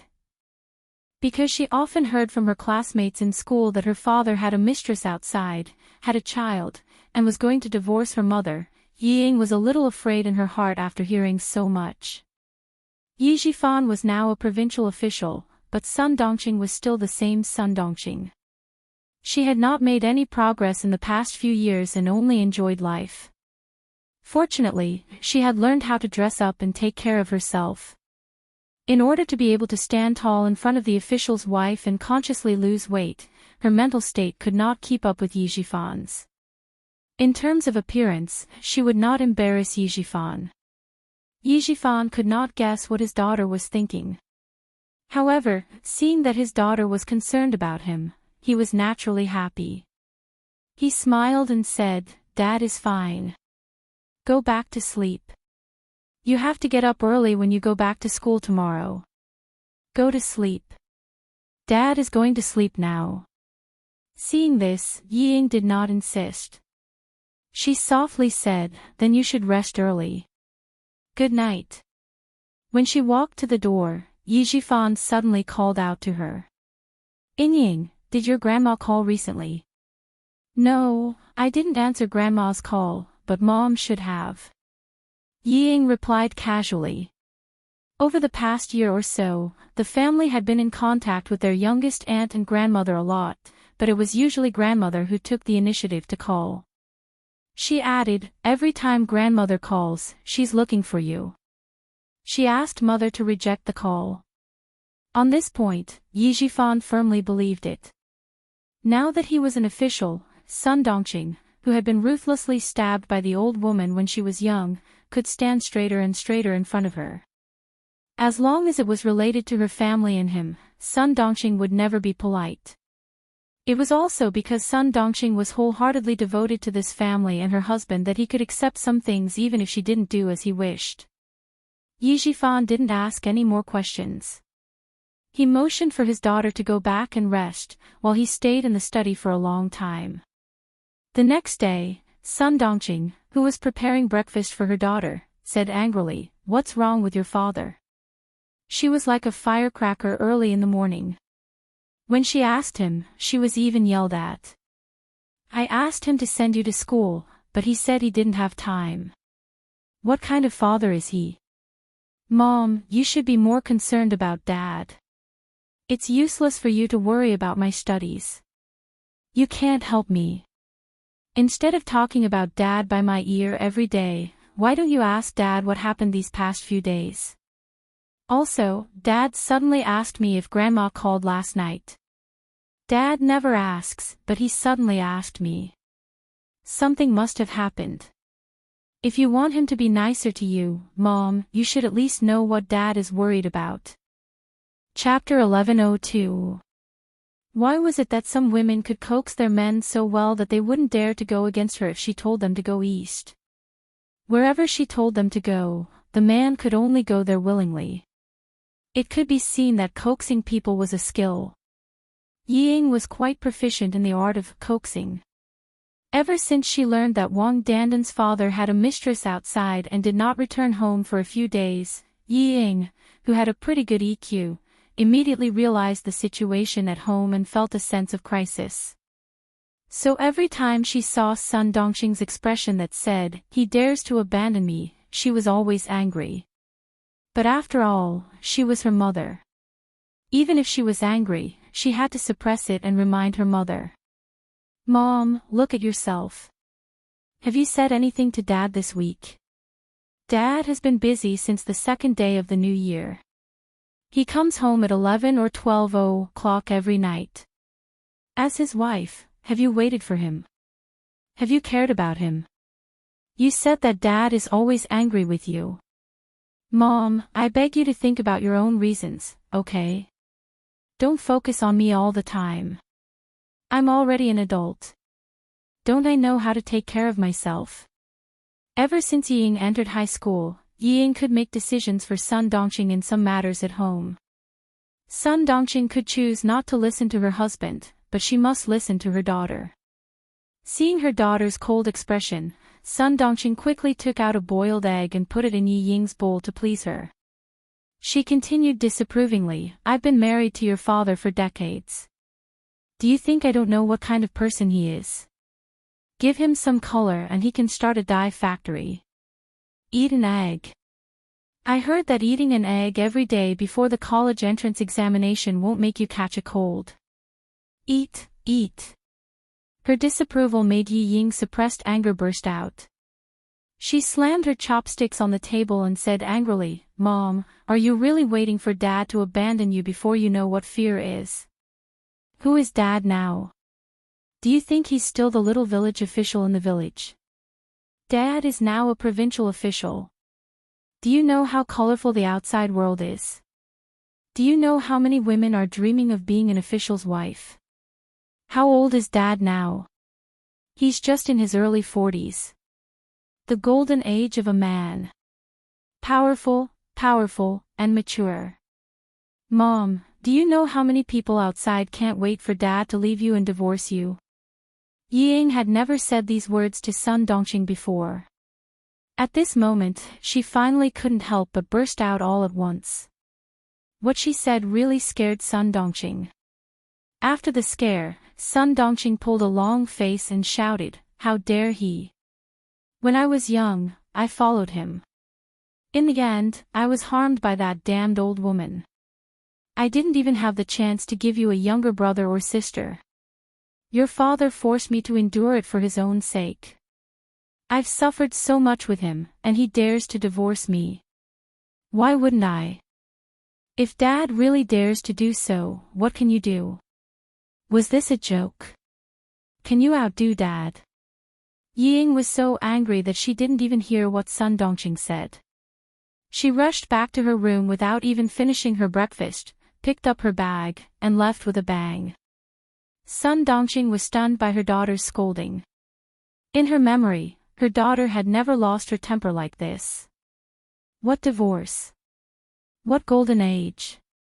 Who cursed their own parents like that? That wasn't right. Why would she say those things out of the blue? Could it be that Ying saw or heard something outside and came back to remind her? Divorce her? Yi Jifan, how dare he? Chapter 1103. Her temper is becoming more and more like her father's. She gets angry at the slightest thing. Did I owe you two in my previous life? Sun Dongxing said angrily. She didn't look too good. Staring at the breakfast that was getting cold, Sun Dongxing thought for a while and got up to call Yi Jifan. Your mother called on the third day of the new year and asked us to go over on the sixth day of the new year to move. I didn't agree. If you think there's a problem, call her and ask. Move. Yi Jifan, who wasn't in a good mood, had been dozing off in the car. When he heard this, he suddenly sat up and said in a low voice, "Move." "What move?" Sun Dongqing, who had been scolded by her husband and daughter early in the morning, said angrily, "How would I know? I haven't seen her call to ask about our family in the past few years. Now that you've been promoted, she's trying to curry favor with you. How can I let her off so easily? Old Yi, let me tell you. Your mother and I are mortal enemies in this life. Don't even think about being a filial son. For Sun Yaozu, she won't even let go of your career. Why should I be good to her?" Yi Jifan had a knot in his heart when it came to the past, but what was the point of mentioning it after so many years? The past couldn't be changed. The current plan was to find out who was secretly settling Sun Yaozu's matter. As for the old woman, now that Sun Yaozu's identity had been restored, would she still be involved in the company? Ask around and find out where she's moving to. Someone secretly settled Sun Yaozu's identity. Even I didn't dare to promise, but someone did it for them. Tell me, can I go against my mother now? She's been outside for so many years and her business is so big. Is it possible that they don't have any connections? They only contacted me because my surname is Yi and I'm my mother's son. Compared to outsiders, my son is much more reliable.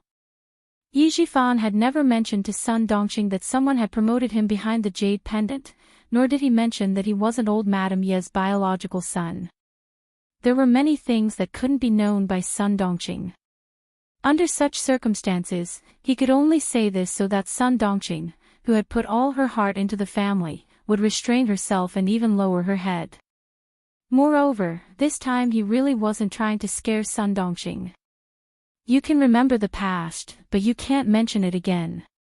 For the sake of Ying's future, for the sake of our family, it's not time to fall out with my mother yet. With these words, Sun Dongqing was really intimidated. Like a shrew, she had followed her husband's rise to higher positions. She had seen more and more things. She could more or less distinguish between what was beneficial and what was harmful. Hearing this, her face turned ashen as she said, "Old fart, you really do have some ability. I'll call back to the village and ask her where she's moving. I'll call you once I know the answer." After that, Sun Dongqing hung up the phone and called the village head's house. Yi Ying, who had run outside, felt the cold wind of winter blow on her, and her mind immediately cleared up a lot. The sentence, "Because of that damned old hag, I didn't even have the chance to give you a younger brother or sister," flashed through her mind. Her heart suddenly skipped a beat. Why did she feel that this sentence was a bit strange? Coincidentally, the bus to the school came over. Yi Ying temporarily suppressed the strangeness in her heart. She would ask about it when she got back at night. There were already many students from the provincial second high school on the bus. At the same time, there were also students wearing the provincial first high school's uniform.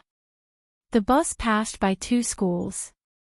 Even if Yi Ying didn't want to hear about Yi Qian, she had heard about it for more than a year. Chapter 1104. Although Yi Ying didn't continue her studies at the provincial high school, she knew everything about Yi Qian. For example, Hua University and Shi University were both waiting for her to agree, but in the end, she rejected them. She even said that her first choice wasn't Hua University or Shi University, but other schools. What a joke! Hua University and Shi University were the best schools in the country. Who knew how many people dreamed of going to those schools? She gave them up just like that. How was that possible? Only those idiots in the provincial high school who had been deceived by her would believe her. She even rejected the direct enrollment of the best schools in the country and said that her first choice wasn't here. What, did she want to study abroad? Why didn't she take a look at herself first? Although she didn't continue her studies at the provincial high school, her competitive spirit was still there. Every time Yi Ying heard about how Yi Qian did in the provincial high school, she would work even harder in the car. She was determined to compete with Yi Qian. Unfortunately, from the second year to the third year, she had never won against Yi Qian. Whether it was the big exams or the small exams, when she heard about Yi Qian's scores, Yi Ying, who was originally happy that she could enter the top 10 of the grade, was furious again. It seemed that no matter how hard she worked in her studies, she would never be able to surpass Yi Qian. The car drove steadily. There were piles of snow on the side of the road that hadn't melted yet. The gray and white had long lost the white of snow.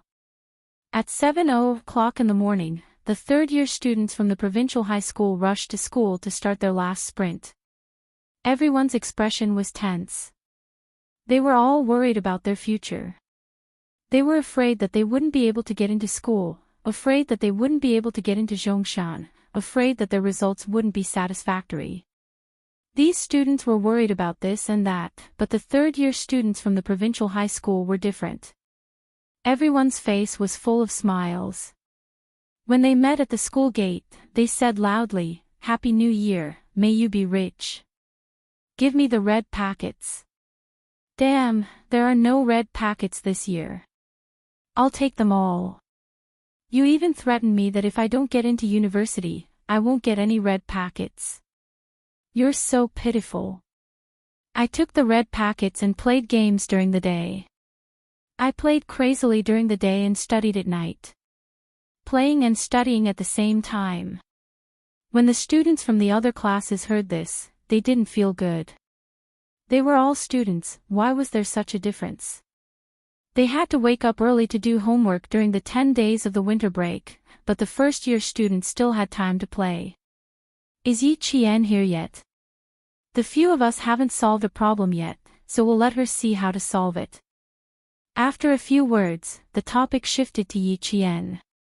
Under the envious gazes of the other classes, the students of Class 1 quickly walked towards the school building together. The new year brought a new atmosphere. Old classmates greeted each other with a "Happy New Year" when they met. Then, they took out the exam papers they had done during the winter break and started marking each other. In the second year of high school, the students of Class 1 of grade 12 in the province developed the habit of marking each other's papers. The person who proposed this method was the class monitor, Liu Axin.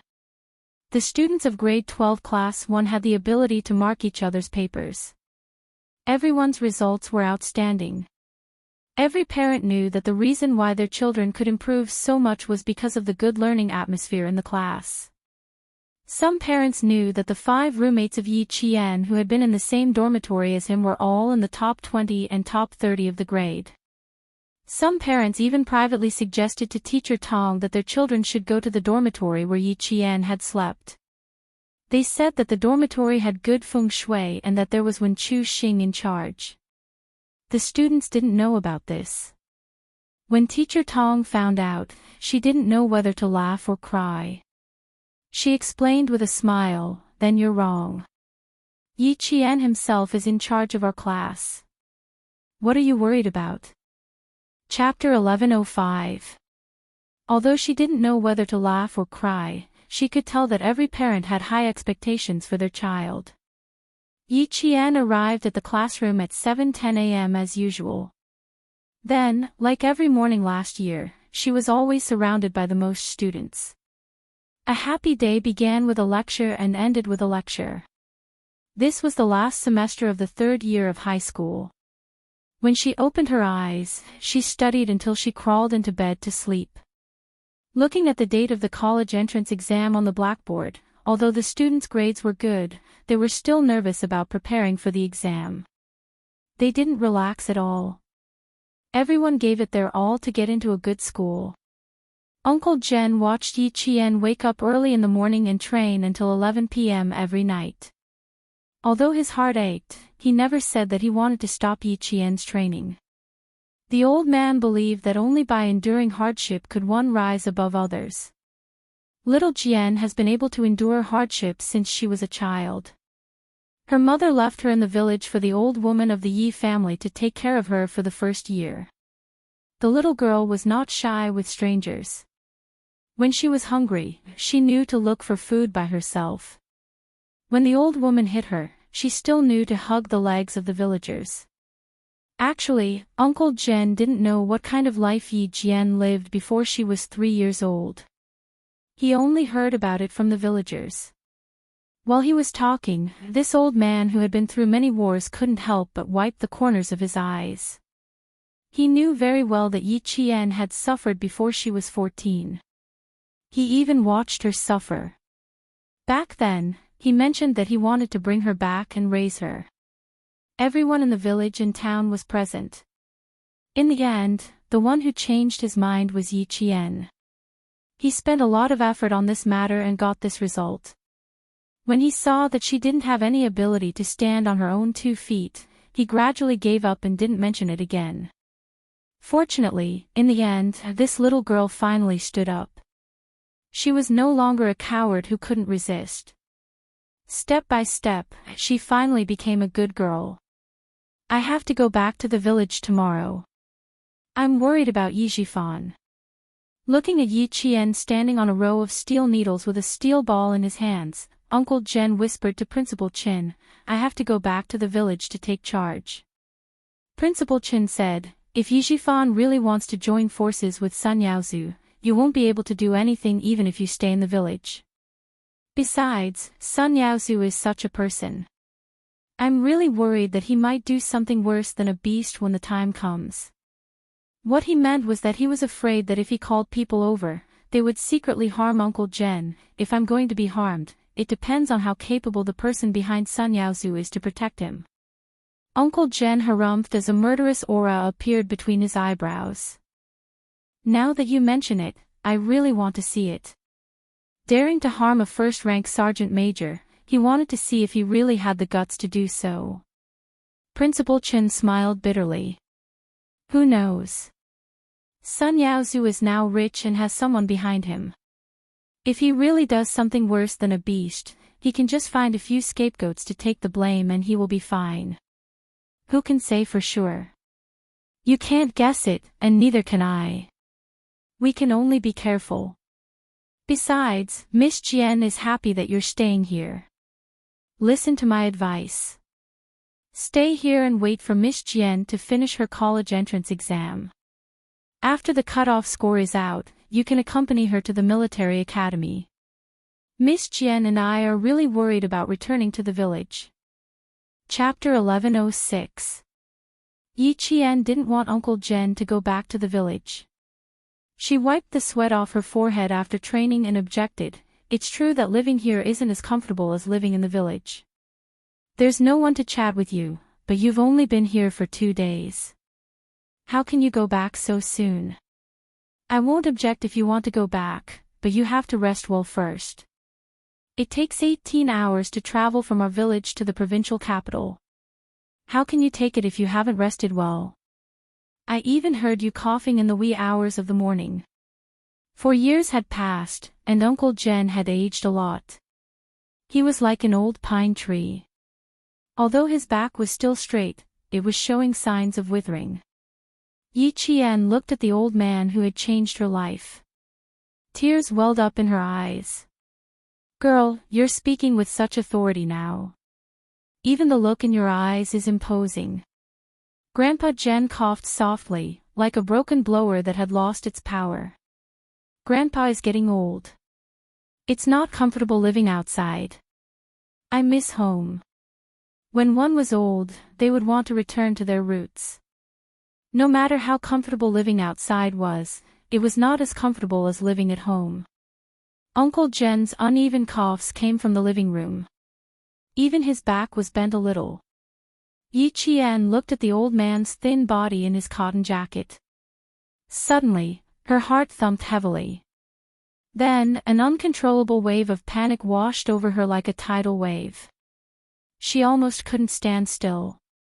Panicking, she grabbed Uncle Jen's skinny hand and said softly, "If you really want to go back, I'll go with you. Is that okay?" The 3rd year of high school started a week early to make up for the missed classes.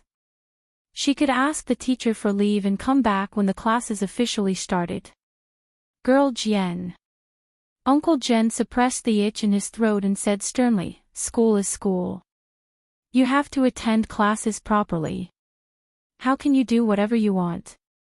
The school has its rules, and the class has its rules. As a reservist who is valued by the military, how can you ignore the rules and discipline? Looking at the elder who had always been strict in front of her in terms of rules, Yi Jian, who was so flustered that her eyes turned red, couldn't say anything. Her lips moved, and she couldn't say anything that was difficult to say.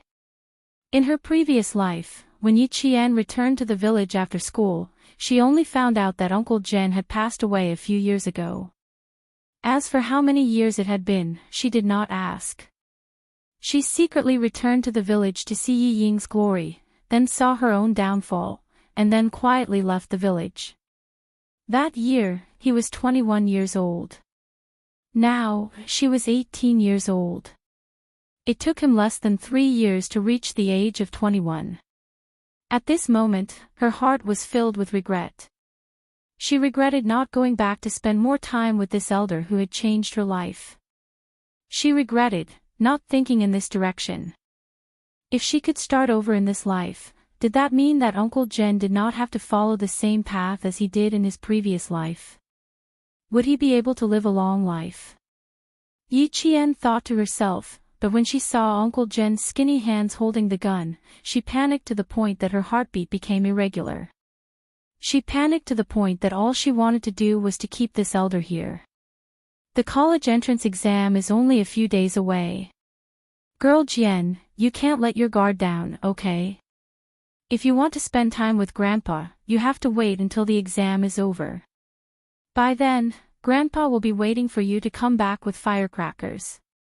Uncle Zhen could see that Yi Qian was afraid, but he didn't know what she was afraid of. He thought that she was afraid of him leaving. Chapter 1107. Translator, Henyi Translations Editor, Henyi Translations. Then he smiled kindly and said, Grandpa also raised dozens of chickens and ducks at home, waiting for you to go back after the college entrance exam so that they can nourish your body. Girls should still take care of their bodies. Train hard normally, but when you're free, you should cultivate your body and make up for what you've lost in the past. This is the only long-term plan. Uncle Zhen was indeed worried. If he could convince Principal Chen, he could also convince Yi Qian. But because Yi Qian had a knot in her heart, she took a day longer than Principal Chen to convince her. When Yi Qian went to school the next day, Uncle Zhen said to Principal Chen, I don't know who this girl's temper is like. Even her mother wasn't as stubborn as her when she was young. I said that I would be leaving today, but it seems like I'll have to stay for another day. Uncle, you should rest for another day. Principal Chen was convinced last night, but it didn't mean that he would accept it immediately. Right now, he was thinking the same thing as Yi Qian. He wanted to stay for another day. No matter what, Uncle Zhen still went back. Yi Qian didn't send him to school.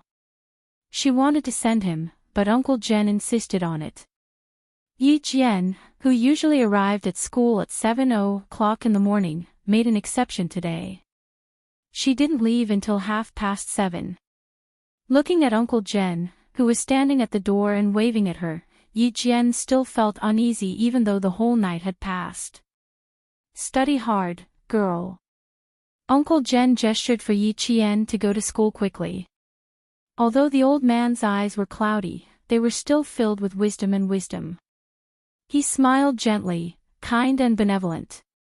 The sun was out, and Yi Jian, who was sitting by the window, was bathed in the warm winter sun. She was reading the review materials while writing notes in her notebook. The faint golden sunlight shrouded her, giving her a sense of peace and serenity that came from being isolated from the rest of the world. Yi Qian, help me take a look at this question. A classmate came over with a math test paper and humbly asked her for guidance. I found something wrong with the fourth step and couldn't analyze it any further. But I think the formula is correct. A student interrupted Yi Qian's train of thought. She did not raise her head as she held a pencil and corrected the mistakes on the test paper. The formula is correct, but you didn't draw the auxiliary lines correctly. At 11:00, the train set off. Yi Qian looked at the time and pursed her lips slightly. She wanted to go back to the village to take a look. She hadn't been back for a few years, so she should go back to the village to take a look. Yi Qian was good at hiding her worries. Even after Uncle Jen went back, she didn't show any of her worries on her face. She came to school alone and went to the special training camp alone. Even Enchanting, who was very close to her, would only occasionally notice that her childhood friend was in a daze. At this time, Yi Qian hid her worries to the extent that even Enchanting, who was very close to her, couldn't see through her. She was calculating the time. It would take 18 to 19 hours to get back to the town from the provincial capital. She also calculated that she would call home at around 8 or 9 o'clock tomorrow morning. Yi Qian didn't feel relieved until she heard Uncle Jen's energetic voice on the phone. Maybe she was thinking too much. She could live another life. Maybe Grandpa Jen could also live a long life because of her appearance. Yi Qian, who had hung up the phone with a smile, did not know that old Madame Yi had arrived just in time. She was sitting in the main hall of the hall. Her kind face revealed a hint of harshness. She put on a fake smile and said to Uncle Jen, "Brother, you have to give me an answer today. Little Jian is my eldest son's daughter. How can you transfer her household registration out of the family?" Chapter 1108. If Jifan didn't come back and tell me about this, I wouldn't even know that you've done something so despicable. Yi Jifan said helplessly, "Uncle, last night when I got home and got drunk, we talked about Yi Qian's household registration. My mother got mad at me and scolded me for not taking care of my niece and letting her wander outside. You know my mother's personality. When I woke up and realized that I had said something wrong, I couldn't appease her no matter how much I apologized. So I brought her to you. How do you think we should deal with this?" Old Madame Yi slapped the table and said angrily, "What do you mean by how we should deal with this? Yi Qian is my granddaughter. She's the blood of the Yi family. How can we let her go outside? Just transfer her household registration under my name. No one can touch the glory of the Yi family's blood." That brat really had some tricks up her sleeves. She had forced Sun Dongqing, a shrew, into a corner and forced Yi Jifan to agree to transfer her household registration. She wanted to escape from the Yi family. No way. Faced with old Madame Ye's arrogance, Uncle Jen smoked his pipe and said slowly, "That brat's surname is Yi. The blood of the Yi family runs in her body. No one can change that. As for where her household registration will be, it's not up to me to decide. An 18-year-old child can open a separate household registration." An 18-year-old was considered an adult and had the ability to conduct civil affairs. They were fully capable of civil affairs. Just as Uncle Jen said, even if Yi Qian had a separate household registration, it would still be legal. I don't care if she's 18 or 28. I only know that she's my granddaughter. Jifan, since you've told Uncle Jen about this, you should do it well. I'll feel uneasy as long as my child doesn't come home. Old Madame Yi had lived a respectable life for more than 10 years. She was a woman of her word. She didn't think there was anything wrong with making the decision. Since she said it, the people around her had to listen. It was the same in the company and at home. She didn't believe that a man of several decades couldn't take care of a young girl. Although she had reached an agreement with Yi Jifan, it didn't matter if she showed some sincerity first. Only visible sincerity would allow the cooperation to continue for a long time. Only by tasting the sweetness would he know his family's attitude. As Yi Jifan watched, he sneered in his heart. At the end of the day, all she did was show up. She was still the one who had to do the actual work. She then sighed and said, "Mother, I think what Uncle said makes sense. No matter where Yi Qian's household registration is now, she will always have the surname Yi. No matter where she goes, she will still be Big Brother's daughter.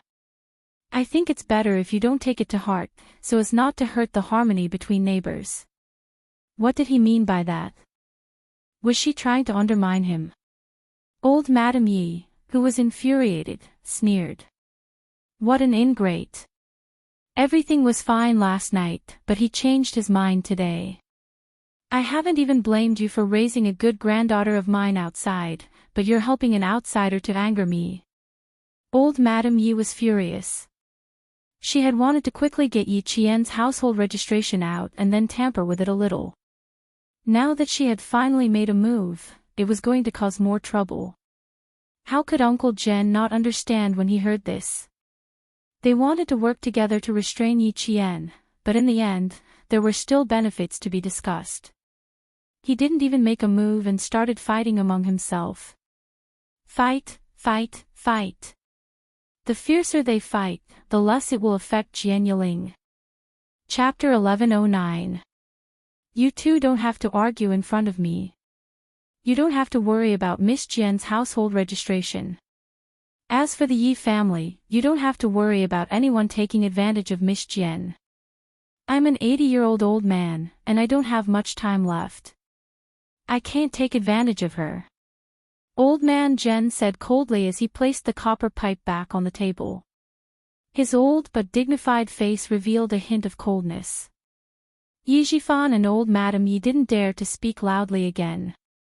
In Shuka village, Uncle Jen had always been respected. Miss Jian was about to take the college entrance exam, and they still wanted to do something. They had to see if they had the ability to do so. Although Yi Jifan was a provincial official, he didn't have much of an aura in front of Uncle General. He didn't have the guts to confront a first-grade sergeant major who didn't even need to salute the chief. He quickly apologized. Uncle, don't be angry. It's my fault for saying something I shouldn't have. Yi Qian's surname is still Yi. My mother is old and conservative. Plus, she was worried about her own granddaughter, so she was rude. Please don't take offense. Good fellow, not only did he clear his name, but he also successfully pushed all the blame to Old Madam Yi. It seemed like Yi Jifan was used to pushing the blame to others. That was why he was so skilled at it. Second brother, it seems like you want your sister-in-law and brother to die with grievances. You received benefits from your sister-in-law and promised me to take good care of Yi Qian. You didn't want to take responsibility after receiving benefits. I didn't expect you to be this kind of person. You've disappointed me, really disappointed me. Old Madam Ye's reaction wasn't bad either. She brought up Yi Qian's mother. She saw Yi Jifan's vexed face and sneered. So what if he was a provincial official? Didn't he start off by taking advantage of others? She then stood up and said to Uncle Jen, Brother, Yi Qian doesn't even acknowledge me as her grandmother. She needs to be disciplined. If I don't raise her by my side, I can't explain it to boss. This matter can't be messed up. Since she didn't manage to reach an agreement with Yi Jifan, she had to continue talking. She couldn't do what she wanted to do without room for negotiation. She had to stop here first and bring it up again. Old Madam Yi didn't want to strain her relationship with Yi Jifan. Therefore, she left a sentence that said, she will come again in the future, so that there would be room for discussion with Yi Jifan. Yi. Little Miss Jian has a wide road ahead of her. You'd better stop the dirty thoughts in your heart. Otherwise, if little Miss Jian really remembers you, I'm afraid you won't be able to bear the consequences. Yi Jifan's face stiffened at the mention of Old Madam Yi. Fortunately, he was able to maintain his composure. He sighed and said, Uncle, you have a deep prejudice against me. I'll explain it to you next time. I won't disturb your peace today. Goodbye. He didn't stay any longer and hurriedly walked out. Uncle Jen said to Principal Chin, who had just walked out of the room, See, Dongfeng? I also want little Miss Jian to come back. But she really can't come back now. If she comes back, she'll be pestered by the Yi family. They still want to take little Miss Jian's household registration. They're despicable. They want to use this to suppress little Miss Jian and prevent her from becoming outstanding. Chapter 1110. There had to be a reason why she didn't want Yi Qian to succeed. Grandma wasn't like grandma, and uncle wasn't like uncle. No matter how he looked at it, it was strange. Principal Chen pondered for a while before asking, "Uncle, why do I feel like that old lady's relationship with Yi Jifan isn't good? There's something strange about it. Also, Yi Jifan wants to suppress Yi Qian because of his daughter. I can understand it as jealousy. But I can't understand old lady Ye's behavior. If my analysis is correct, she came here because of Yi Jifan's request. She's trying to use her status as his elder to move Yi Qian's household registration back. Yi Qian is her granddaughter. Shouldn't she be happy that her grandson is successful? Why would she want to ruin her granddaughter's future?" Others might not be able to see through the problem, but Headmaster Chen could see the problem from the two verbal conflicts. The Yi family's situation isn't that complicated. It'll take a few more hours to explain.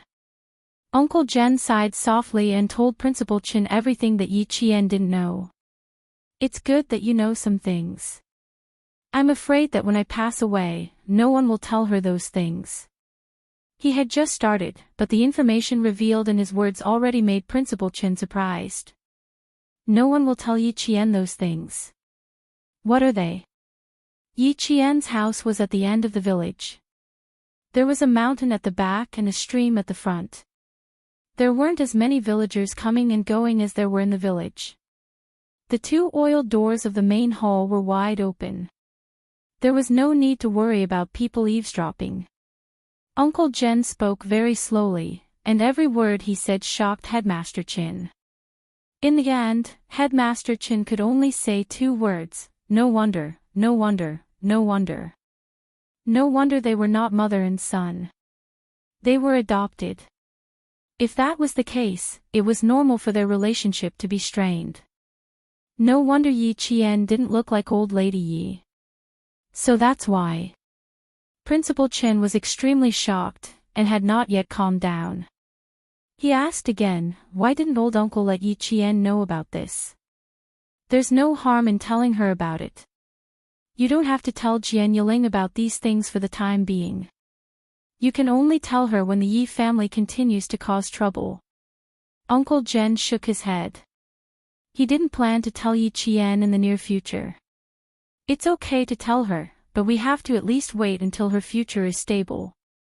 Look, there are so many twists and turns in high school.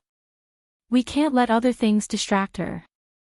Now, it would be difficult for the Yi clan to touch Jian Yiling. Why don't we let the Yi family make a big fuss and see if the person behind the jade pendant has any reaction? Principal Chen suddenly understood. You still want to lure out the person behind the jade pendant, right? That's right. The trouble caused by the Yi family doesn't have much impact on the Jian girl. They want to move their household registration out, but it's not something that a provincial cadre like Yi Jifan can solve.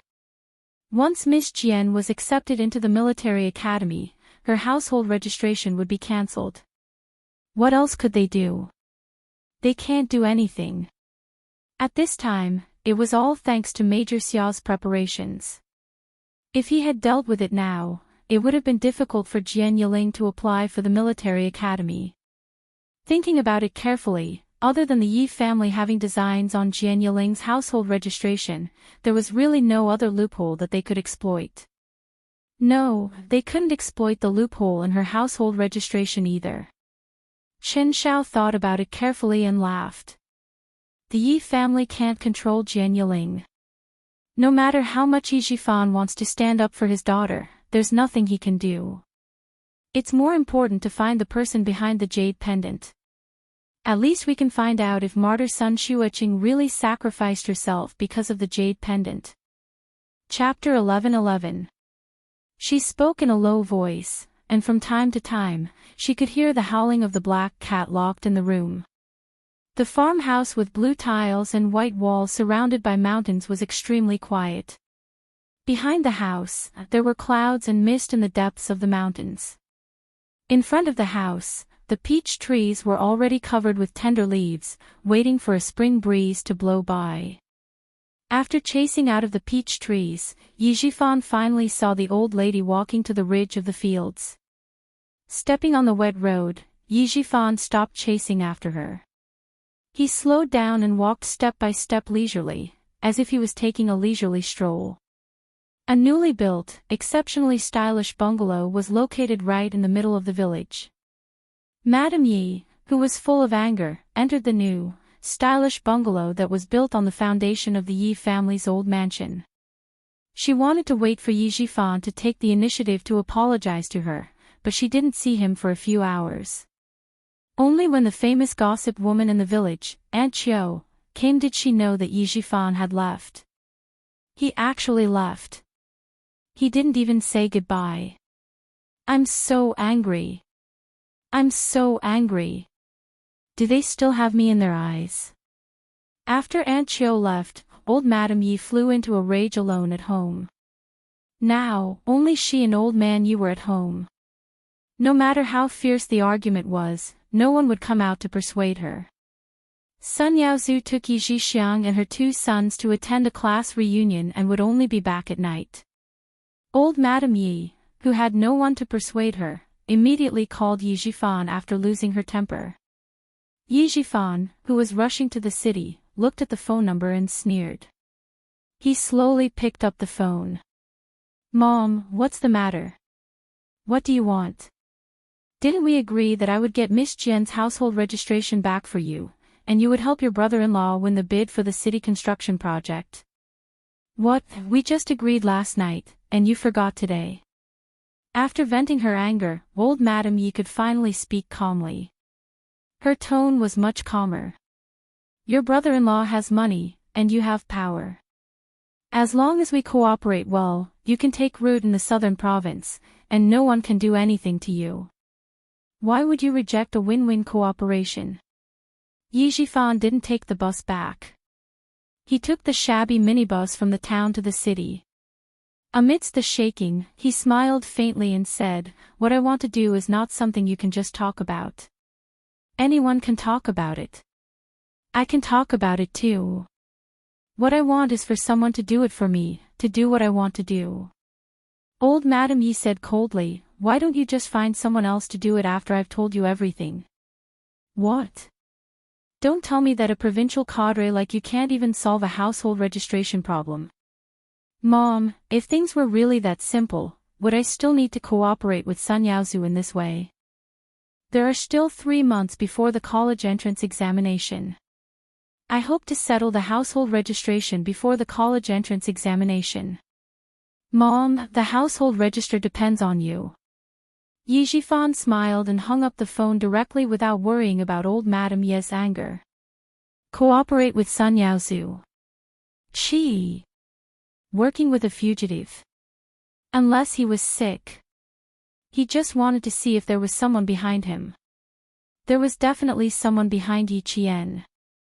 He had been secretly investigating for the past few years, and even sent people to keep an eye on him at school. However, there was no news. There was news from the underworld that a girl named Yi Qian had a good relationship with Master Ho San, the boss of the Southern Province Road. It was also said that Master Ho San had dealt with a few hooligans for her.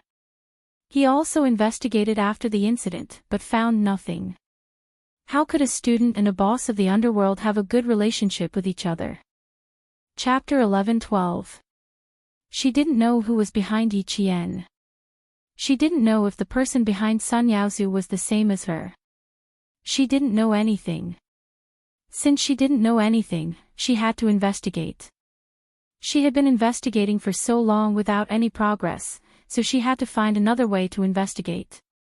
Just as Uncle Jen said, Yi Jifan, who had been promoted so quickly because of the jade pendant, felt uneasy. He always felt that the person behind him could push him up and throw him down. He couldn't help but wonder if the person behind him was a high-ranking official in the capital. Old Madame Yi was so angry that she almost smashed the microphone. However, she couldn't do anything about Yi Jifan. After all, her family needed his help. I hear you throwing a tantrum every day. Can't you have some peace and quiet? Old Man Yi, who was sitting outside, had his hands behind his back. He bent over and entered the room. His old voice was dry as he gasped for breath. When you brought him home, you should have known that he wasn't your biological son and that he wouldn't grow up well. Old Madame Yi, who didn't have to worry about not having a son, gritted her teeth and said hatefully, "If you hadn't urged me, I wouldn't have had to bring back an ungrateful brat." "Then do you think this son has grown up well?" Old Man Yi replied indifferently. Then, he put his hands behind his back and left with a carefree look on his face. He couldn't make the decision for his family. If he continued to talk about it, he would only embarrass himself. Old Madame Yi, who had been angry for a few times, felt her heart clench in pain. She was angry, but she didn't lose her mind. Since Yi Jifan was determined to transfer Yi Qian's household register back, for the sake of their future cooperation, this matter had to be done properly. When her daughter and son-in-law came back, she had to make a trip to the provincial capital. She had to personally go to the provincial capital to look for Yi Qian. She wanted to see if he dared to be unfilial to his elders in front of the school's leaders. Yi Qian, who was sitting in the school, didn't expect old Madame Yi to personally look for him. The next day, during the Lantern Festival, he happily called back to the village to talk to Uncle Jen and Principal Chin. Someone from the army also came. A basic officer brought 2 soldiers to deliver glutinous rice balls and medicinal wine to rub the legs. There was also a military doctor accompanying them. Yi Qian's call was very coincidental. The officer had just finished examining Principal Chen's body. Yi Qian felt relieved when he saw soldiers from the troops stationed at Fujian town coming over. They come to visit me every half a month. They help me clean up and tidy up my room. Occasionally, I go to the army to guide them. When I'm old, sometimes I don't feel like moving. Just sitting quietly at home feels good. Looking at the busy figure in military green, Uncle Jen laughed and said to Yi Qian, "When the time comes, I'll hand over this house and the secret passage that leads to the army to your Uncle Chin." The huge cave behind the mountain that led to the army was dug during the anti-Japanese war. Later on, the garrison troops kept expanding the cave until it reached its current size. If Yi Qian's mother was right, she would be the one guarding the connection between the army and the village. Yi Qian smiled happily and said, "You also have to see if Uncle Chin is willing. If Uncle Chin is willing to sit with you in the village when the time comes, that would be great." He conveyed her words to Principal Chin. After a while, he laughed and said, "Little Jian, Shuka village is such a good place. Even if you didn't say anything, I would still want to live there. In about 100 days, I'll go back to the village to accompany my old uncle. I'll also go to the army once in a while. That's enough for me." Chapter 11:13. Principal Chen, who was in his 50s, had been through the same war and had a lot to talk about with Uncle General. If the 2 elders could live in the same place, Yi Qian would be relieved. Regarding this, Uncle Jen agreed wholeheartedly. The soldiers who came to visit Uncle Jen never showed up in front of the villagers. The villagers were used to Uncle Jen celebrating the Lantern Festival alone. On the Lantern Festival, Uncle Jen, Headmaster Chen, and several officials in the army celebrated a lively festival. Principal Chen left Shuka village before dawn on the 16th day of the first lunar month. Uncle Jen, who was sending him off, reminded him, "Remember, don't tell anyone that Yi Qian's wife is back. I have Hei Jie with me, and normal people don't dare to break into our house." Before dawn, Uncle Jen, who had sent Headmaster Chen out of the village, was smoking a pipe and laughing. "I live in peace and quiet by myself. I have Hei Jie with me, and normal people don't dare to break into our house." Hei Jie, the Tibetan mastiff that put its forelimbs on Yi Qian's shoulder when they first met, was now an adult. It was even more majestic now, and people in the village didn't dare to get close to it. Sun Yaozu and old Madame Yi didn't know that Uncle Jen had a Tibetan mastiff by his side. When they found out later, they were so scared that cold sweat broke out on their backs. The mountain village was obviously much colder than the provincial capital. When they arrived at the entrance of the village, Principal Chin didn't want Uncle Jen to send him off anymore. "Uncle, you don't have to send me off. Yesterday, the military doctor told you to keep your legs warm. When Miss Jen is admitted to school, I will come back to the village to accompany you." Principal Chin, who was all alone, had a similar life as Uncle General. He had no parents, no siblings, and no daughter of his own. The two elders had poured their life's efforts into Yi Qian. Now that Yi Qian needed to go on a long journey, they were relieved to let their young eagle fly and enjoy their old age. "I will wait for you to come back. When you come back, we can go for a walk in the mountains and the fields. We can also wait for Miss Jen's call." Principal Chin laughed heartily. "Soon. It's March 2nd now. There are still 100 days before Miss Jen's college entrance examination. I'll invite you to go fishing then." It was early spring and everything was still waiting to wake up. Principal Chin brought the dry goods from the village back to the provincial capital. Yi Qian had been waiting for Principal Chin to return. When he learned that Uncle Jen was in good health, the smile on his jade-like face was as clear and bright as the gurgling water in a mountain stream. "Uncle Chin, can I go back to the village on May 1st? I want to go back and take a look. I haven't been back for a few years. I miss home." Even if she wanted to go back, she couldn't make the decision on her own. Now that she had entered the special skills training, there was a training schedule every day that couldn't be interrupted. If she really wanted to go back, she had to prepare. If it was in the past, Principal Chin would definitely agree, but with Uncle Jen's order, he couldn't. He smiled and said, "You're making it difficult for me. Before I came back, I had to persuade you to prepare for the college entrance examination and not worry about him. If you really want to go back, you can only wait until the college entrance examination is over and bring the college entrance examination score back to see him. Uncle is in good health. You know Hei Jie, right? That guy is fierce and intelligent. With him guarding Uncle Jen can rest assured." That was true. Haige was indeed the best guard. Yi Qian didn't mention returning to Shuku village anymore. However, he would call back every 3 days to ask about Uncle General. Uncle Jen didn't know whether to laugh or cry. On May 1st, there were 7 days of holiday. Yi Qian carried his luggage and went through a week of escape from death training. Chapter 11-14. The reason Yi Qian was called Escape by the Skin of Death training. The difference between this training and the previous 15 days of outdoor survival training was that there was no water or dry food. Yi Qian would be placed in a ravine and her food supply would be completely cut off. She would have to figure out a way to survive. This week, Yi Qian would probably have to eat a lot of things. For example, she would have to eat vegetarian foods such as roots and tree bark. For meat, she would have to eat rats and birds. No fire, no cooked food, no water, no raw meat, and no raw food for a week.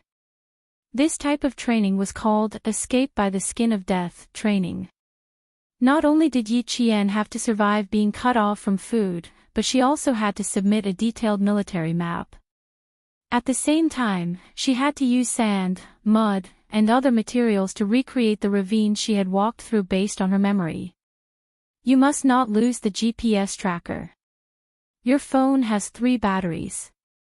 Keep it well. Before entering the ravine, Principal Chin only gave a few words of advice before letting Yi Qian enter the mountains alone to begin the week-long Escape by the Skin of Death training. Yi Qian finished checking the necessary supplies and confirmed that there were no omissions. Once again, she embarked on the training alone. With the 15 days of survival training during the winter break, Yi Qian appeared to be more experienced this time. She did not immediately rush to travel. Instead, she climbed up a tree to observe the terrain and then decided on a route based on the terrain. The weather in May was just right. Green mountains and beautiful rivers filled the eyes. Just looking at the scenery made one feel comfortable. The mountain breeze carried the fragrance of flowers, making one's heart feel even brighter and brighter. Sitting on a tree branch, Yi Qian held a pen in her hand and quickly drew the direction of the entire ravine on a map. Which side was higher, which side was shallower, which side was thicker, which side was thinner, and which side was thinner. She used simple diagrams to draw out all the landmarks. After that, Yi Qian packed up her things and came down from the tree. She moved. Looks like she was observing just now. As the red dot on the computer monitor began to flash forward, the data was directly sent to the military headquarters. Xia Jinyuan, who was sitting in front of the computer, pointed at the moving red dot and said to the Major General with a smile, "She must have been drawing just now. Drawing before moving, observing before moving. This is in line with her combat style." The Major General, who had stayed up all night, drank 2 sips of strong tea to refresh himself. He glanced at the flashing red dot that showed an irregular oval wavy line and asked with interest, "It seems like you know Yi Qian quite well. You also have a high opinion of her. Do you really plan to recruit her into the unit?" "Major General, don't tell me you don't believe in your own eyes." Xia Jinyuan drank the bitter coffee that had already turned cold. He had also stayed up all night, but his elegant and handsome face showed no signs of tiredness. He smiled and said, "If you don't believe in your own judgment, then I have nothing to say." In the face of a subordinate who could make others choke with anger every time they talked, the Major General said unhappily, "Do you still want to talk about it? Do you want to go from Major to Lieutenant Colonel for another 4 years? As long as it's the military's arrangement, I have no objections at all." Come, Chief. Why don't we talk about Yi Qian first? Her matter is important. My matter is obvious. The military will know whether to mention it or not. It's not up to you to decide. Major Xia never cared about useless threats. Right now, Little Fox's future was the most important thing. The Major General knew what kind of personality he had. The more you went against him, the more he would go against you. Hearing this, he restrained his expression and said sternly, "The military hasn't made a decision on whether to put her in the position of Phoenix King. We still need to further investigate. Even you were investigated for 3 years before the military agreed. It's the same for Yi Qian. 3 years of military academy life will be carried out according to the Special Forces training plan. Whether or not she can sit in the position of Q King, Yi Qian will have to prove it with her own strength." Chapter 11:15. Xia Jinyuan naturally hoped that Yi Qian would be able to complete all the training the military gave her.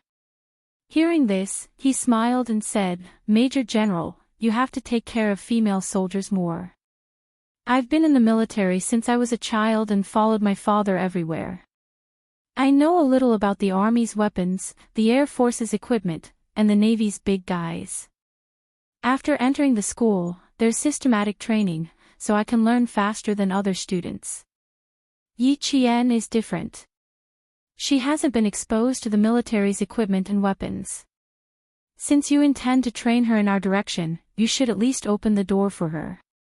Yi Qian couldn't miss out on any of the necessary training. However, Xia Jinyuan would also fight for some training or guidance in the military that Yi Qian might not be able to participate in. He hoped that she would know more and knew that she would be willing to learn more. Now that the Major General and the military were more and more satisfied with Yi Qian, he had to give some suggestions to prevent the military from only arranging for Yi Qian to train hard and leaving the technical training for last. Door for convenience. Yi Qian's ability is enough to create a path for herself. Why should I open the door for her? The Major General still didn't understand what Xia Jinyuan meant. He frowned and looked dignified without being angry. No one in your team has opened the door for convenience and climbed up with their own abilities. I'm going to open the door for Yi Qian today. Soon, I'm afraid that she will be carried down from the battlefield by you guys. Xia Jinyuan didn't mention that the Major General had misunderstood his meaning. Instead, he went along with his words. In the blink of an eye, the smile on his handsome face instantly turned cold. He said in a deep voice, "You're right. If she doesn't train properly, not only will she lose her life, she will also drag her comrades down. A soldier with unlimited potential like Yi Qian needs to be trained properly. She might even be able to save the entire battle at a critical moment. Therefore, I suggest that after her college entrance exam results are released, we should arrange for technical training and special training to be carried out together. The Navy has a month of frogmen training from July to August. Why don't you arrange for her to test the waters with the Navy commandos after the exam? Let Yi Qian have a go at sea rescue, naval assault, underwater training, and so on." Xia Jinyuan's expression was extremely serious, and there was a hint of sharpness in his expression. The Major General did not suspect that Xia Jinyuan had any personal motives at all. Instead, he nodded in agreement. "You're right. It just so happens that it's the Navy frogman training in the Southwest Sea. We can let Yi Qian go there a week in advance to warm up and let the person in charge of this training get to know him better. Only after we have a certain understanding of the situation can we decide whether to allow Yi Qian to complete the 1-month training with the Navy commandos. However, this kind of training is not as easy as training on land. If he really goes to the Navy, they will also conduct a comprehensive test on Yi Qian's condition. The Snowfield Brigade was different from other special forces. This was a comprehensive combat force. The special forces of the Snowfield Brigade needed to know how to fly in the sky, run on land, and swim in the sea. In particular, they needed to be familiar with transport equipment and special equipment. Xia Jinyuan had complete confidence in Yi Qian's physical fitness and ability to accept the training. Since that was the case, he arranged all the training that she had to go through according to the military training so that she could enter the next round of training as soon as possible without any accidents. Holding her hand and walking together was not an empty promise. Xia Jinyuan had always kept it in mind and had never forgotten it. Chapter 11:16. He didn't have any objections to the Major General's words. After listening quietly, he added, "These are all essential training. I dragged it out until my 2nd year in the military academy. Of course, I can't say that the military didn't arrange it well. The main reason was that I went to the Air Force Base to play for more than a month after the college entrance exam. Now that Yi Qian is in the middle of the Navy's frogman training, the military has high expectations for her. She can definitely go with the Navy to test the waters and learn a little. In the future, she will participate in the Special Forces training of the sea, land, and air forces every year. She still has 1 year to study in the 4 years of military school. There were still 4 years left. It was enough time for Little Fox to become an outstanding Special Forces soldier. He would wait patiently for that day to come. The Major General took his words to heart. "You're right. We do need to bring up her training plan. The intensive training the military has arranged for her needs to be modified." He walked to the computer and saw the little red dot on the line moving forward. He narrowed his eyes and stared at the red dot. He asked Xia Jinyuan, "We only arranged a team of 7 people to ambush her during her survival training. Why don't we add more people? Give her a good test, and then submit her training report as a case to the Navy." "Major General, your arrangement is a bit sudden." Xia Jinyuan raised his eyebrows. It sounded like he disagreed, but there was a hint of interest in his handsome face. If one small team was not enough, they could arrange for another small team to go over. Then there would be 14 of them. Interesting. If the little fox really made it out of the survival training where she had to fight against 14 people at once, then the assessment of whether or not she could enter Lord Shui would probably stop. And then she heard him say with a laugh, "If you really want to arrange it, you have to pick the right people. From the beginning of the training, Uncle Chen has been preparing ambushes. I have cooperated with her several times, her reaction is very fast. Previously, she was ambushed under known circumstances, but this time, we arranged for her without any warning. Even Old Chin didn't know about it. This kind of ambush is interesting. But... The Major General paused when he thought of Soldier King's strength and said thoughtfully, "You reminded me that Yi Qian, who was trained by Soldier King, would not be weak in this aspect. Indeed, we have to be selective."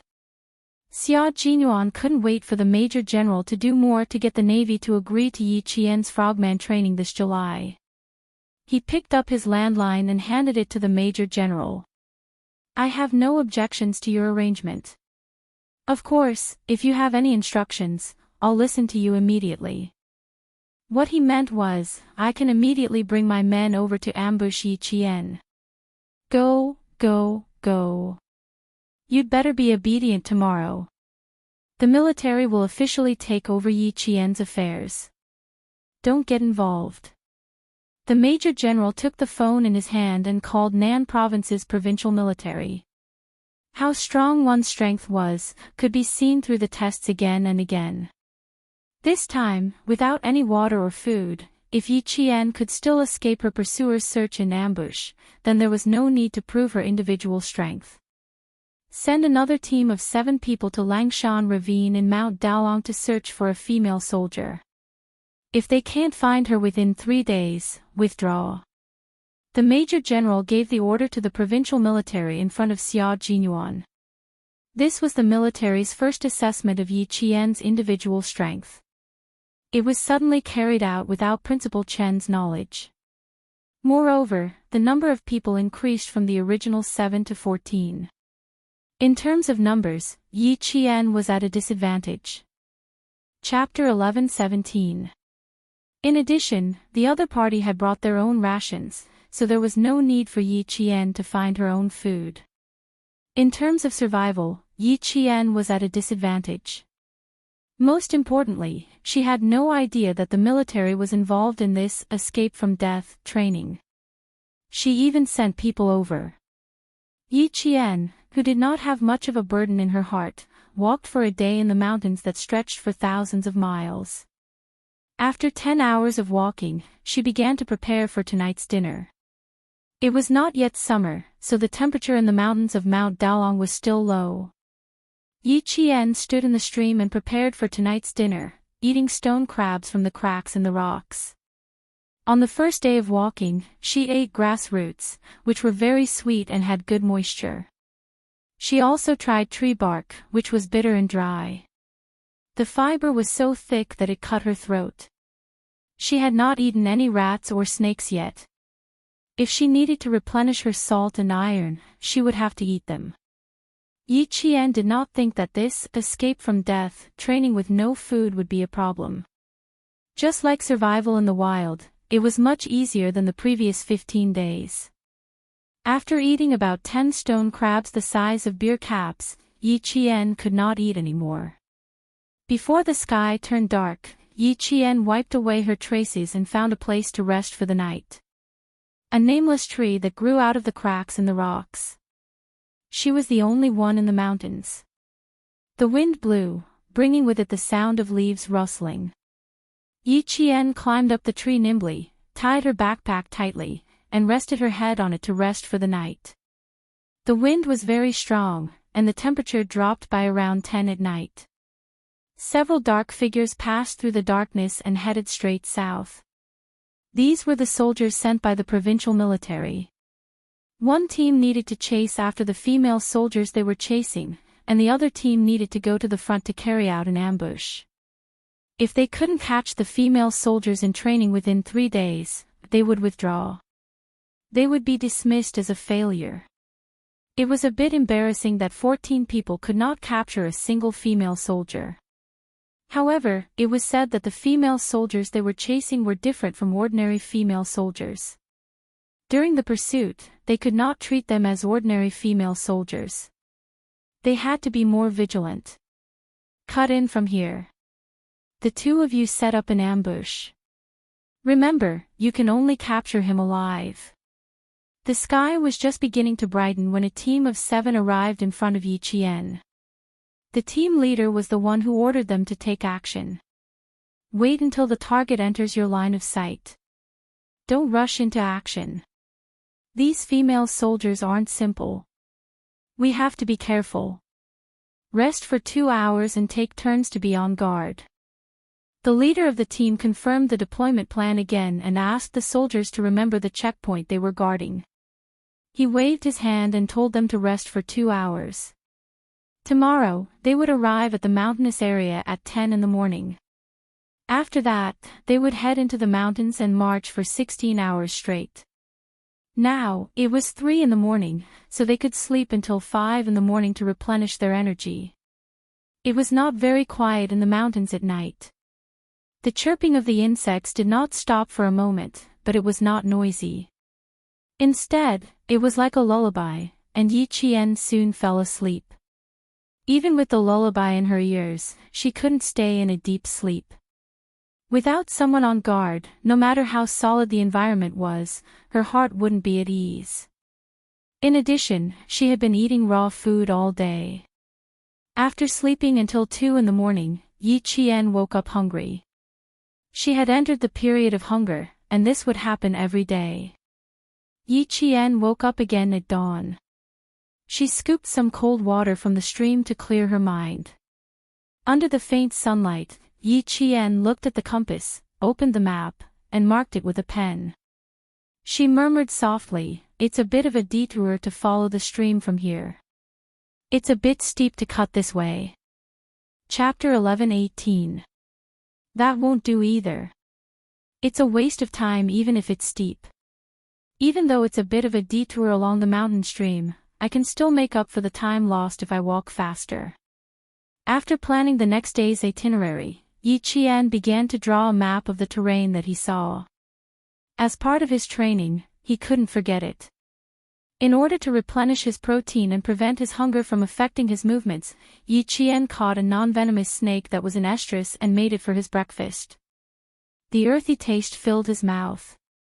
Raw meat tasted bad, but as long as it could replenish his protein and energy, and drive away his hunger, he could swallow it down after a few bites. As for parasites, they weren't even in his consideration.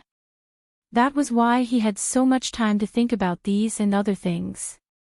When it came to survival, there was only one thing that he had to think about: filling his stomach. Spring was warm and the flowers were blooming. From late April to early May, the snakes were in their estrus period. Early in the morning, Yi Qian saw the male and female snakes making clear and bright sounds that sounded like they were hitting rocks. When he looked up, he could see the snakes entwined together on the branches. When he looked down, he could also see them in the cracks of the rocks. Faced with these scalp-numbing snakes, Yi Qian's gaze swept over them and fell on the abnormally broken branches. The creases were very fresh, and there were still wet twigs that had condensed into milky white beads. Yi Qian broke the same branches and observed whether the twigs condensed into beads faster or slower. After 5 minutes, there was still no twigs. Yi Qian looked up to the south. Someone had passed by last night, and it looked like they were heading in the direction of the mountain stream that she had chosen. It was normal for people to pass by in the mountains. Some were secretly hunting, and some were villagers who went to the highest peak of Mount Daolong to dig for herbs. Anything was possible. However, the traces that they left behind would not be deliberately erased. If they walked past, they walked past. If they stepped on it, they stepped on it. There was no such thing as erasing the traces. Experienced poachers would usually erase the traces they left behind in order to cover their tracks. However, there weren't any rare animals in Mount Daolong. There were only small animals like pheasants and rabbits, so it wasn't worth it for people to risk their lives to hunt in the middle of the night. Villagers who didn't dig herbs, hunters who didn't hunt, after eliminating those who weren't dangerous, the only ones left were those who were dangerous. Yi Qian's gaze turned cold. He held the dagger in his hand and continued walking south along the stream. Is it possible that he didn't take this path? I didn't see any traces along the way. Firstly, I didn't bring any water. Secondly, I didn't bring any food. Even if you're looking for food, you should leave some traces. About 5 kilometers away from Yiqian, a few soldiers in jungle camouflage passed through the mountains. They stepped on the green moss as they searched for the correct location. Reporting, Captain Xiao, we didn't find anything here. Captain Xiao, did she go in the wrong direction? Lost your way in the mountains. Team B arrived at one of Yi Qian's training destinations, but they did not find any traces of her in this area, so they were suspicious. Captain Xiao was also a little puzzled. Logically speaking, there should be traces left behind by her. He turned to his comrades and said, "Go to the stream and search again." If the female soldier was lost, they definitely had to find her. However, he was afraid that the female soldier wasn't lost. It was them who couldn't find her. "Yes, sir." A few voices sounded in unison. They quickly spread out to search by the stream. After searching for about 10 minutes, Captain Xiao contacted the provincial military and reported their situation one by one. "Commander, we searched the place where she rested last night but didn't find any traces. Do you think it's possible that no one came here?"